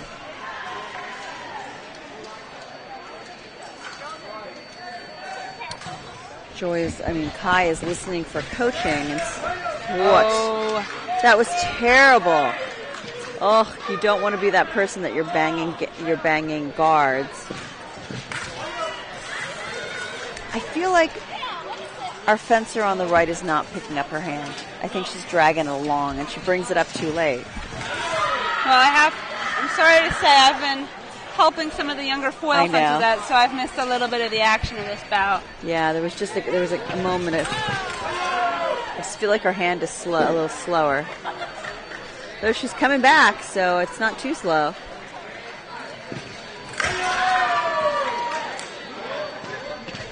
I'm really glad that the referee made a point to emphasize his call there. Right, even attack with one-line no, action. Exactly. I think sometimes people can be a little flippant about one-line action. Like, oh, who cares about the right way? It's one light. But you want to make sure you're setting a precedent and staying consistent with your calls, even in one-line action. And this is exactly what's been happening all day today. Wow, one light. We get to the point where it's like 13-14, 14-14. These bouts are really, these fencers are very well suited. And that's where it matters. Wow. Because that's the call that he gave before at the one light, and he gives it again. Yep, 14-14. Someone's walking away here. Oh my gosh. The call goes to Kai. The call goes to Kai Osmankina Jones. They hug at the end. All is good. All right, we are going to have our next semifinal bout for Y12 Women's Saber. We have Charlotte Choi from Tim Morehouse Fencing Club and Myra Chowdhury from Aura Fencing Academy. Charlotte Choi is going up on our right. That's amazing. Now, Charlotte, I have the privilege of knowing her and seeing her friends at the club. She has been on a powerhouse run this season. She was on a powerhouse run last season. I remember writing about her every single week for the entire spring. Oh, they went in for another hug. That's super sweet. I think Joy Gong is very upset, and I feel badly for her because she was in the lead at that point. It was kind of a miraculous recovery. But again, bronze medal. Not happy with it. Maybe when she sits with it for a few minutes and revisits what she did right and what she what she was able to accomplish, she will think about it and be a little happier. Let's hope. Let's hope. So Charlotte Choi is on the strip being spoken to by her coach, Yes. Hamdi, Coach Hamdi, yes. who is an incredible coach from Egypt. He last year was working with UNC. Prior to that, he was at Tim Morehouse, and now he's back at Tim Morehouse. I actually got to fence in front of him in North Carolina when I was there last year for a tournament. He was one of the refs. He's a very good ref. He is a very good ref. He's a very good coach. He's very, I have to say, I like it. He's very even-keeled, even-tempered. Okay, so on our left we have Maya Chowdhury. Charlotte goes fishing for the counterattack. Where is Maya from? Maya Chowdhury is from Aura Fencing Academy. Aura Fencing Academy. Okay. Attack no, attack two. Myra goes in, she hesitates in the box, and Charlotte takes over on the attack. Oh, yeah, no. There's a little indecision there. Oh, she tried to go in for the parry and missed it. What does she want to check? Oh, she got hurt. Somebody have a Band-Aid for her? I'm calling a Band-Aid for Charlotte. Nobody wants to see blood on the strip. I don't think they're actually, I think that's supposed to be a rule. Like if you have an open wound, you have to get a bandage. It's just a general positive rule of thumb is we don't want open wounds. I know that in volleyball it's the same thing. When a kid scrapes his hand, they'll stop the game. Get a Band-Aid on that kid, and the kid doesn't care, you know. They just want to play on. Well, safety is priority. So Safety is priority. we're right back into it. Yes, 2-2. She pulled back. I think that was not the key to pulling back.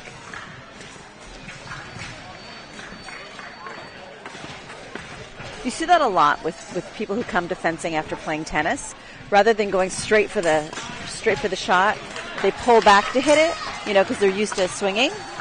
There's a lot of sports, field hockey, right, tennis, right, basketball, right, where the feet go, then the hand follows. And this is supposed to be hand first. And this is different. This is very different. Yeah. Actually, if you look at the human gait cycle, a lot of fencing moves actually contradict our natural gait cycle, which is why it can be a little hard for a newcomer to get used to the actions. That's going to be my new excuse. It's going against my natural gait. Well, I don't think I'm really going to get away with using that. Maybe not, but there is some truth that.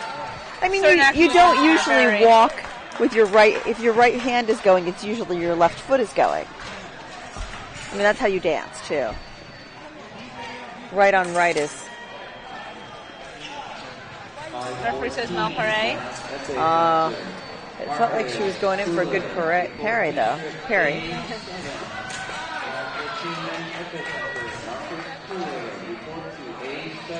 So in 1 point, we will potentially get a minute, and that will happen now. 1 minute break. Charlotte Choi is looking at her injury, and Myra is drinking some liquid, talking to her coach. Looks like she's getting some very good information. Oh, Choi Gong is getting consolation from some of the other parents. Wow, it really is something they're looking at. What's going on over there? Charlotte Choi with her mask off.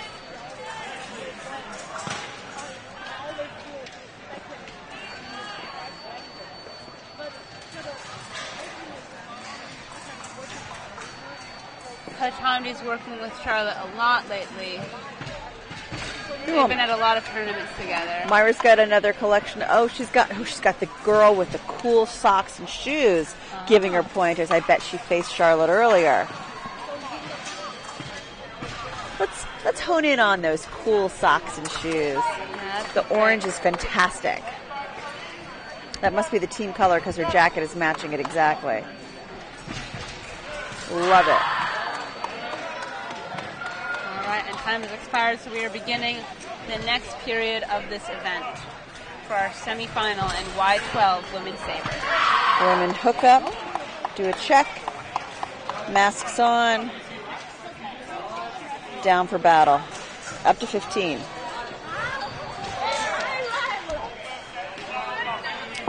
Okay, we got to get our hand out fast.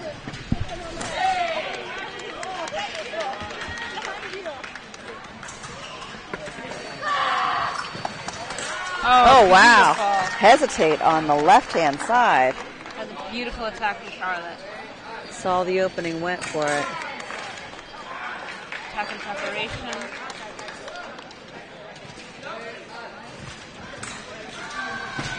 She pulled the distance. Missed the first attack. Coming in. Wow. That is nice. something that Charlotte in particular is very good at, is there's a lot of patience that you need on the long attack. Right. A lot of fencers will rush into it and finish prematurely, but Charlotte is able to really set up that attack and finish at the right distance.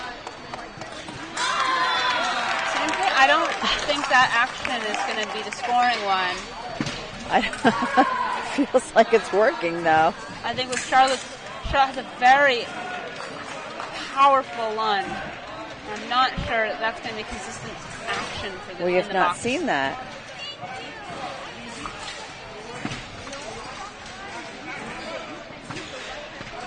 Charlotte with the pressure. Oh. Off target, I suppose. I mean, that's what it looks like. Yes, she came unplugged. Well, that's a drag. She hit that saber 3 times. Yeah. That was hard. That was maybe a clunky and that moment. reel is tight. It's pulling on her. She gets her point. Another thing that's happening is the fencer on the left, Myra, is standing up a little bit in her own guard. She's not really sitting low in her own guard in those moments. She stands up to parry. Whenever she goes to the parry, you can see her stand up on her legs. That's interesting. And that is a really... That makes maybe her not just a the big best bad action. target. You don't really want to stand up in the parry. Okay. 8-14. We've got Myra on the attack, but she missed. Charlotte has taken it back. She's taken over right of way, and she is slowly pushing her down the strip.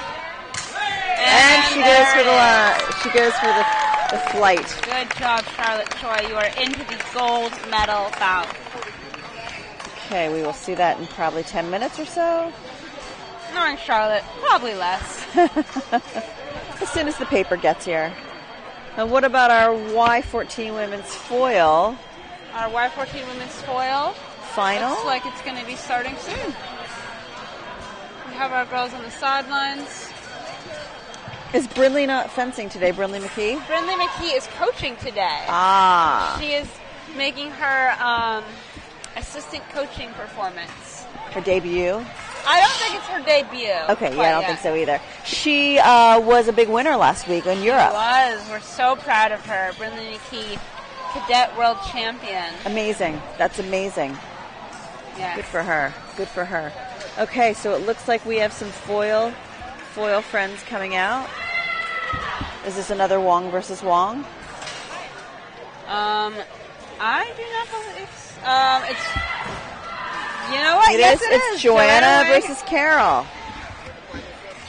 Exactly. All right, well, what do you know? So we have our Y14 women's foil final happening now. It looks like they are clipping in. Then we will return to our Y12 women's saber gold medal bout, and then the rest of the bouts are trailing along behind. We'll see what we can drag over here. Yes, we will. We will.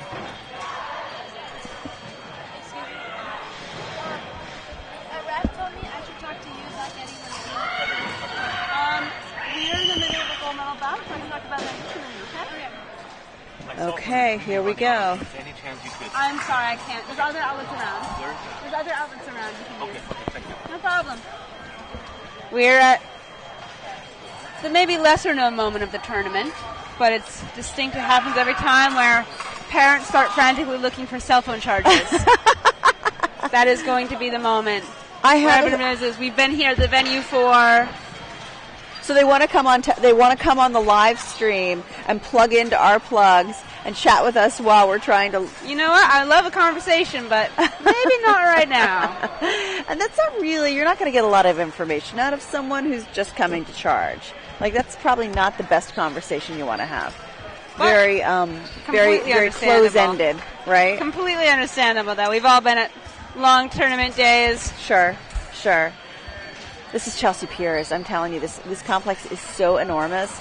I mean, there might be 700 people in the parking lot. That's what it feels like anyway. Sure. But I think there's a plug somewhere. I bet there's an outlet somewhere that has a plug, has a charger in it. They might even have chargers downstairs for all I know. I'm sure they have chargers for their chargers here. It's so nice. They have chargers for their chargers. It's so nice. Still forgive me. I'll be right back.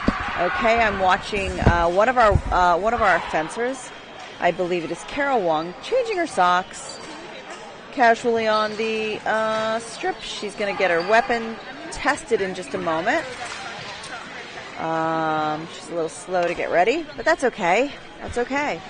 Our referee is patiently awaiting her arrival. And I bet you money we're all going to be doing the same exact dance. 15-15, 3 periods, 14-15, something like that. And we are beginning our gold medal bout for Y14 women's foil. Carol Wong on the right, Joanna Wong on the left. Very excited for this bout. Yeah. Oh, the referee is... And I don't know if it's set on. I hope he knows that. I hope it's set on foil because they were going back and forth between foil and Saber. We'll know soon enough, though. It won't work correctly.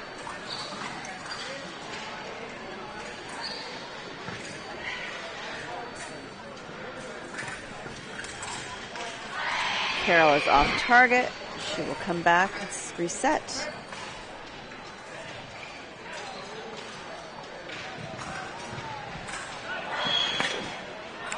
And there was no connection. She dropped her weapon.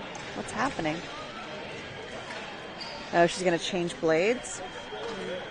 Sometimes the grips can get a little bit of wear and tear and be a little unstable in the hand. Ooh.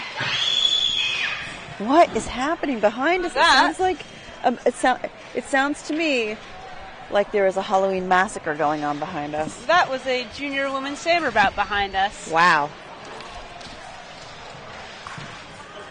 There's nothing quiet nor subtle about that. And they are currently working their way into the semifinal rounds. So, an act time for a powerful scream. Remise off target.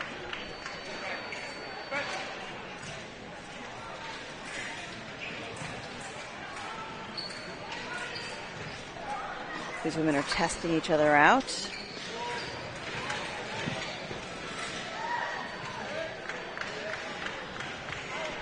I'm going to bet that they have seen each other quite a bit. Because these foil these foil women are very tight. They're like a group of people that are constantly together. That is amazing. There was no light for that action.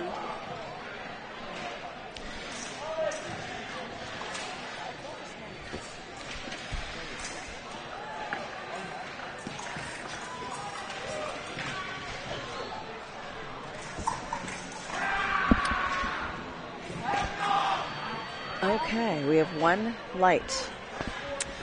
We have our first point goes to Joanna.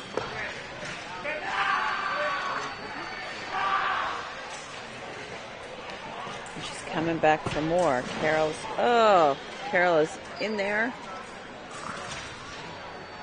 But it was off target.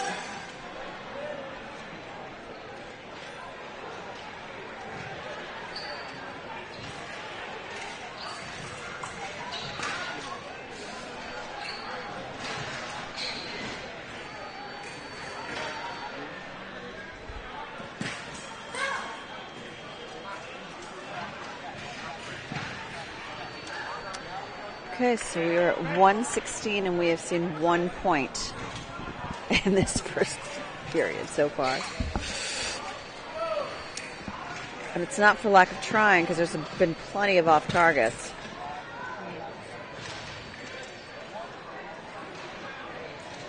Do the off targets count towards points if you're talking about the non-combative rule? Yes. Okay. I mean, it doesn't seem like they're just out there killing time. It seems like they're both out there testing the waters. And no one seems to have landed it, except for one, Joanna.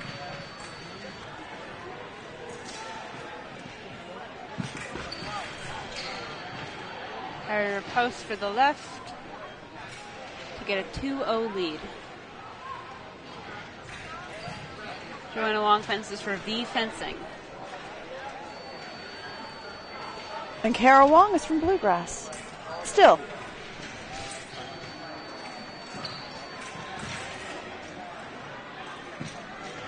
Okay. There's the counter. We've got a point counterattack from Bluegrass Carol.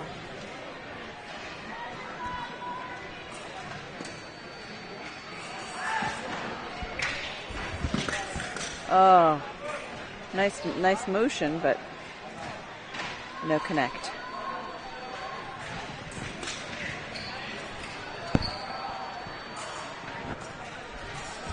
Okay, we are coming to the end of our first period. We will take a 1-minute break. The fencers will talk with their coaches or parents, regroup, try and figure out what they were doing right, what they were doing wrong, and move on to the next period. Not a lot of score on this one.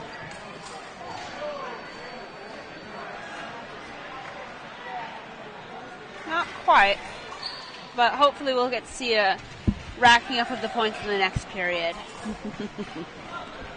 That's right.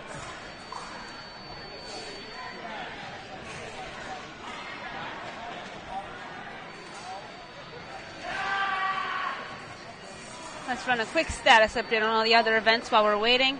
Right now, our Y14 men's epee are creeping into their table of 16. Junior men's foil has reached the table of 8. Our Y8 men's foil are in their semifinal bouts, and our junior women's saber is waiting on one trailing bout, but other than that, they'll be in their semifinals as well. So it looks like we'll probably get women's saber and then the little boys' men's foil. Yes, I Okay. believe so. That feels good. That feels great, actually. And then the women's foil, the men's foil could come thereafter, or the saber, whichever one. It'll be a race to the finish line at the A ninth race to state. the finish. Yep. Coming at you fast and furious. So, my friends, if you are in fact fans of fencing, not the other F sport, this is the place to be on a Sunday night. No football for us. No bringing up football? On a Sunday, Lisa? I mean, any given Sunday, right? But the same effect here.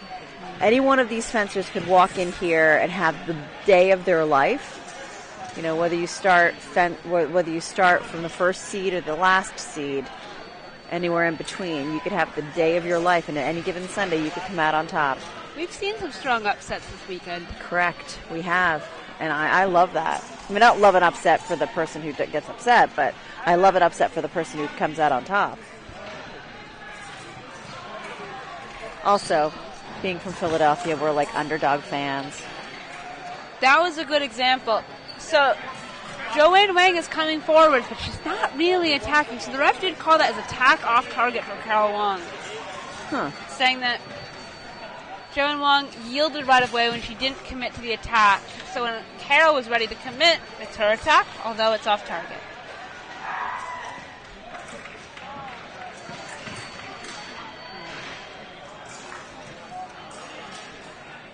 The post goes just over the shoulder. And the referee has accidentally restarted the time. Oh, how many times has that happened? Those remotes... Every remote is different from every machine, every company. You get into any kind of motor memory. Oh, I had no idea that they were not all the same. Like, it wasn't standard. No, all the fencing vendors that make machines, they do not follow some uniform pattern. So if you get into comfortable with one set of remote and you go to another, you might be pressing the wrong button. Sure, stopping the clock every time.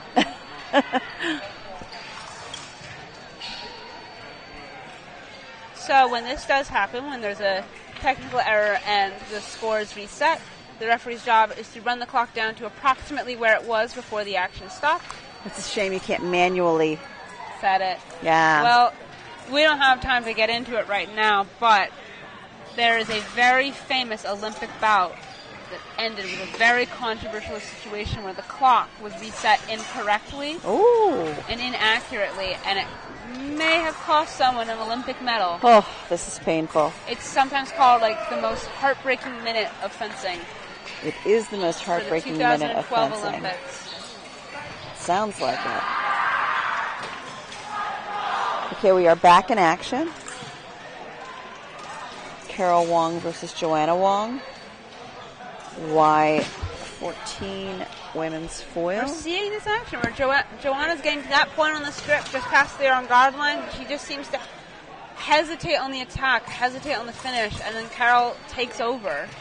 But then off target. Off target.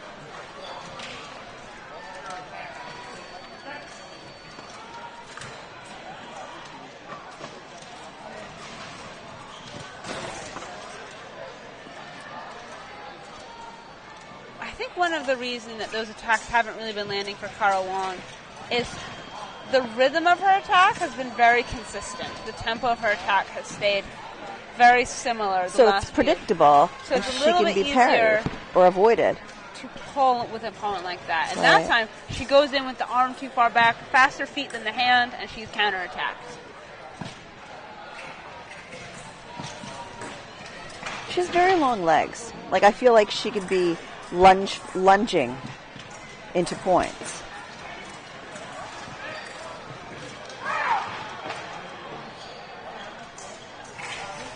Okay.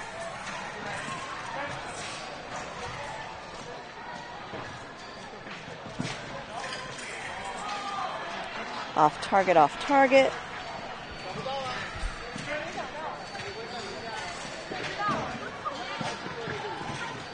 Oh, see, the lunge is beautiful. It's just short. For someone with long legs like that, it should not be short. The lunge itself isn't the problem. It's the preparation into the lunge that gets you pulled short like that.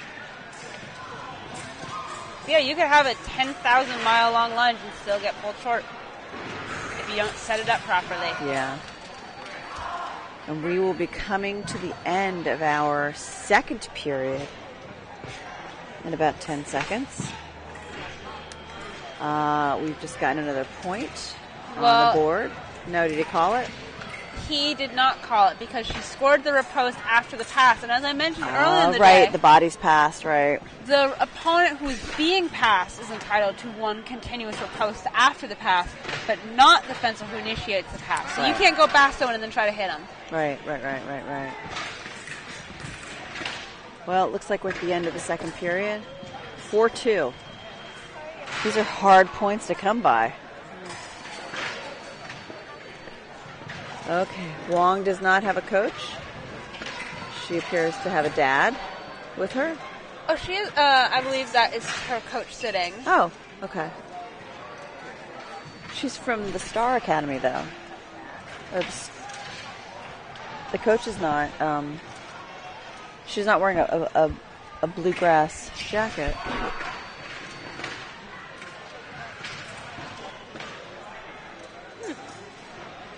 Maybe she's worked with her in the past. Maybe so. I don't know the coach or the student, so I can't confidently say. But that's something, the arm pull and foil is something very unique to foil fencing because in Saber, pulling the arm, you're asking to get hit and prep. Right. Epee, pulling the arm, not so smart because it's you want to keep the tip close to your opponent. There's no point in presenting a target without the tip there. Without the right-of-way. But foil, we have the right-of-way as a bit of a protector, and also that arm pull can be really effective in a long, complex attack. Because what often happens is you'll initiate the lunge with the arm back, the opponent will go for the parry, find open air, and you'll go after the surge. Go after it, finish. right. It's something... Body pass. I believe it's Daniele Garazzo who really, I don't think he was the first to do it, but he made it his signature action was that really far back arm attack. But, and we've seen it happen in this bout with Carol Wong, if you begin accelerating into that attack with the arm back, but your footwork doesn't match, you're going to get counterattacked. Yeah. But if you can accelerate the arm and the foot together, that is a deadly attack in foil. Remise. Okay. 4-3. 2:23 left to go in this bout. I could lay money on this. We will not see 15 points. You think so? You think we're going to see 15 points? Maybe not.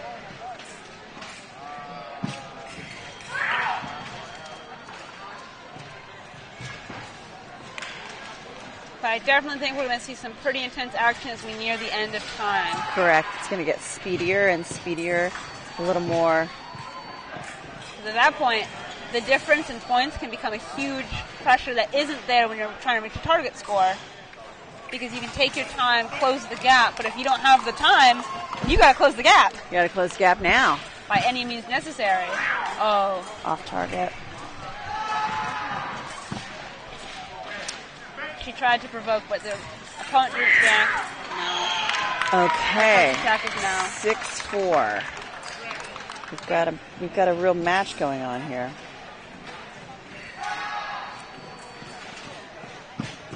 At this point in the bout, I would not be encouraging either of them to try to get to 15 anymore. No, just to hold their ground. I think either hold the lead and win 7-4, or get it up. Match it to 7-7 and go into overtime. Priority. I think that this is interesting. I think that Carol Wong is in a similar situation that Amabel Wong was in the last bout. And I felt like maybe Amabel's move was a little late to start really being aggressive and trying for the points. And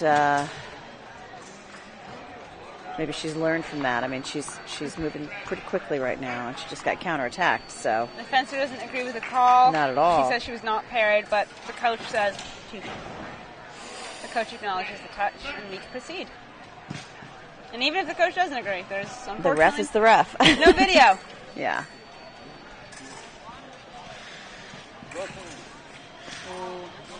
She'll be at home tonight, culling through the YouTube, going, "Yes, that was my touch. I want to file a grievance." Oh, that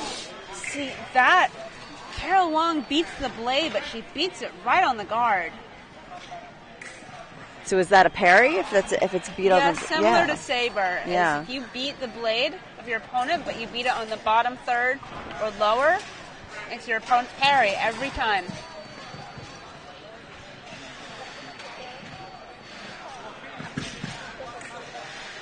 You know, unfortunately for Carol Wong, you know, she's accelerated the tempo, but Joanna has come along. Oh, beautiful. 9-6. Joanna expected to build up. You can tell she was trying to build up a longer attack there. Wow, that was it was like a double touch, right? But if you expect a long attack, but your opponent's not going backwards, and they meet you where you are with that remise, oof. One of our Saber fencers sees an end in sight, so she's back there jumping around. There's this idea in foil, this is what my coach calls it. He calls it the Golubitsky. We worked on it a lot when I was in college. What is it called? The Golubitsky, based on Sergei Golubitsky, where okay. when an opponent falls short, they can put you in this uncomfortable trap where if you go for the riposte right away, they'll parry you, riposte, counter riposte. Of course. So, okay, if you go for the riposte right away, she got the point and she dropped. Yeah, twisted ankle. Oh boy. I thought I saw her limping earlier. Maybe she has something going on.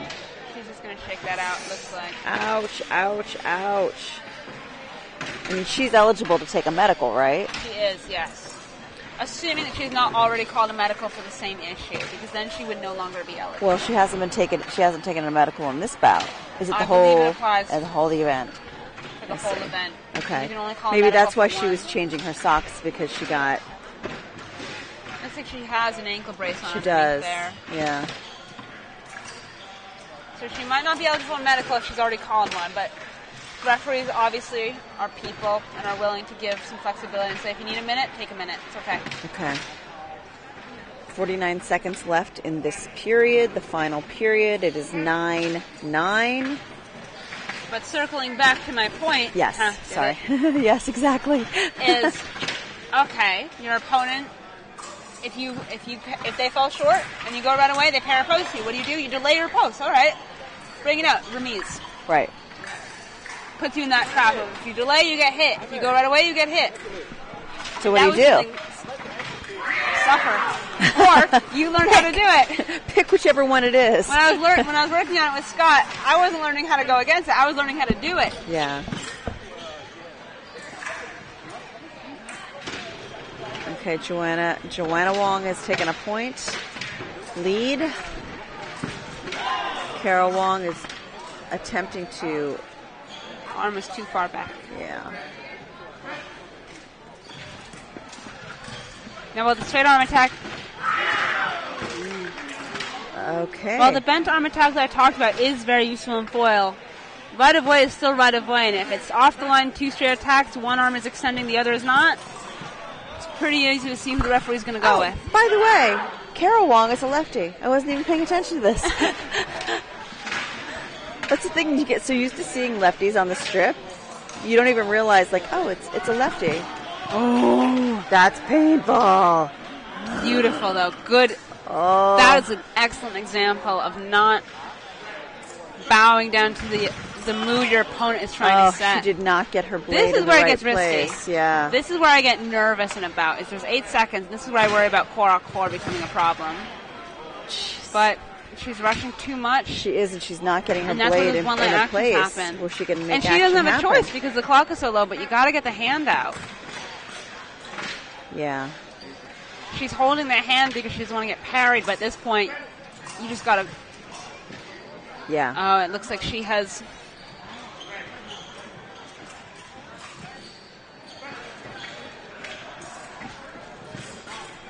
Okay.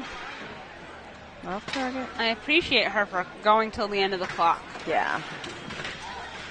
Oh, in 0.3 seconds, we light the lights. No. And time Nothing. expires. Time is expired. And our gold medalist is Joanna Wong. Yep.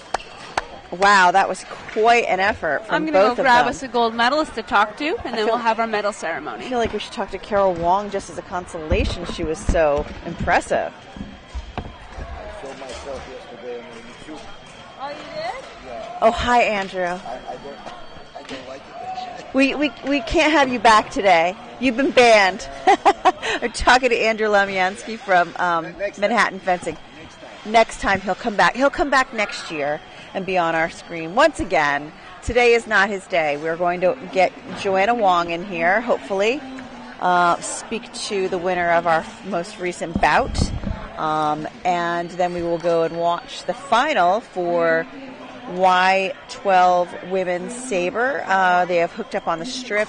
It is Charlotte Choi and, oh goodness, I've written them down, and Kai Oskmina Jones. I'm going to see if I can change the Chiron on here. This is a big one, for sure.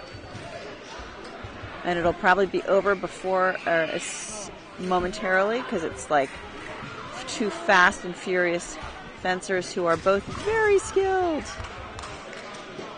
Choi. Charlotte Choi.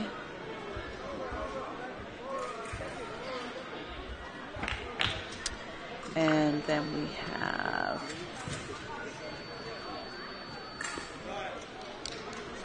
let's see. It's fascinating to watch me run the computer. Oskmina S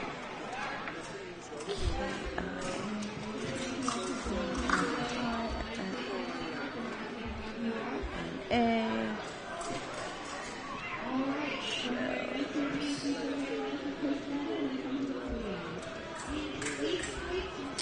I guess we are you know what, we're going to do medals now, and then I think we're going to bring over our winner. Can we watch some of the medals? So this is Y14 Women's Saber getting their medals. We just watched the end of that bout. And so we're going to award our medals to the top 8.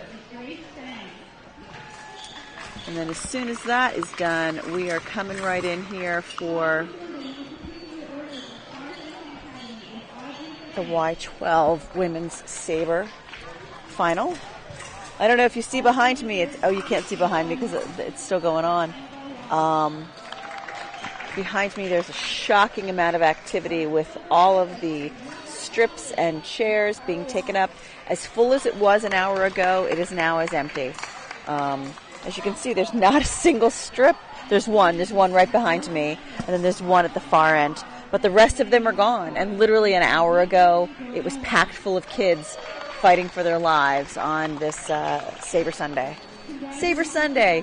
It's your alternative to football. I appreciate that. Oh, I just branded the whole thing. Here at the 9 State Fencing Cup in Stamford, Connecticut. I'm coming to you from Chelsea Piers. We have seen some amazing wins this weekend. And we have seen, I had the cup. Sorry.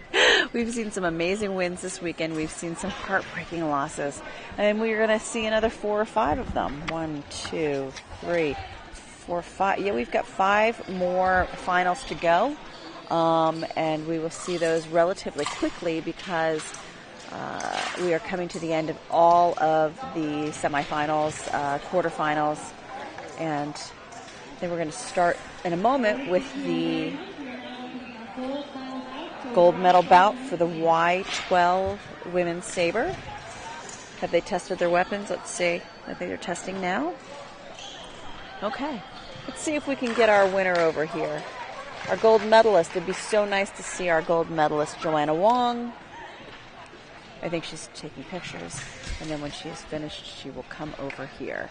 Let's now turn to the action on the strip. Y12 Women's Saber. That was problematic. No gold medalist? Oh, she didn't come by? No. No, they went straight to medals. She won that medal. She wanted her She didn't want to wait. Yeah, does she want to come by here and talk with us while I we're watching think they're this? all set. But I think we'll stay with the Y12 Women's Saber fencers. Okay. So we will have no Joanna Wong. I'm sorry. I think our foil fencers... I think our Y foil fencers have had a very long day, and I think... Yeah, when did they start? 1 o'clock? Yes. Yeah, so 1 to 7:12. I think at this point... It's a 6-hour day. Feels I think like the kids and the parents are feeling the day. For sure. Okay, so... But there's plenty of energy in front of us. Absolutely. Okay, Oscar, I don't even know if I've spelled their names right. Let's hope that I did. Oh, I forgot the K. I can fix that. Thank you. Jones is making a push to come back. She was down by 3. Now it is evenly tied at 4-4. Okay, these are fencers who have seen each other quite a bit. Charlotte Choi has just taken that last point that looked very simultaneous to me. The Tim Morehouse cheering crew is in effect. Aren't we always? Side. Yep. And on the right-hand side, we have, is it Manhattan Fencing?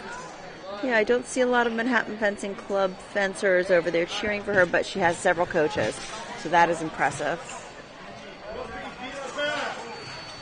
Charlotte Choi is very patient. She's very patient about pushing back.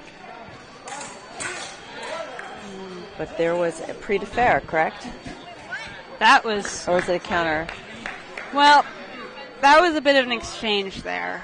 We see the first attack at parried, and then there's a little bit of incidental blade contact, but final action does go to the right. Okay. And we go into our minute break. And we have reversed where we were a few minutes ago. 8-5. Kai Jones is in the lead. Charlotte Choi is trailing behind. Is our gold medalist over there? Does she want to come talk to us? Okay. Okay. We're not going to get any gold medals today.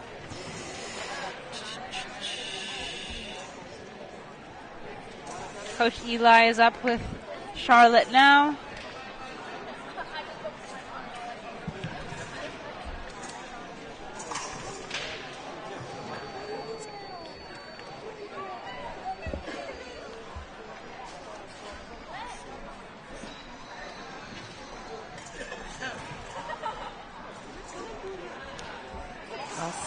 Kina Jones. Okay. It is time to come back, test again, and start the action all over again.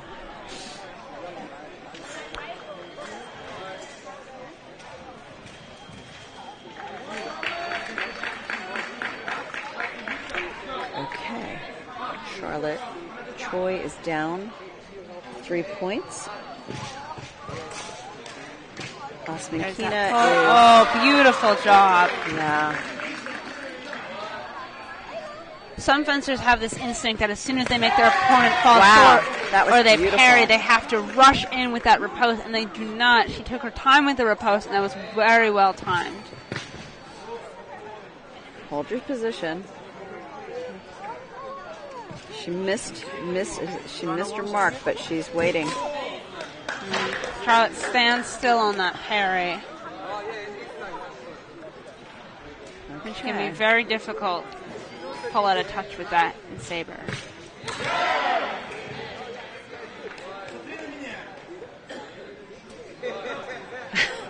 There's a bench full of coaches over there. And then all the fencers. The Morehouse community always showing up strong for our own. Oh. Too much acceleration. That's all right. That's okay. There's still room to run.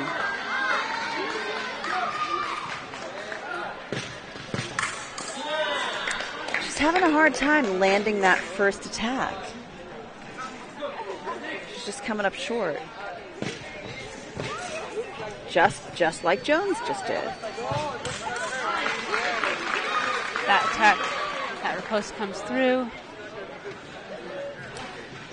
Getting a few words from the bench from Eli. Shoe tying time. Whether the shoe needs to be tied or not, it's getting tied. We're taking a little moment.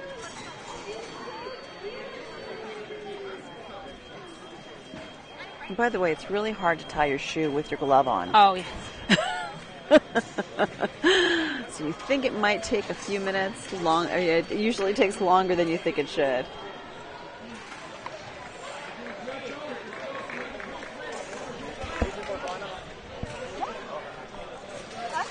Okay.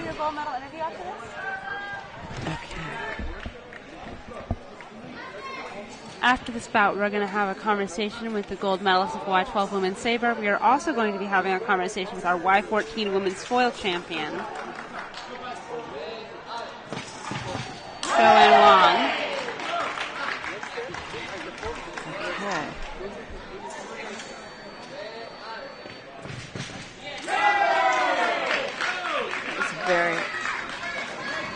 A lot of hesitation on Jones's part, and Choi took advantage of that. Similar action. Yeah, these women are guarding each other, though. They're like hitting guards. The clink. Mirror hands, that can sometimes happen. Oh, yeah, I forgot the lefty is there again. Oh, beautiful action. There's a lot of energy on the Tim Morehouse side. So shouldn't she have 13? I thought it was 12-12 before. I believe it was 11-12 before. Okay. All right.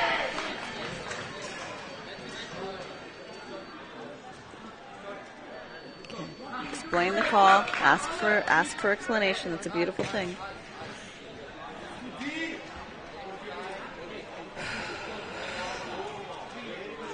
And now Charlotte Choi's getting coaching from Hamdi. She's getting it all.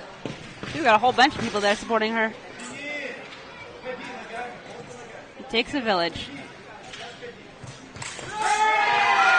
Beautiful. Beautiful action. 13-13. Ziad cheering on. I can hear Ziad from here. Oh, I will recognize the bias of my commentary as a member of Tim Morehouse Fencing Club, but that was a beautiful moment. Scott cannot control himself. He's not going to call it.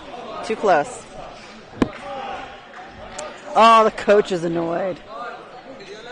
Let's go.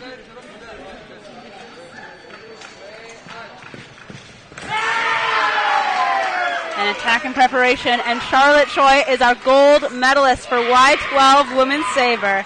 Oh, you can see she's happy about it. Yes, she is. I'm going to grab you some medalists to talk to. I think we're going to start with our Y14 Women's Foil, though. She's right behind you. Give Charlotte a moment in. to celebrate. Come on in. You want to jump on here? Or for the next bout? Gosh, we've got it all. Oh, you've got that. Okay. Okay, Joanna. Hi. How are you? Good. Congratulations. Thank you. So tell me, that was a beautiful, beautiful bout, but very different from the one you fenced before, right? Yeah. It was nice to see different actions coming on pretty strong. Now, have you fenced Carol Wong before? I think, yeah. You think, but you don't know her. No, I know her. Oh, you do know her. You do know her. What was the most memorable point of that bout to you?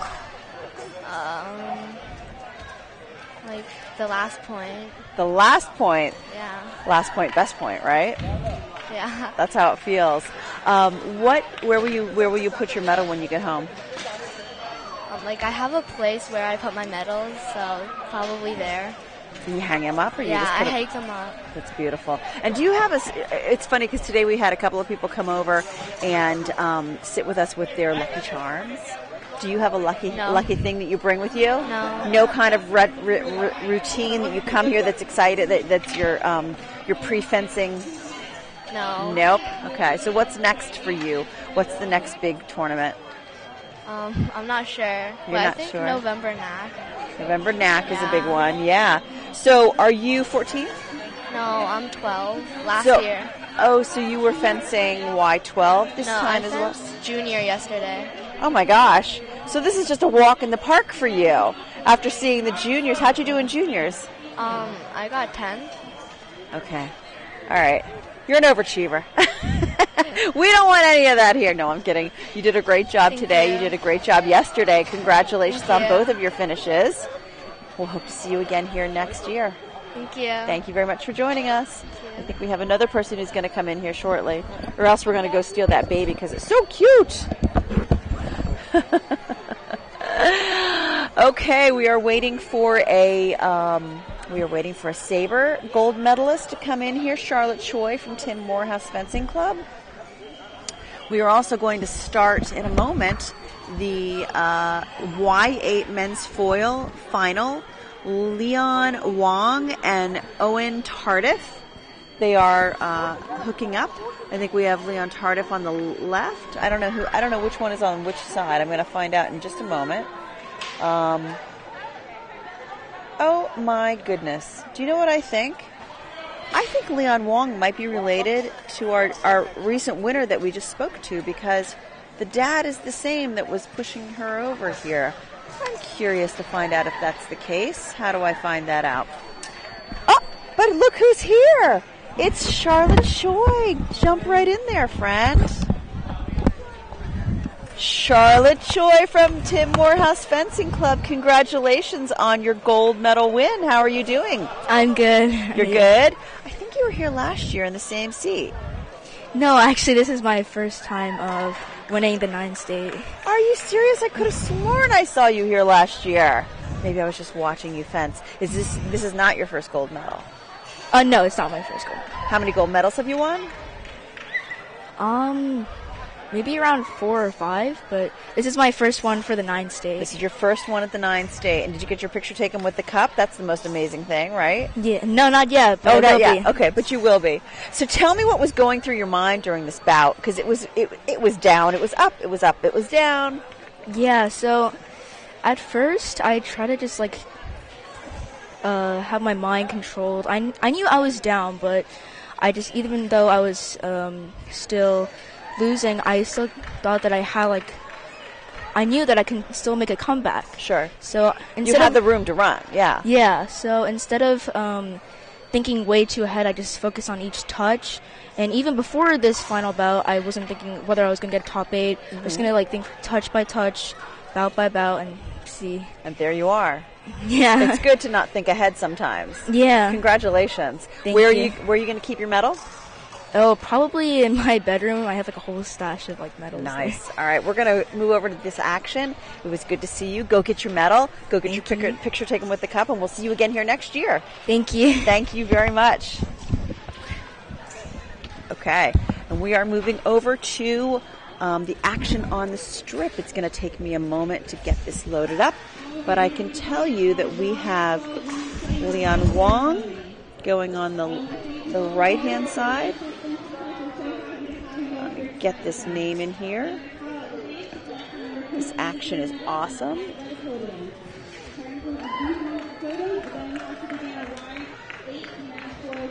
Oops, back up.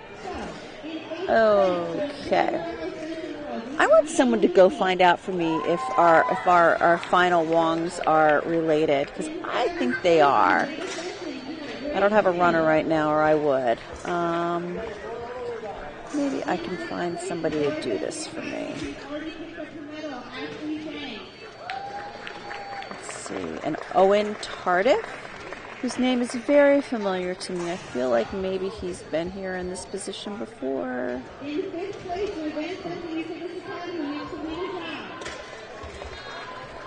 Okay. We're going to wait for a moment while these medals are awarded.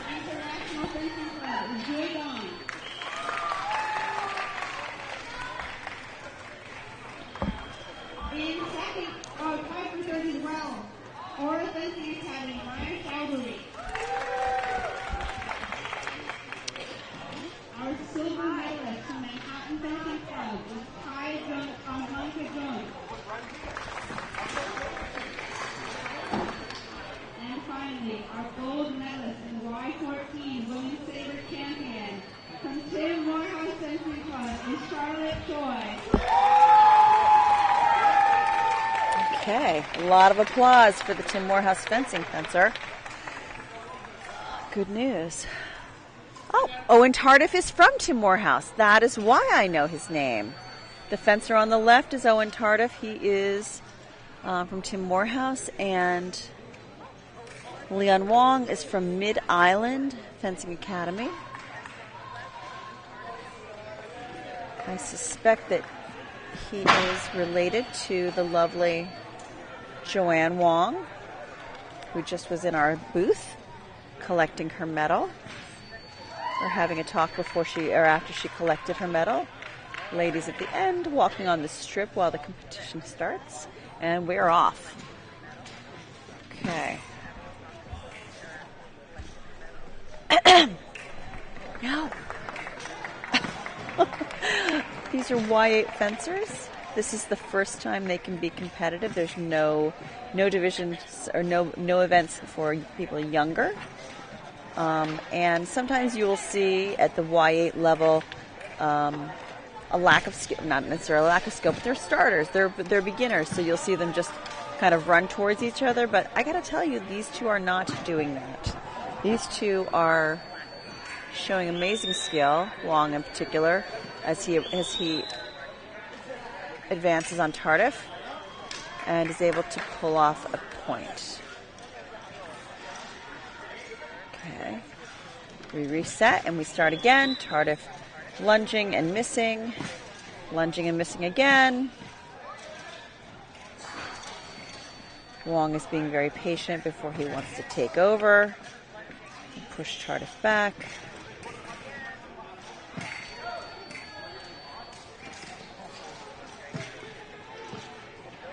You know, in this kind of, we've talked a lot about rhythm and being predictable. And when you do the same thing over and over again, you become predictable, and it's very easy to fence you. If you mix it up, change the tempo, change your actions, you're a harder fencer to beat. So, we're seeing Tardif going in for a lunge, and it connects. So now the score is 1-2.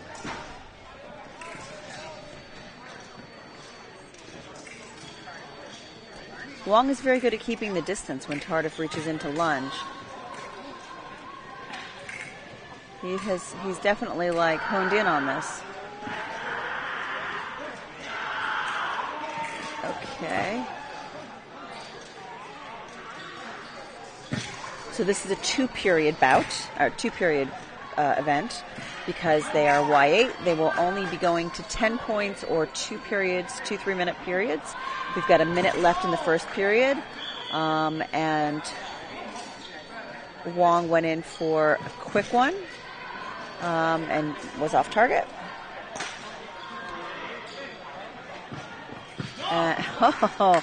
Tardif went in for a fast one and was parried. So we are at 4-2. Wong is pushing down the strip, and Tardif gets an off target. And Wong goes in for the lunge at the very last moment and gets the point to make the bout 2-5. He is in the lead for the 1-minute break. His coach or father, I'm not sure which, is giving him some lessons and then giving a little hug.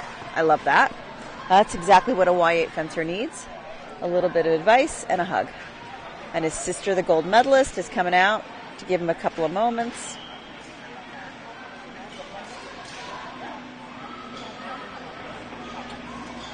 So if you have 2 gold medal round, what's happening? There's a very large sound behind us. It must be a tractor of some sort taking materials out. If you have 2 gold medal round fencers in your house, what do you discuss at dinner time? I'm curious. It is probably, I'm going to bet, not a fencing conversation. But how impressive. He did not light up. Okay, there he goes. Okay, on to the second period, the second and final period for Y8 men's foil. Tardif is on, takes a lead. He lunges and misses. Wong is engaging, stomping, trying to get him to move, and they're both off target.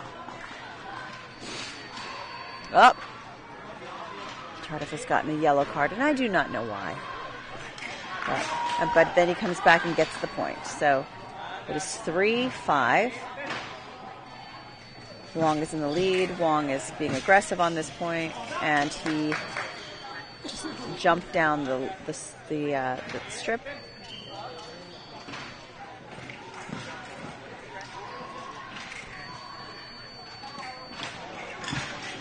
Oh, something happened. Tardif dropped his saber. Looks like he got hit, actually. I hope he's not going to get another yellow card because of it. He's checking out his weapon. The ref is checking the weapon to see what's happening. Okay. We are 3-6. Tardif hit and got a white, so he was off target. We'll start again. Again. Off target. He might want to change. He's acting like he wants to change weapons.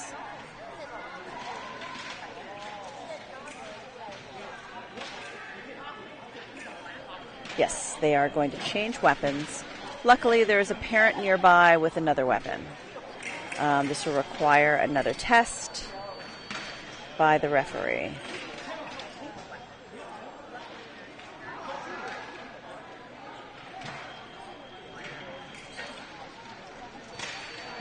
Okay. In case you are tuning in, this is the 9-State Fencing Cup coming to you live from Chelsea Piers in Connecticut. The event is sponsored by Morehouse Fencing Club. We are watching the final, the gold medal bout for Y8 men's foil. Owen Tardif to your left, Leon Wong to the right. We are in the final period of this bout. It is now 4-6. We will go to 10 points or the end of the second period, whichever comes first. Oftentimes in foil, the second period has a lot more scores than the first period. I think they're moving a lot more this period. Okay. Tardif got the light after halt was called, or after their bodies met, so he is not going to get that point. The ref is explaining to him, and the ref is going to give him another yellow card. I hope. No, the ref is giving him a red card, so he will lose a point. So Leon Wong wins a point because Tardif was awarded a second yellow, which is actually a red. But he gets the point. So it is now 5-7. Unfortunately, he's got another point to make up because of this one that he gave away.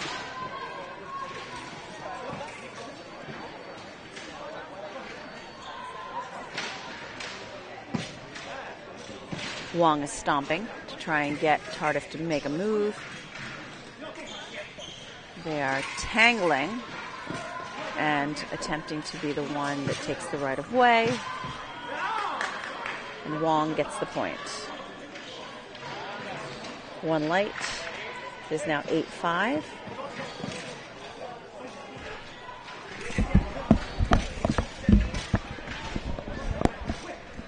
I believe this Wong is related to our last Wong. Really? Well, they're sitting with the same guy, and I think he's the dad. Oh, that is so fun. I wanted someone to confirm this, but I'm surmising that it is, given the fact that she was talking to him during the break. Well, we see a lot of siblings in fencing together. We don't see a lot of siblings coming at gold medal bouts one after the other.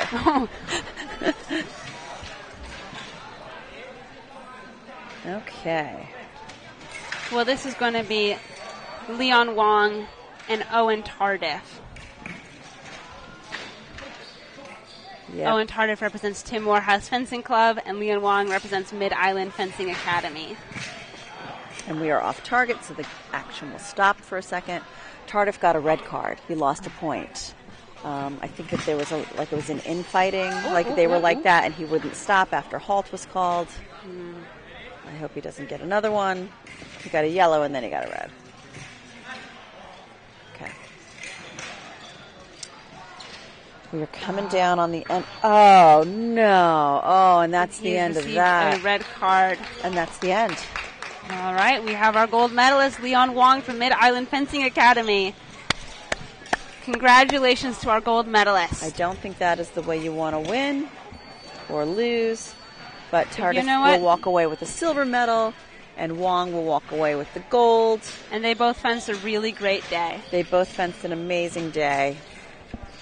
What else are we going to have up here next? Thank you.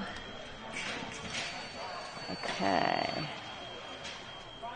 Looks like they're in semis. Let's see if Mr. Wong will come talk with us. We have three events left. I think they're going to happen quite quickly. And then we will move on to whatever your regularly scheduled Sunday night activity is. I think it should always be fencing on Saber Sunday. Saber Sunday, Fencing Friday. I've got one for every day of the week, I think.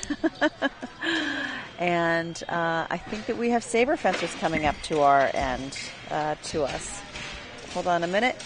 Adam, do you have a slip? Yes. Can I see it? Adam is going to bring me a slip, and I'm going to tell you who these lovely ladies are. He does not have a slip. No slip? I had it. It was in my pocket. You've got troubles if you've lost it. Can you look it up on Fencing Cup RYC? I mean, I can, I suppose. Sure. Okay, we are going to click over on this and see what's happening. Okay, I got it. We have got, in our junior women's Saber final, we have Hannah Gagala. I got it.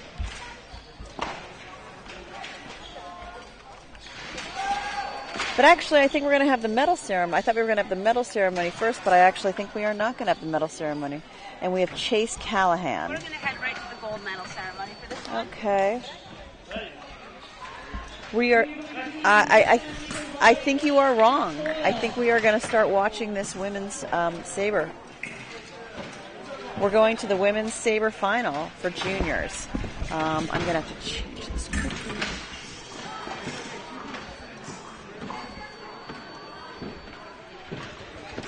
Okay, so we have Callahan on the one side.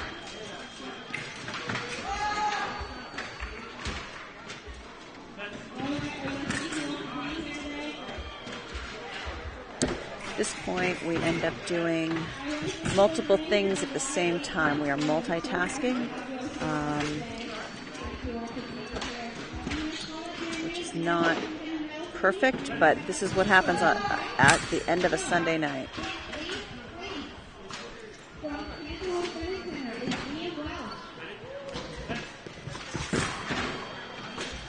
Okay, so we have Hannah Gugala on the right. We have Chase Callahan on the left. Gugala has not scored a point. Callahan has reached the 8-point middle, and they are taking a 1-minute break. Gugala is from Manhattan Fencing Club, and Callahan is from Boston Fencing Club. I know that they are both quite experienced. I've seen them both up here before.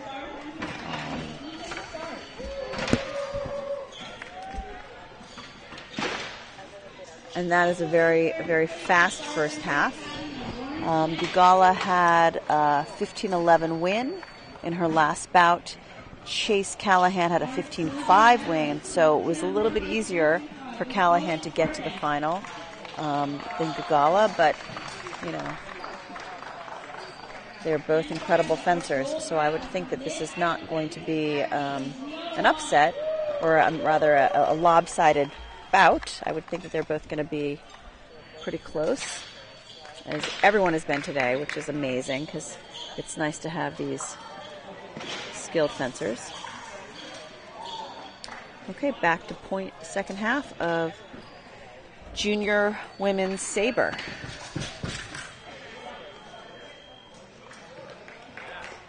Okay, we get a point for Hannah Gugala. A second point for Hannah Gugala.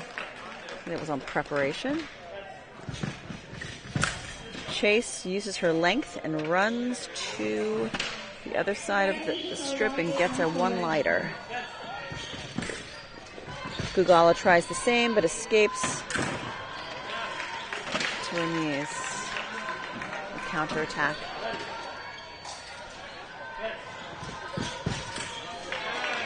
We had attack no and a counterattack from Gugala. Callahan taking the lead and pushing down the strip on her long attack.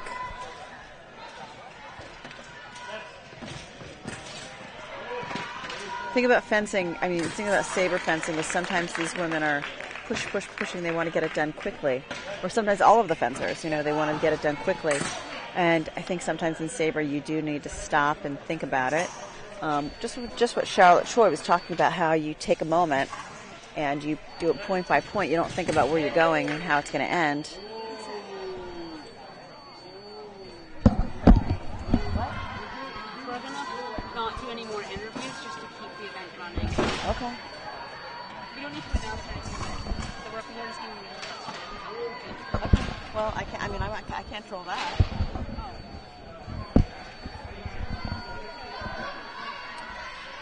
Okay, we are at 12-5. And we have a point on long attack from Callahan. Gugala goes in. Same situation. Not long attack. Hers is an attack lunge and a lunge attack. Okay. Gugala is coming to life. Callahan's questioning. And we get one light from Callahan.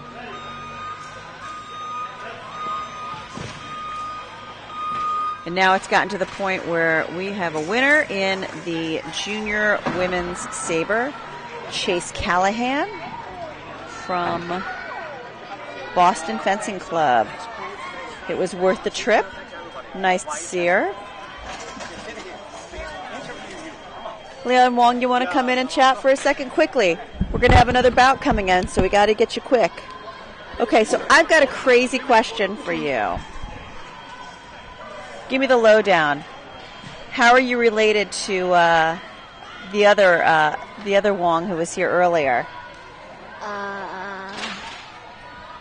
Are you related? She was giving you some information on the strip. No? No, I don't remember. No? Yeah. Yeah, how are you related? Joanna? Oh, Joanna? Joanna? You guys have the same coach? Well, so my sister, she's in V fencing, but I'm in Rhode Island Fencing Academy. Oh, I see, but you were all here together today. Well, congratulations on your medal. I really appreciate you coming over to talk with us. Was this her first gold medal? Yeah. Because you're a Y8 fencer. Yeah. Congratulations. I'm very excited for you. Do you have any special things that you do before a bout? Any lucky charms that you carry with you? No. No. Okay, you're too early on it. I appreciate that. So, what do you think? What do you think you did really well in that bout? I think You need to speak up a bit, buddy, because it's getting busy here. my attack. I think your attack was good. Yeah, I got a lot of points from it. Yes, and you did. I won. Impressive. I appreciate that. Well, thank you very much for joining us, Leon. I will see you again here next year, I hope. Yeah. All right, congratulations. Thank you. Take care. Get home safely. Okay. There you go. Okay. We are coming to the end of our day. Hopefully. It feels like they're packing up the room around us, which they are, in fact. But that's okay. You know, everybody's got to get home. We are waiting for two events. Junior men's foil and Y14 men's epee. Where the heck are these people? Let's see where we are on junior men's foil. I do not know what's happening. I mean, I do know what's happening, but I want to see our finals happen. We do not have a final yet for junior men's foil. For Y14 men's epee, it looks like we do not have a final yet. We are a couple points away. It's a couple bouts away. It's crazy that these things go on for so long. But again, it's really okay. So we can get a final for this. Are they going to bring us this next? Let's see if this is coming in. I do not see who's coming in.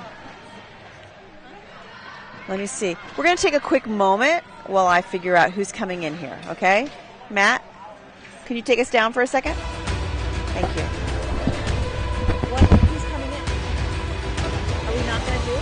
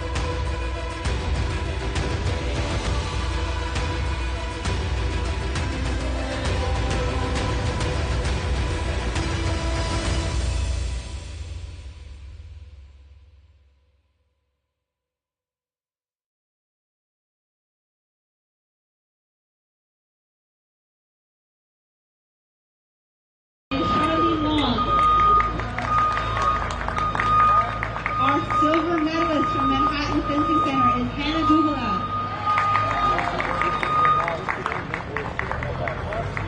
And our gold medalist and junior women's saber champion from the 9th State Fencing Cup from Boston Fencing Club and South Bay Fencing Academy is Callahan Chase.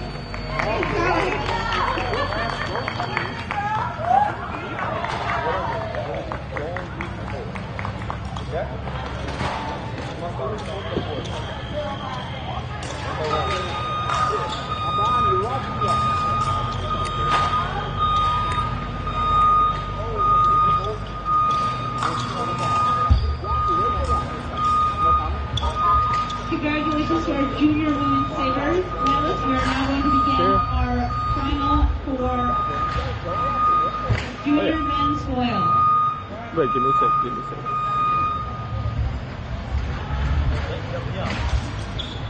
Okay, that's mobile. Thank you. Welcome back to the 9th State Fencing Cup. We're in our last two finals. The first one that we will be seeing currently is junior men's foil. We have Leon Shapiro on the left-hand side. He fences for Tim Morehouse. And on the right-hand side, we have Noel Song. And I will tell you who he fences for in just a second. Gutowskaya. Gutowski, right? Okay. These guys are both incredibly experienced fencers. Okay. And Song walks away with the first point.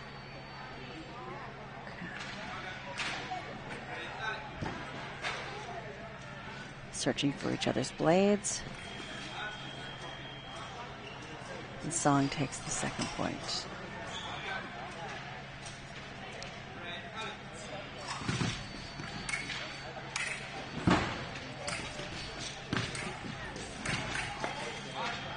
And Leon is able to jump right in there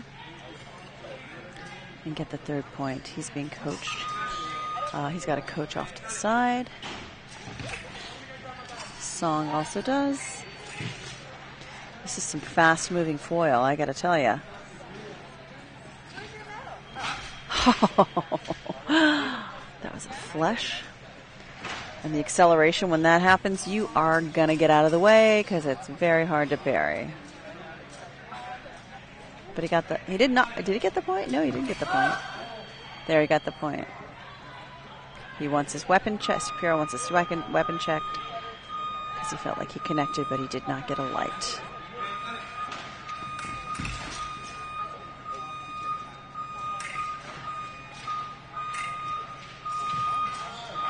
And Shapiro gets the point.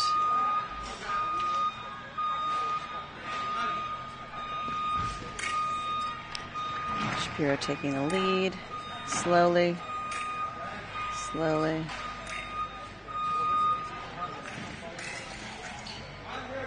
Oh, we've got a card for Shapiro. And forgive me, I am not an expert on why we would get cards. And we get a red light on the side of Noel, which means he took the point. Oh my goodness. Shapiro is getting a second point taken away, or he's actually getting a second card. He got a red card, now he has lost the point. That is unfortunate. Okay. Back to the starting line.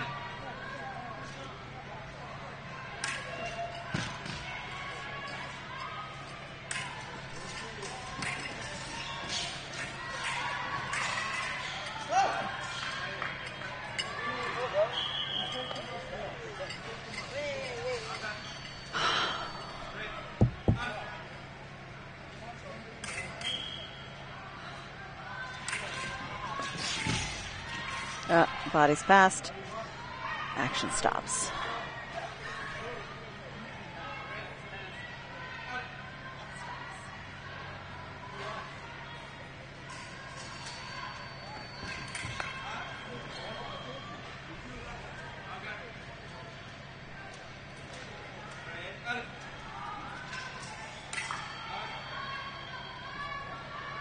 off target. Shapiro wants to change his weapon. So he is taking a moment to change his weapon, and we will have to retest it. Let's see if it passes.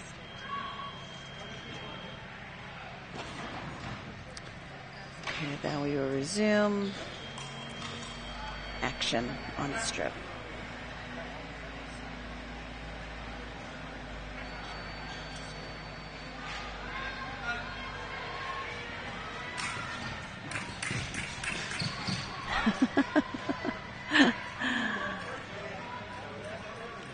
I see a lot of action, but I do not see a lot of connecting. Not even any off targets. And Leon gets the point by pushing him down to the very end and connecting.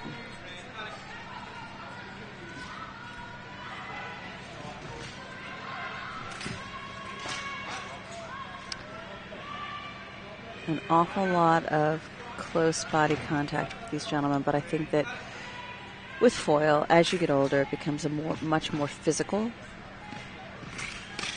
event, and you do a lot of a lot of close contact work.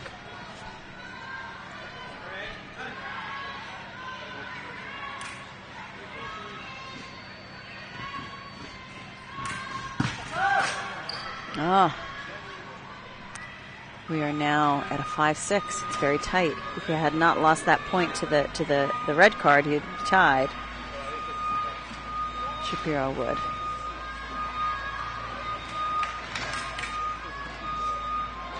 A lot of funny contortions of these bodies, because that is, once their bodies pass, that cannot happen. Okay, they restart. And we've got a flange, or a flesh. To tie it up at 6-6, we're approaching the end of the first period. This is a 15-touch bout. 3 periods of 3 minutes, if possible.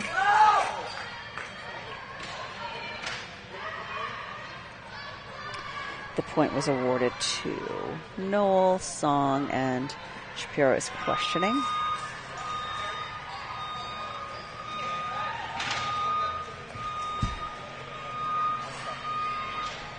And he reset the clock by accident. I think we had like 30-something seconds left. We've discussed this. It's crazy. And in this kind of a close bout, those seconds are going to matter.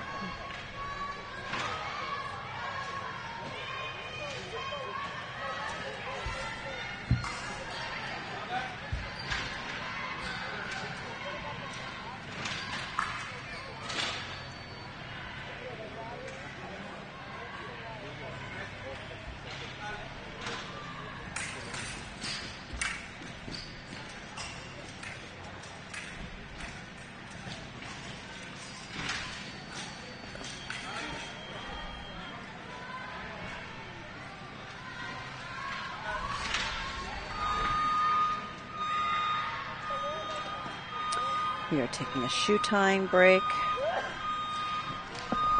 32 seconds for Noel Song, who has the lead at 8. It is 8-6. Noel Song leading the way over Leon Shapiro.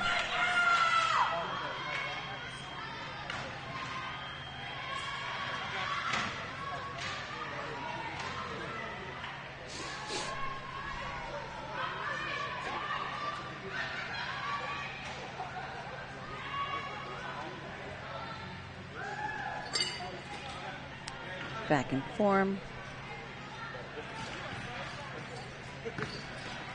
These gentlemen both prefer to be very low to the ground. Okay. Shapiro has pushed Song back to the line. He's got 1 foot in, 1 foot out. It's a very close game that he's playing. And Shapiro takes the point. 7-8.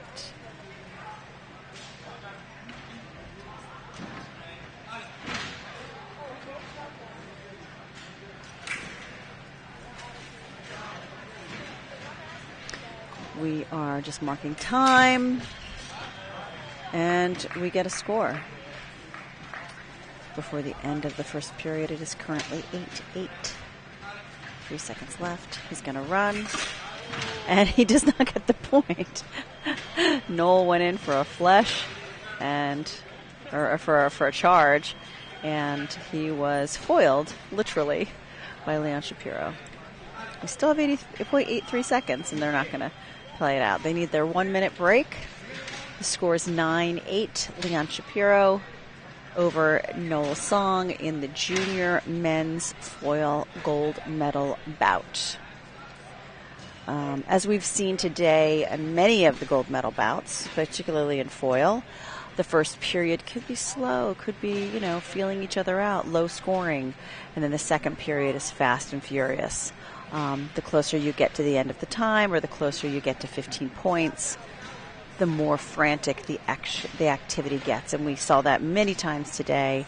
I suspect that this 9-8 will be a 15-14 at some point very quickly, or 14-15, something like that. Because these two competitors are really quite impressive.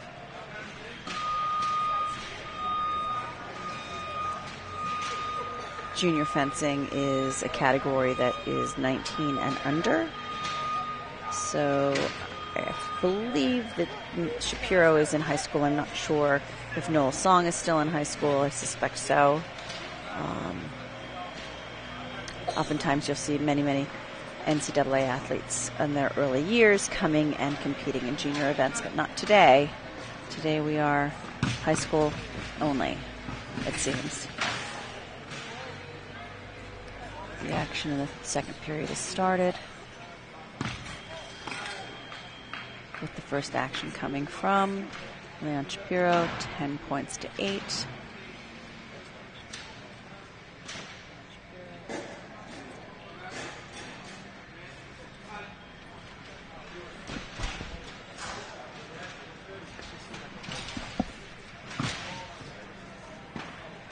Noel pushes down the strip and is now in retreat. And he lunges and gets the point.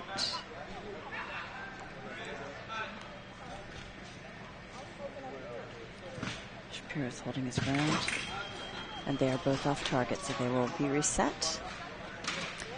Oh, he got off target on the thigh, or on the calf. Feels like he got slapped in the shin, which is probably painful. Did not connect, Shapiro. Song is pushing.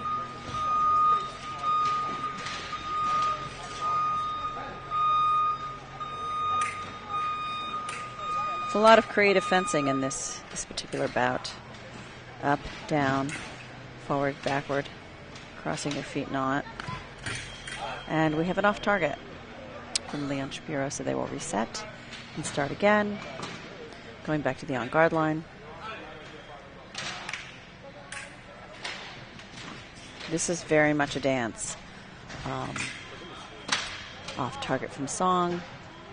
Start again. Okay. Shapiro was testing his weapon on Song. Okay.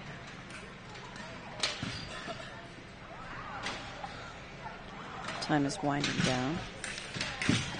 I thought there'd be a lot more action at this point, but it seems like they're just getting closer and testing each other out again.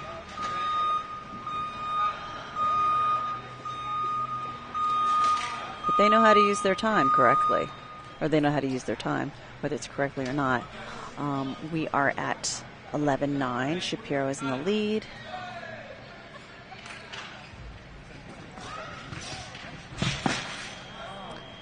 And Song was pushing, but Shapiro was able to counterattack. 12-9.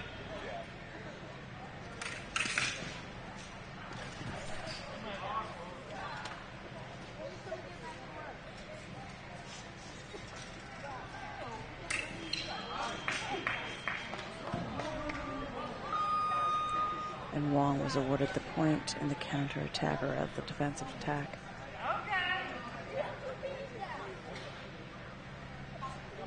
They're looking winded. I wouldn't be surprised.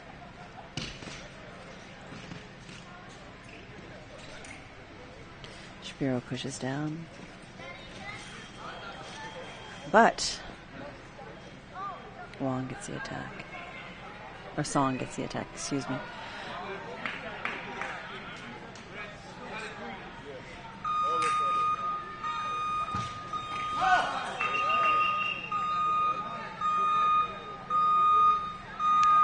This referee is not awarding the point. He's saying it was off target. Now I feel like the point is awarded. That was definitive. 13-11. Leah Shapiro.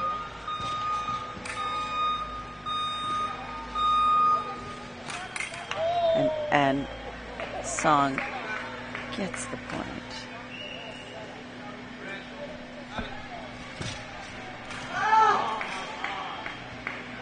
Song Leon Shapiro on the attack. Aggressively jumps forward. Okay, 59 seconds left in the second period. And we seeing some fast action.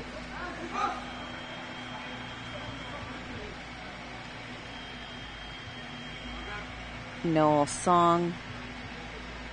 Crossed bodies. Got to restart.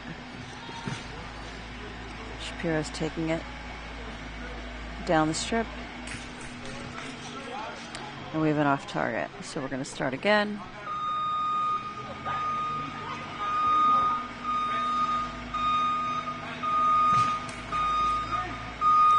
Missed attack. And again.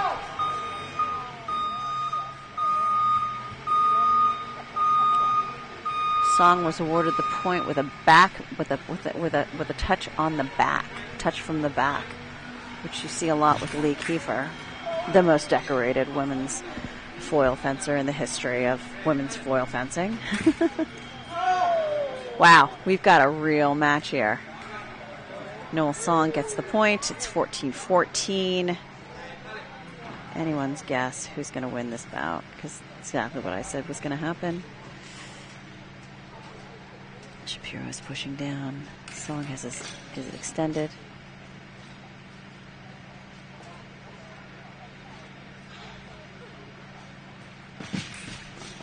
Song misses and aims and attacks. I'm sorry, Shapiro aims and attacks. And Noel Song takes the bout. Oh, I bet Leon Shapiro is currently thinking to himself, what did I do with that red? I would have won if I had not gotten the red. But congratulations to Noel Song.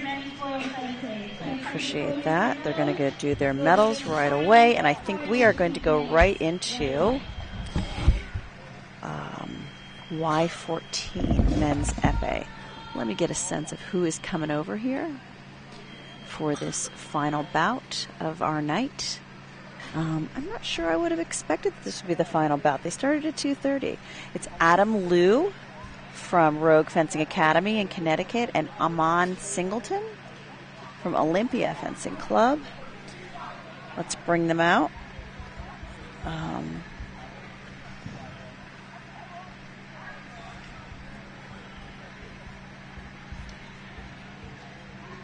I will go ahead and change our chyrons. Let's get this action out here. Where's the referee with my slip? Okay. So it is 8:10. There have been people fencing here since 8 a.m. this morning. Many of the staff have been here since about 6:30. So it is a long day, which is a real testament to the talent that is here. Let's see what we're going to do with our bout here.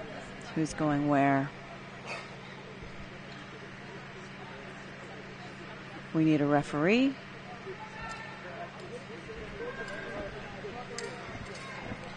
We need a referee, and we need two fencers. So, let's get them going. Adam Liu, I think, is going to be, I don't know, I guess he's hooking up on the left side. Let's hope that that's where he ends up.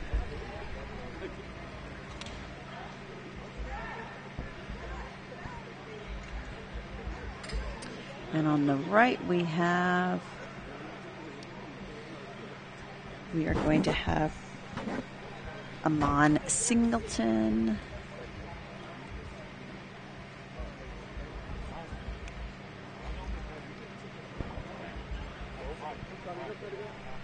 Okay. And we are going to be underway in just a few moments. We just need a referee here. Where is our referee? Please get us a referee. I want to thank you all for tuning in to the 9 State Fencing Cup, coming to you live from Chelsea Piers in Stamford, Connecticut. The Tim Morehouse Fencing Club is the sponsor of this event, and they have put on an incredible event where we've seen 1,135 fencers over 2 days, 30 events. There were 13 today, and there were 17 yesterday. And we are getting ready to gear up for our final gold medal match between Adam Liu from Rogue Fencing Academy and Amon Singleton from Olympia Fencing Club. I guess we're just waiting for a referee because the kids are set up and ready to go. At the same time, we're giving away medals. Can we switch over to the medals? Matt, let's look at the medals.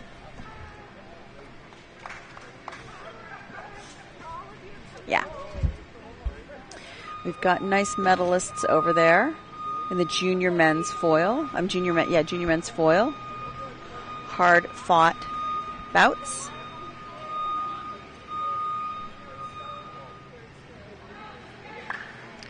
Are they doing medals? Or are they just over there posing? Fascinating.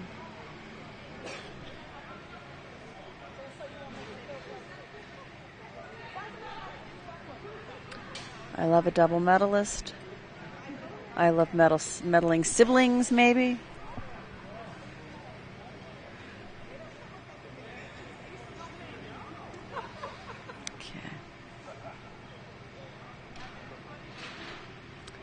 We seem to have hit a standstill, and I'm not quite sure why.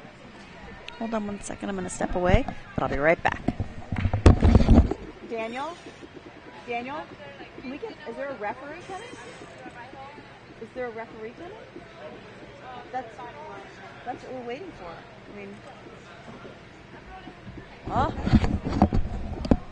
Ref on the scene. Let's go. Adam Liu and Amon Singleton are hooking up, doing their last preparations before the beginning of this final bout for Y14 men's epee.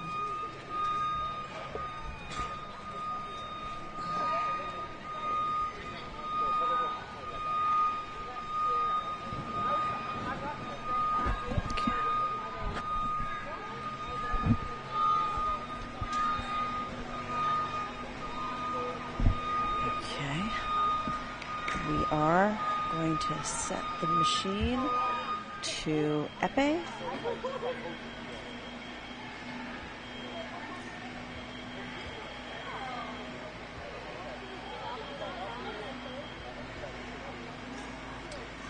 Strip is grounded, and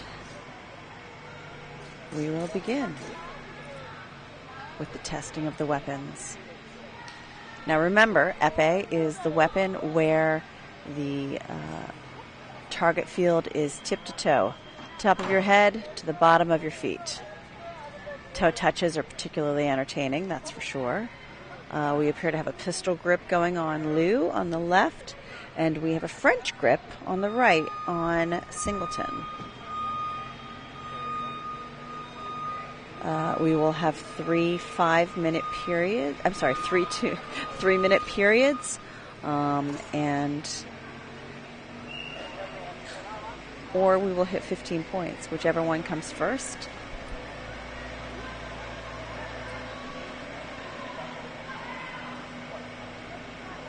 Liu is missing one of his cords. No, he's missing something that fixes his grip. He's tightening up his grip. That's what he's doing. Too many pieces go into this equipment. You know, you wear multiple layers. You wear knickers and socks so that there's no skin showing down below. You wear a chest protector in many cases, an underarm protector in Saber, and then the heavy ballistic white jacket. Masks are meant to protect your face and your head. And then the glove, which protects your hand from getting hit, but also provides target for all three weapons. Okay, we have started the epee dance. This is not a right of way, so whoever touches first gets the point, and there are simultaneous points if they both touch at the same time. So the job of the referee is to make sure that they are following all the proper protocols, and then to determine who is actually getting the points when they happen. Also checking for safety. Okay, so they both hit, so they both get a point. Okay. It's funny that Singleton did not assume the on-guard stance. I mean, this is a weapon where you can cross your feet, so you are not necessarily tied to the same strict rules that Saber fencers are.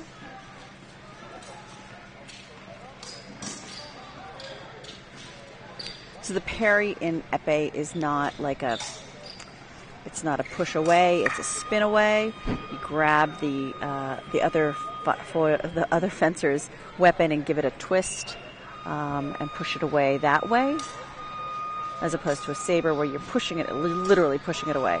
This is you do circle parries in epee.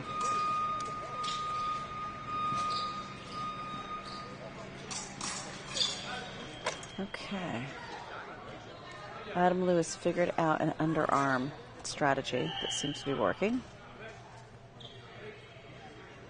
Adam Liu fences at Rogue Fencing Academy, which is run by Sandra Marchant and her very talented coaches. They are based in Prospect, Connecticut, just up the way. And she's on her way back, I believe, from the World Senior Championships in Dubai, and then she stopped in Dublin for another competition on her way home, because you could never have enough competitions if you are Sandra. Her fencers follow suit. They never miss a chance to compete. Adam Liu is holding his ground.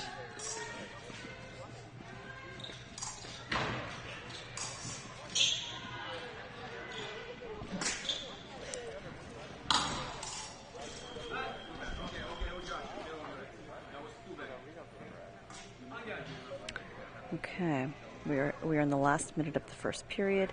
Our points are 5-3. I'm sure we'll see a couple more points before the end of this period. And again, this is the same situation as the last bout, 2:15, or at the end of 3 periods of 3 minutes.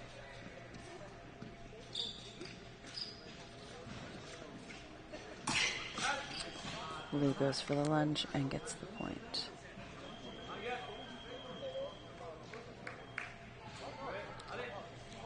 Singleton is, again, just stepping right off the line. I like his footwork style. And it's a double point. So now it is 7-4.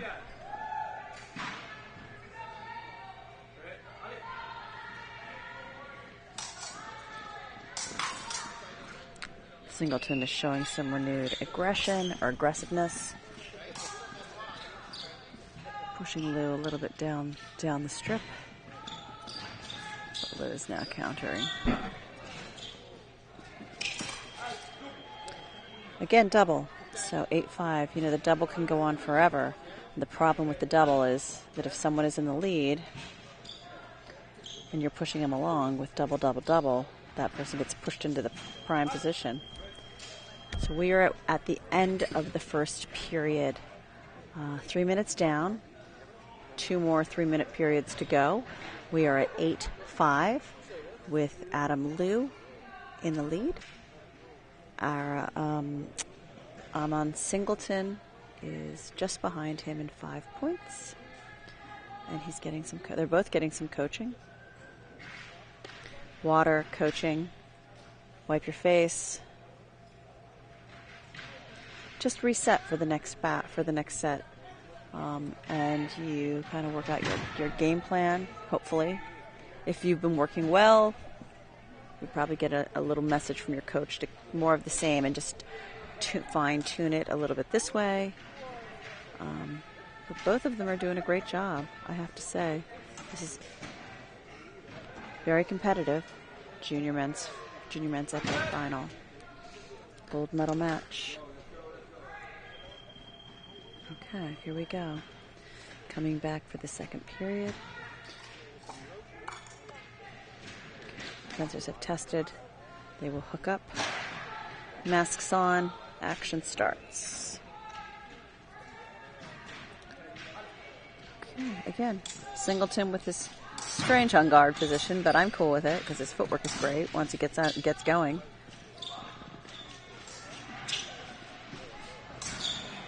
I wonder if we're going to see an acceleration of points and actions, or if this will be more of the same.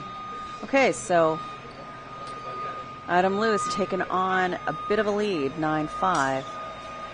So I would not be going for doubles if I were these kids.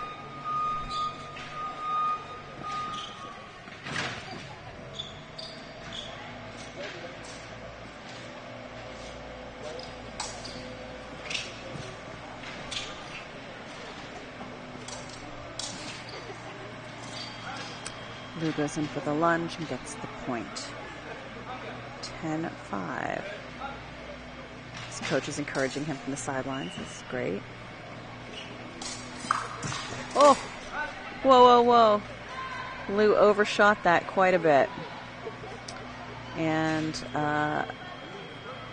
Singleton is checking to see if his weapon was working. The ref has agreed it is. So we will start again. I'm not sure how Liu got so projected that way. Goes in for a lunge. Gets the point.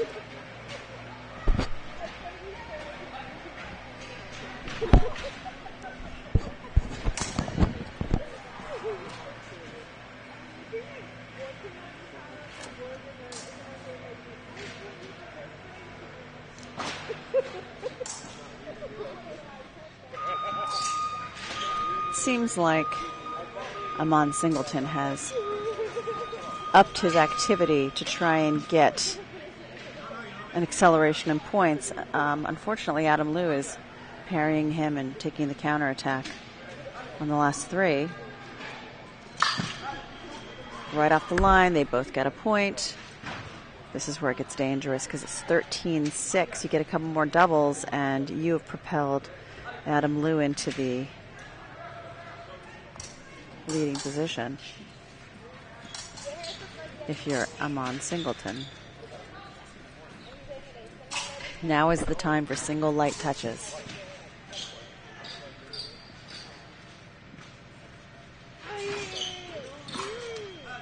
And we do. We get a single light touch from Amon Singleton.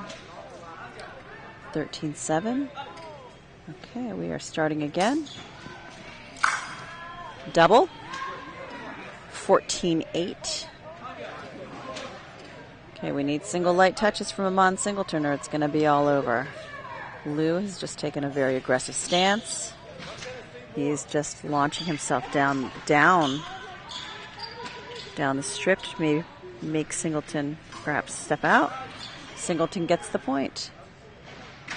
Defending his life. Good job.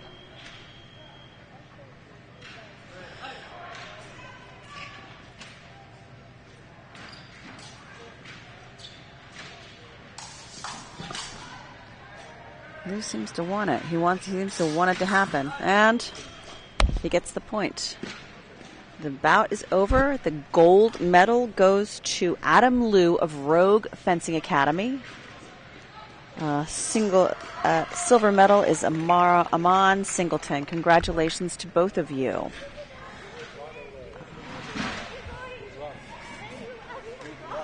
And that, my friends, is the last bout of the night. Last bout, best bout, right? Our Y14, I'm sorry, that was Y14 men's epee. Did I say it was junior? I'm sorry. It's Y14 men's epee. Adam Liu is the gold medalist. And I have to say, at this point, we have concluded the events here at the Tim Morehouse-sponsored 9 State Fencing Cup. Coming to you live from Chelsea Piers in Stamford, Connecticut. I am Lisa Marsh. I am going to sign off for my fellow commenters, Daniel Fren and Jeff Buchantz, who is not here today, but he was here yesterday doing a great job. We will see you here again next year for the 4th annual 9 State Fencing Cup. Thank you so much for tuning in. We look forward to seeing you, and enjoy fencing in any way, shape, or form. From Y8 to veteran fencing, there's plenty of opportunities for people to get out on the strip and do it for exercise, do it for fun, or do it for competition. Thank you so much.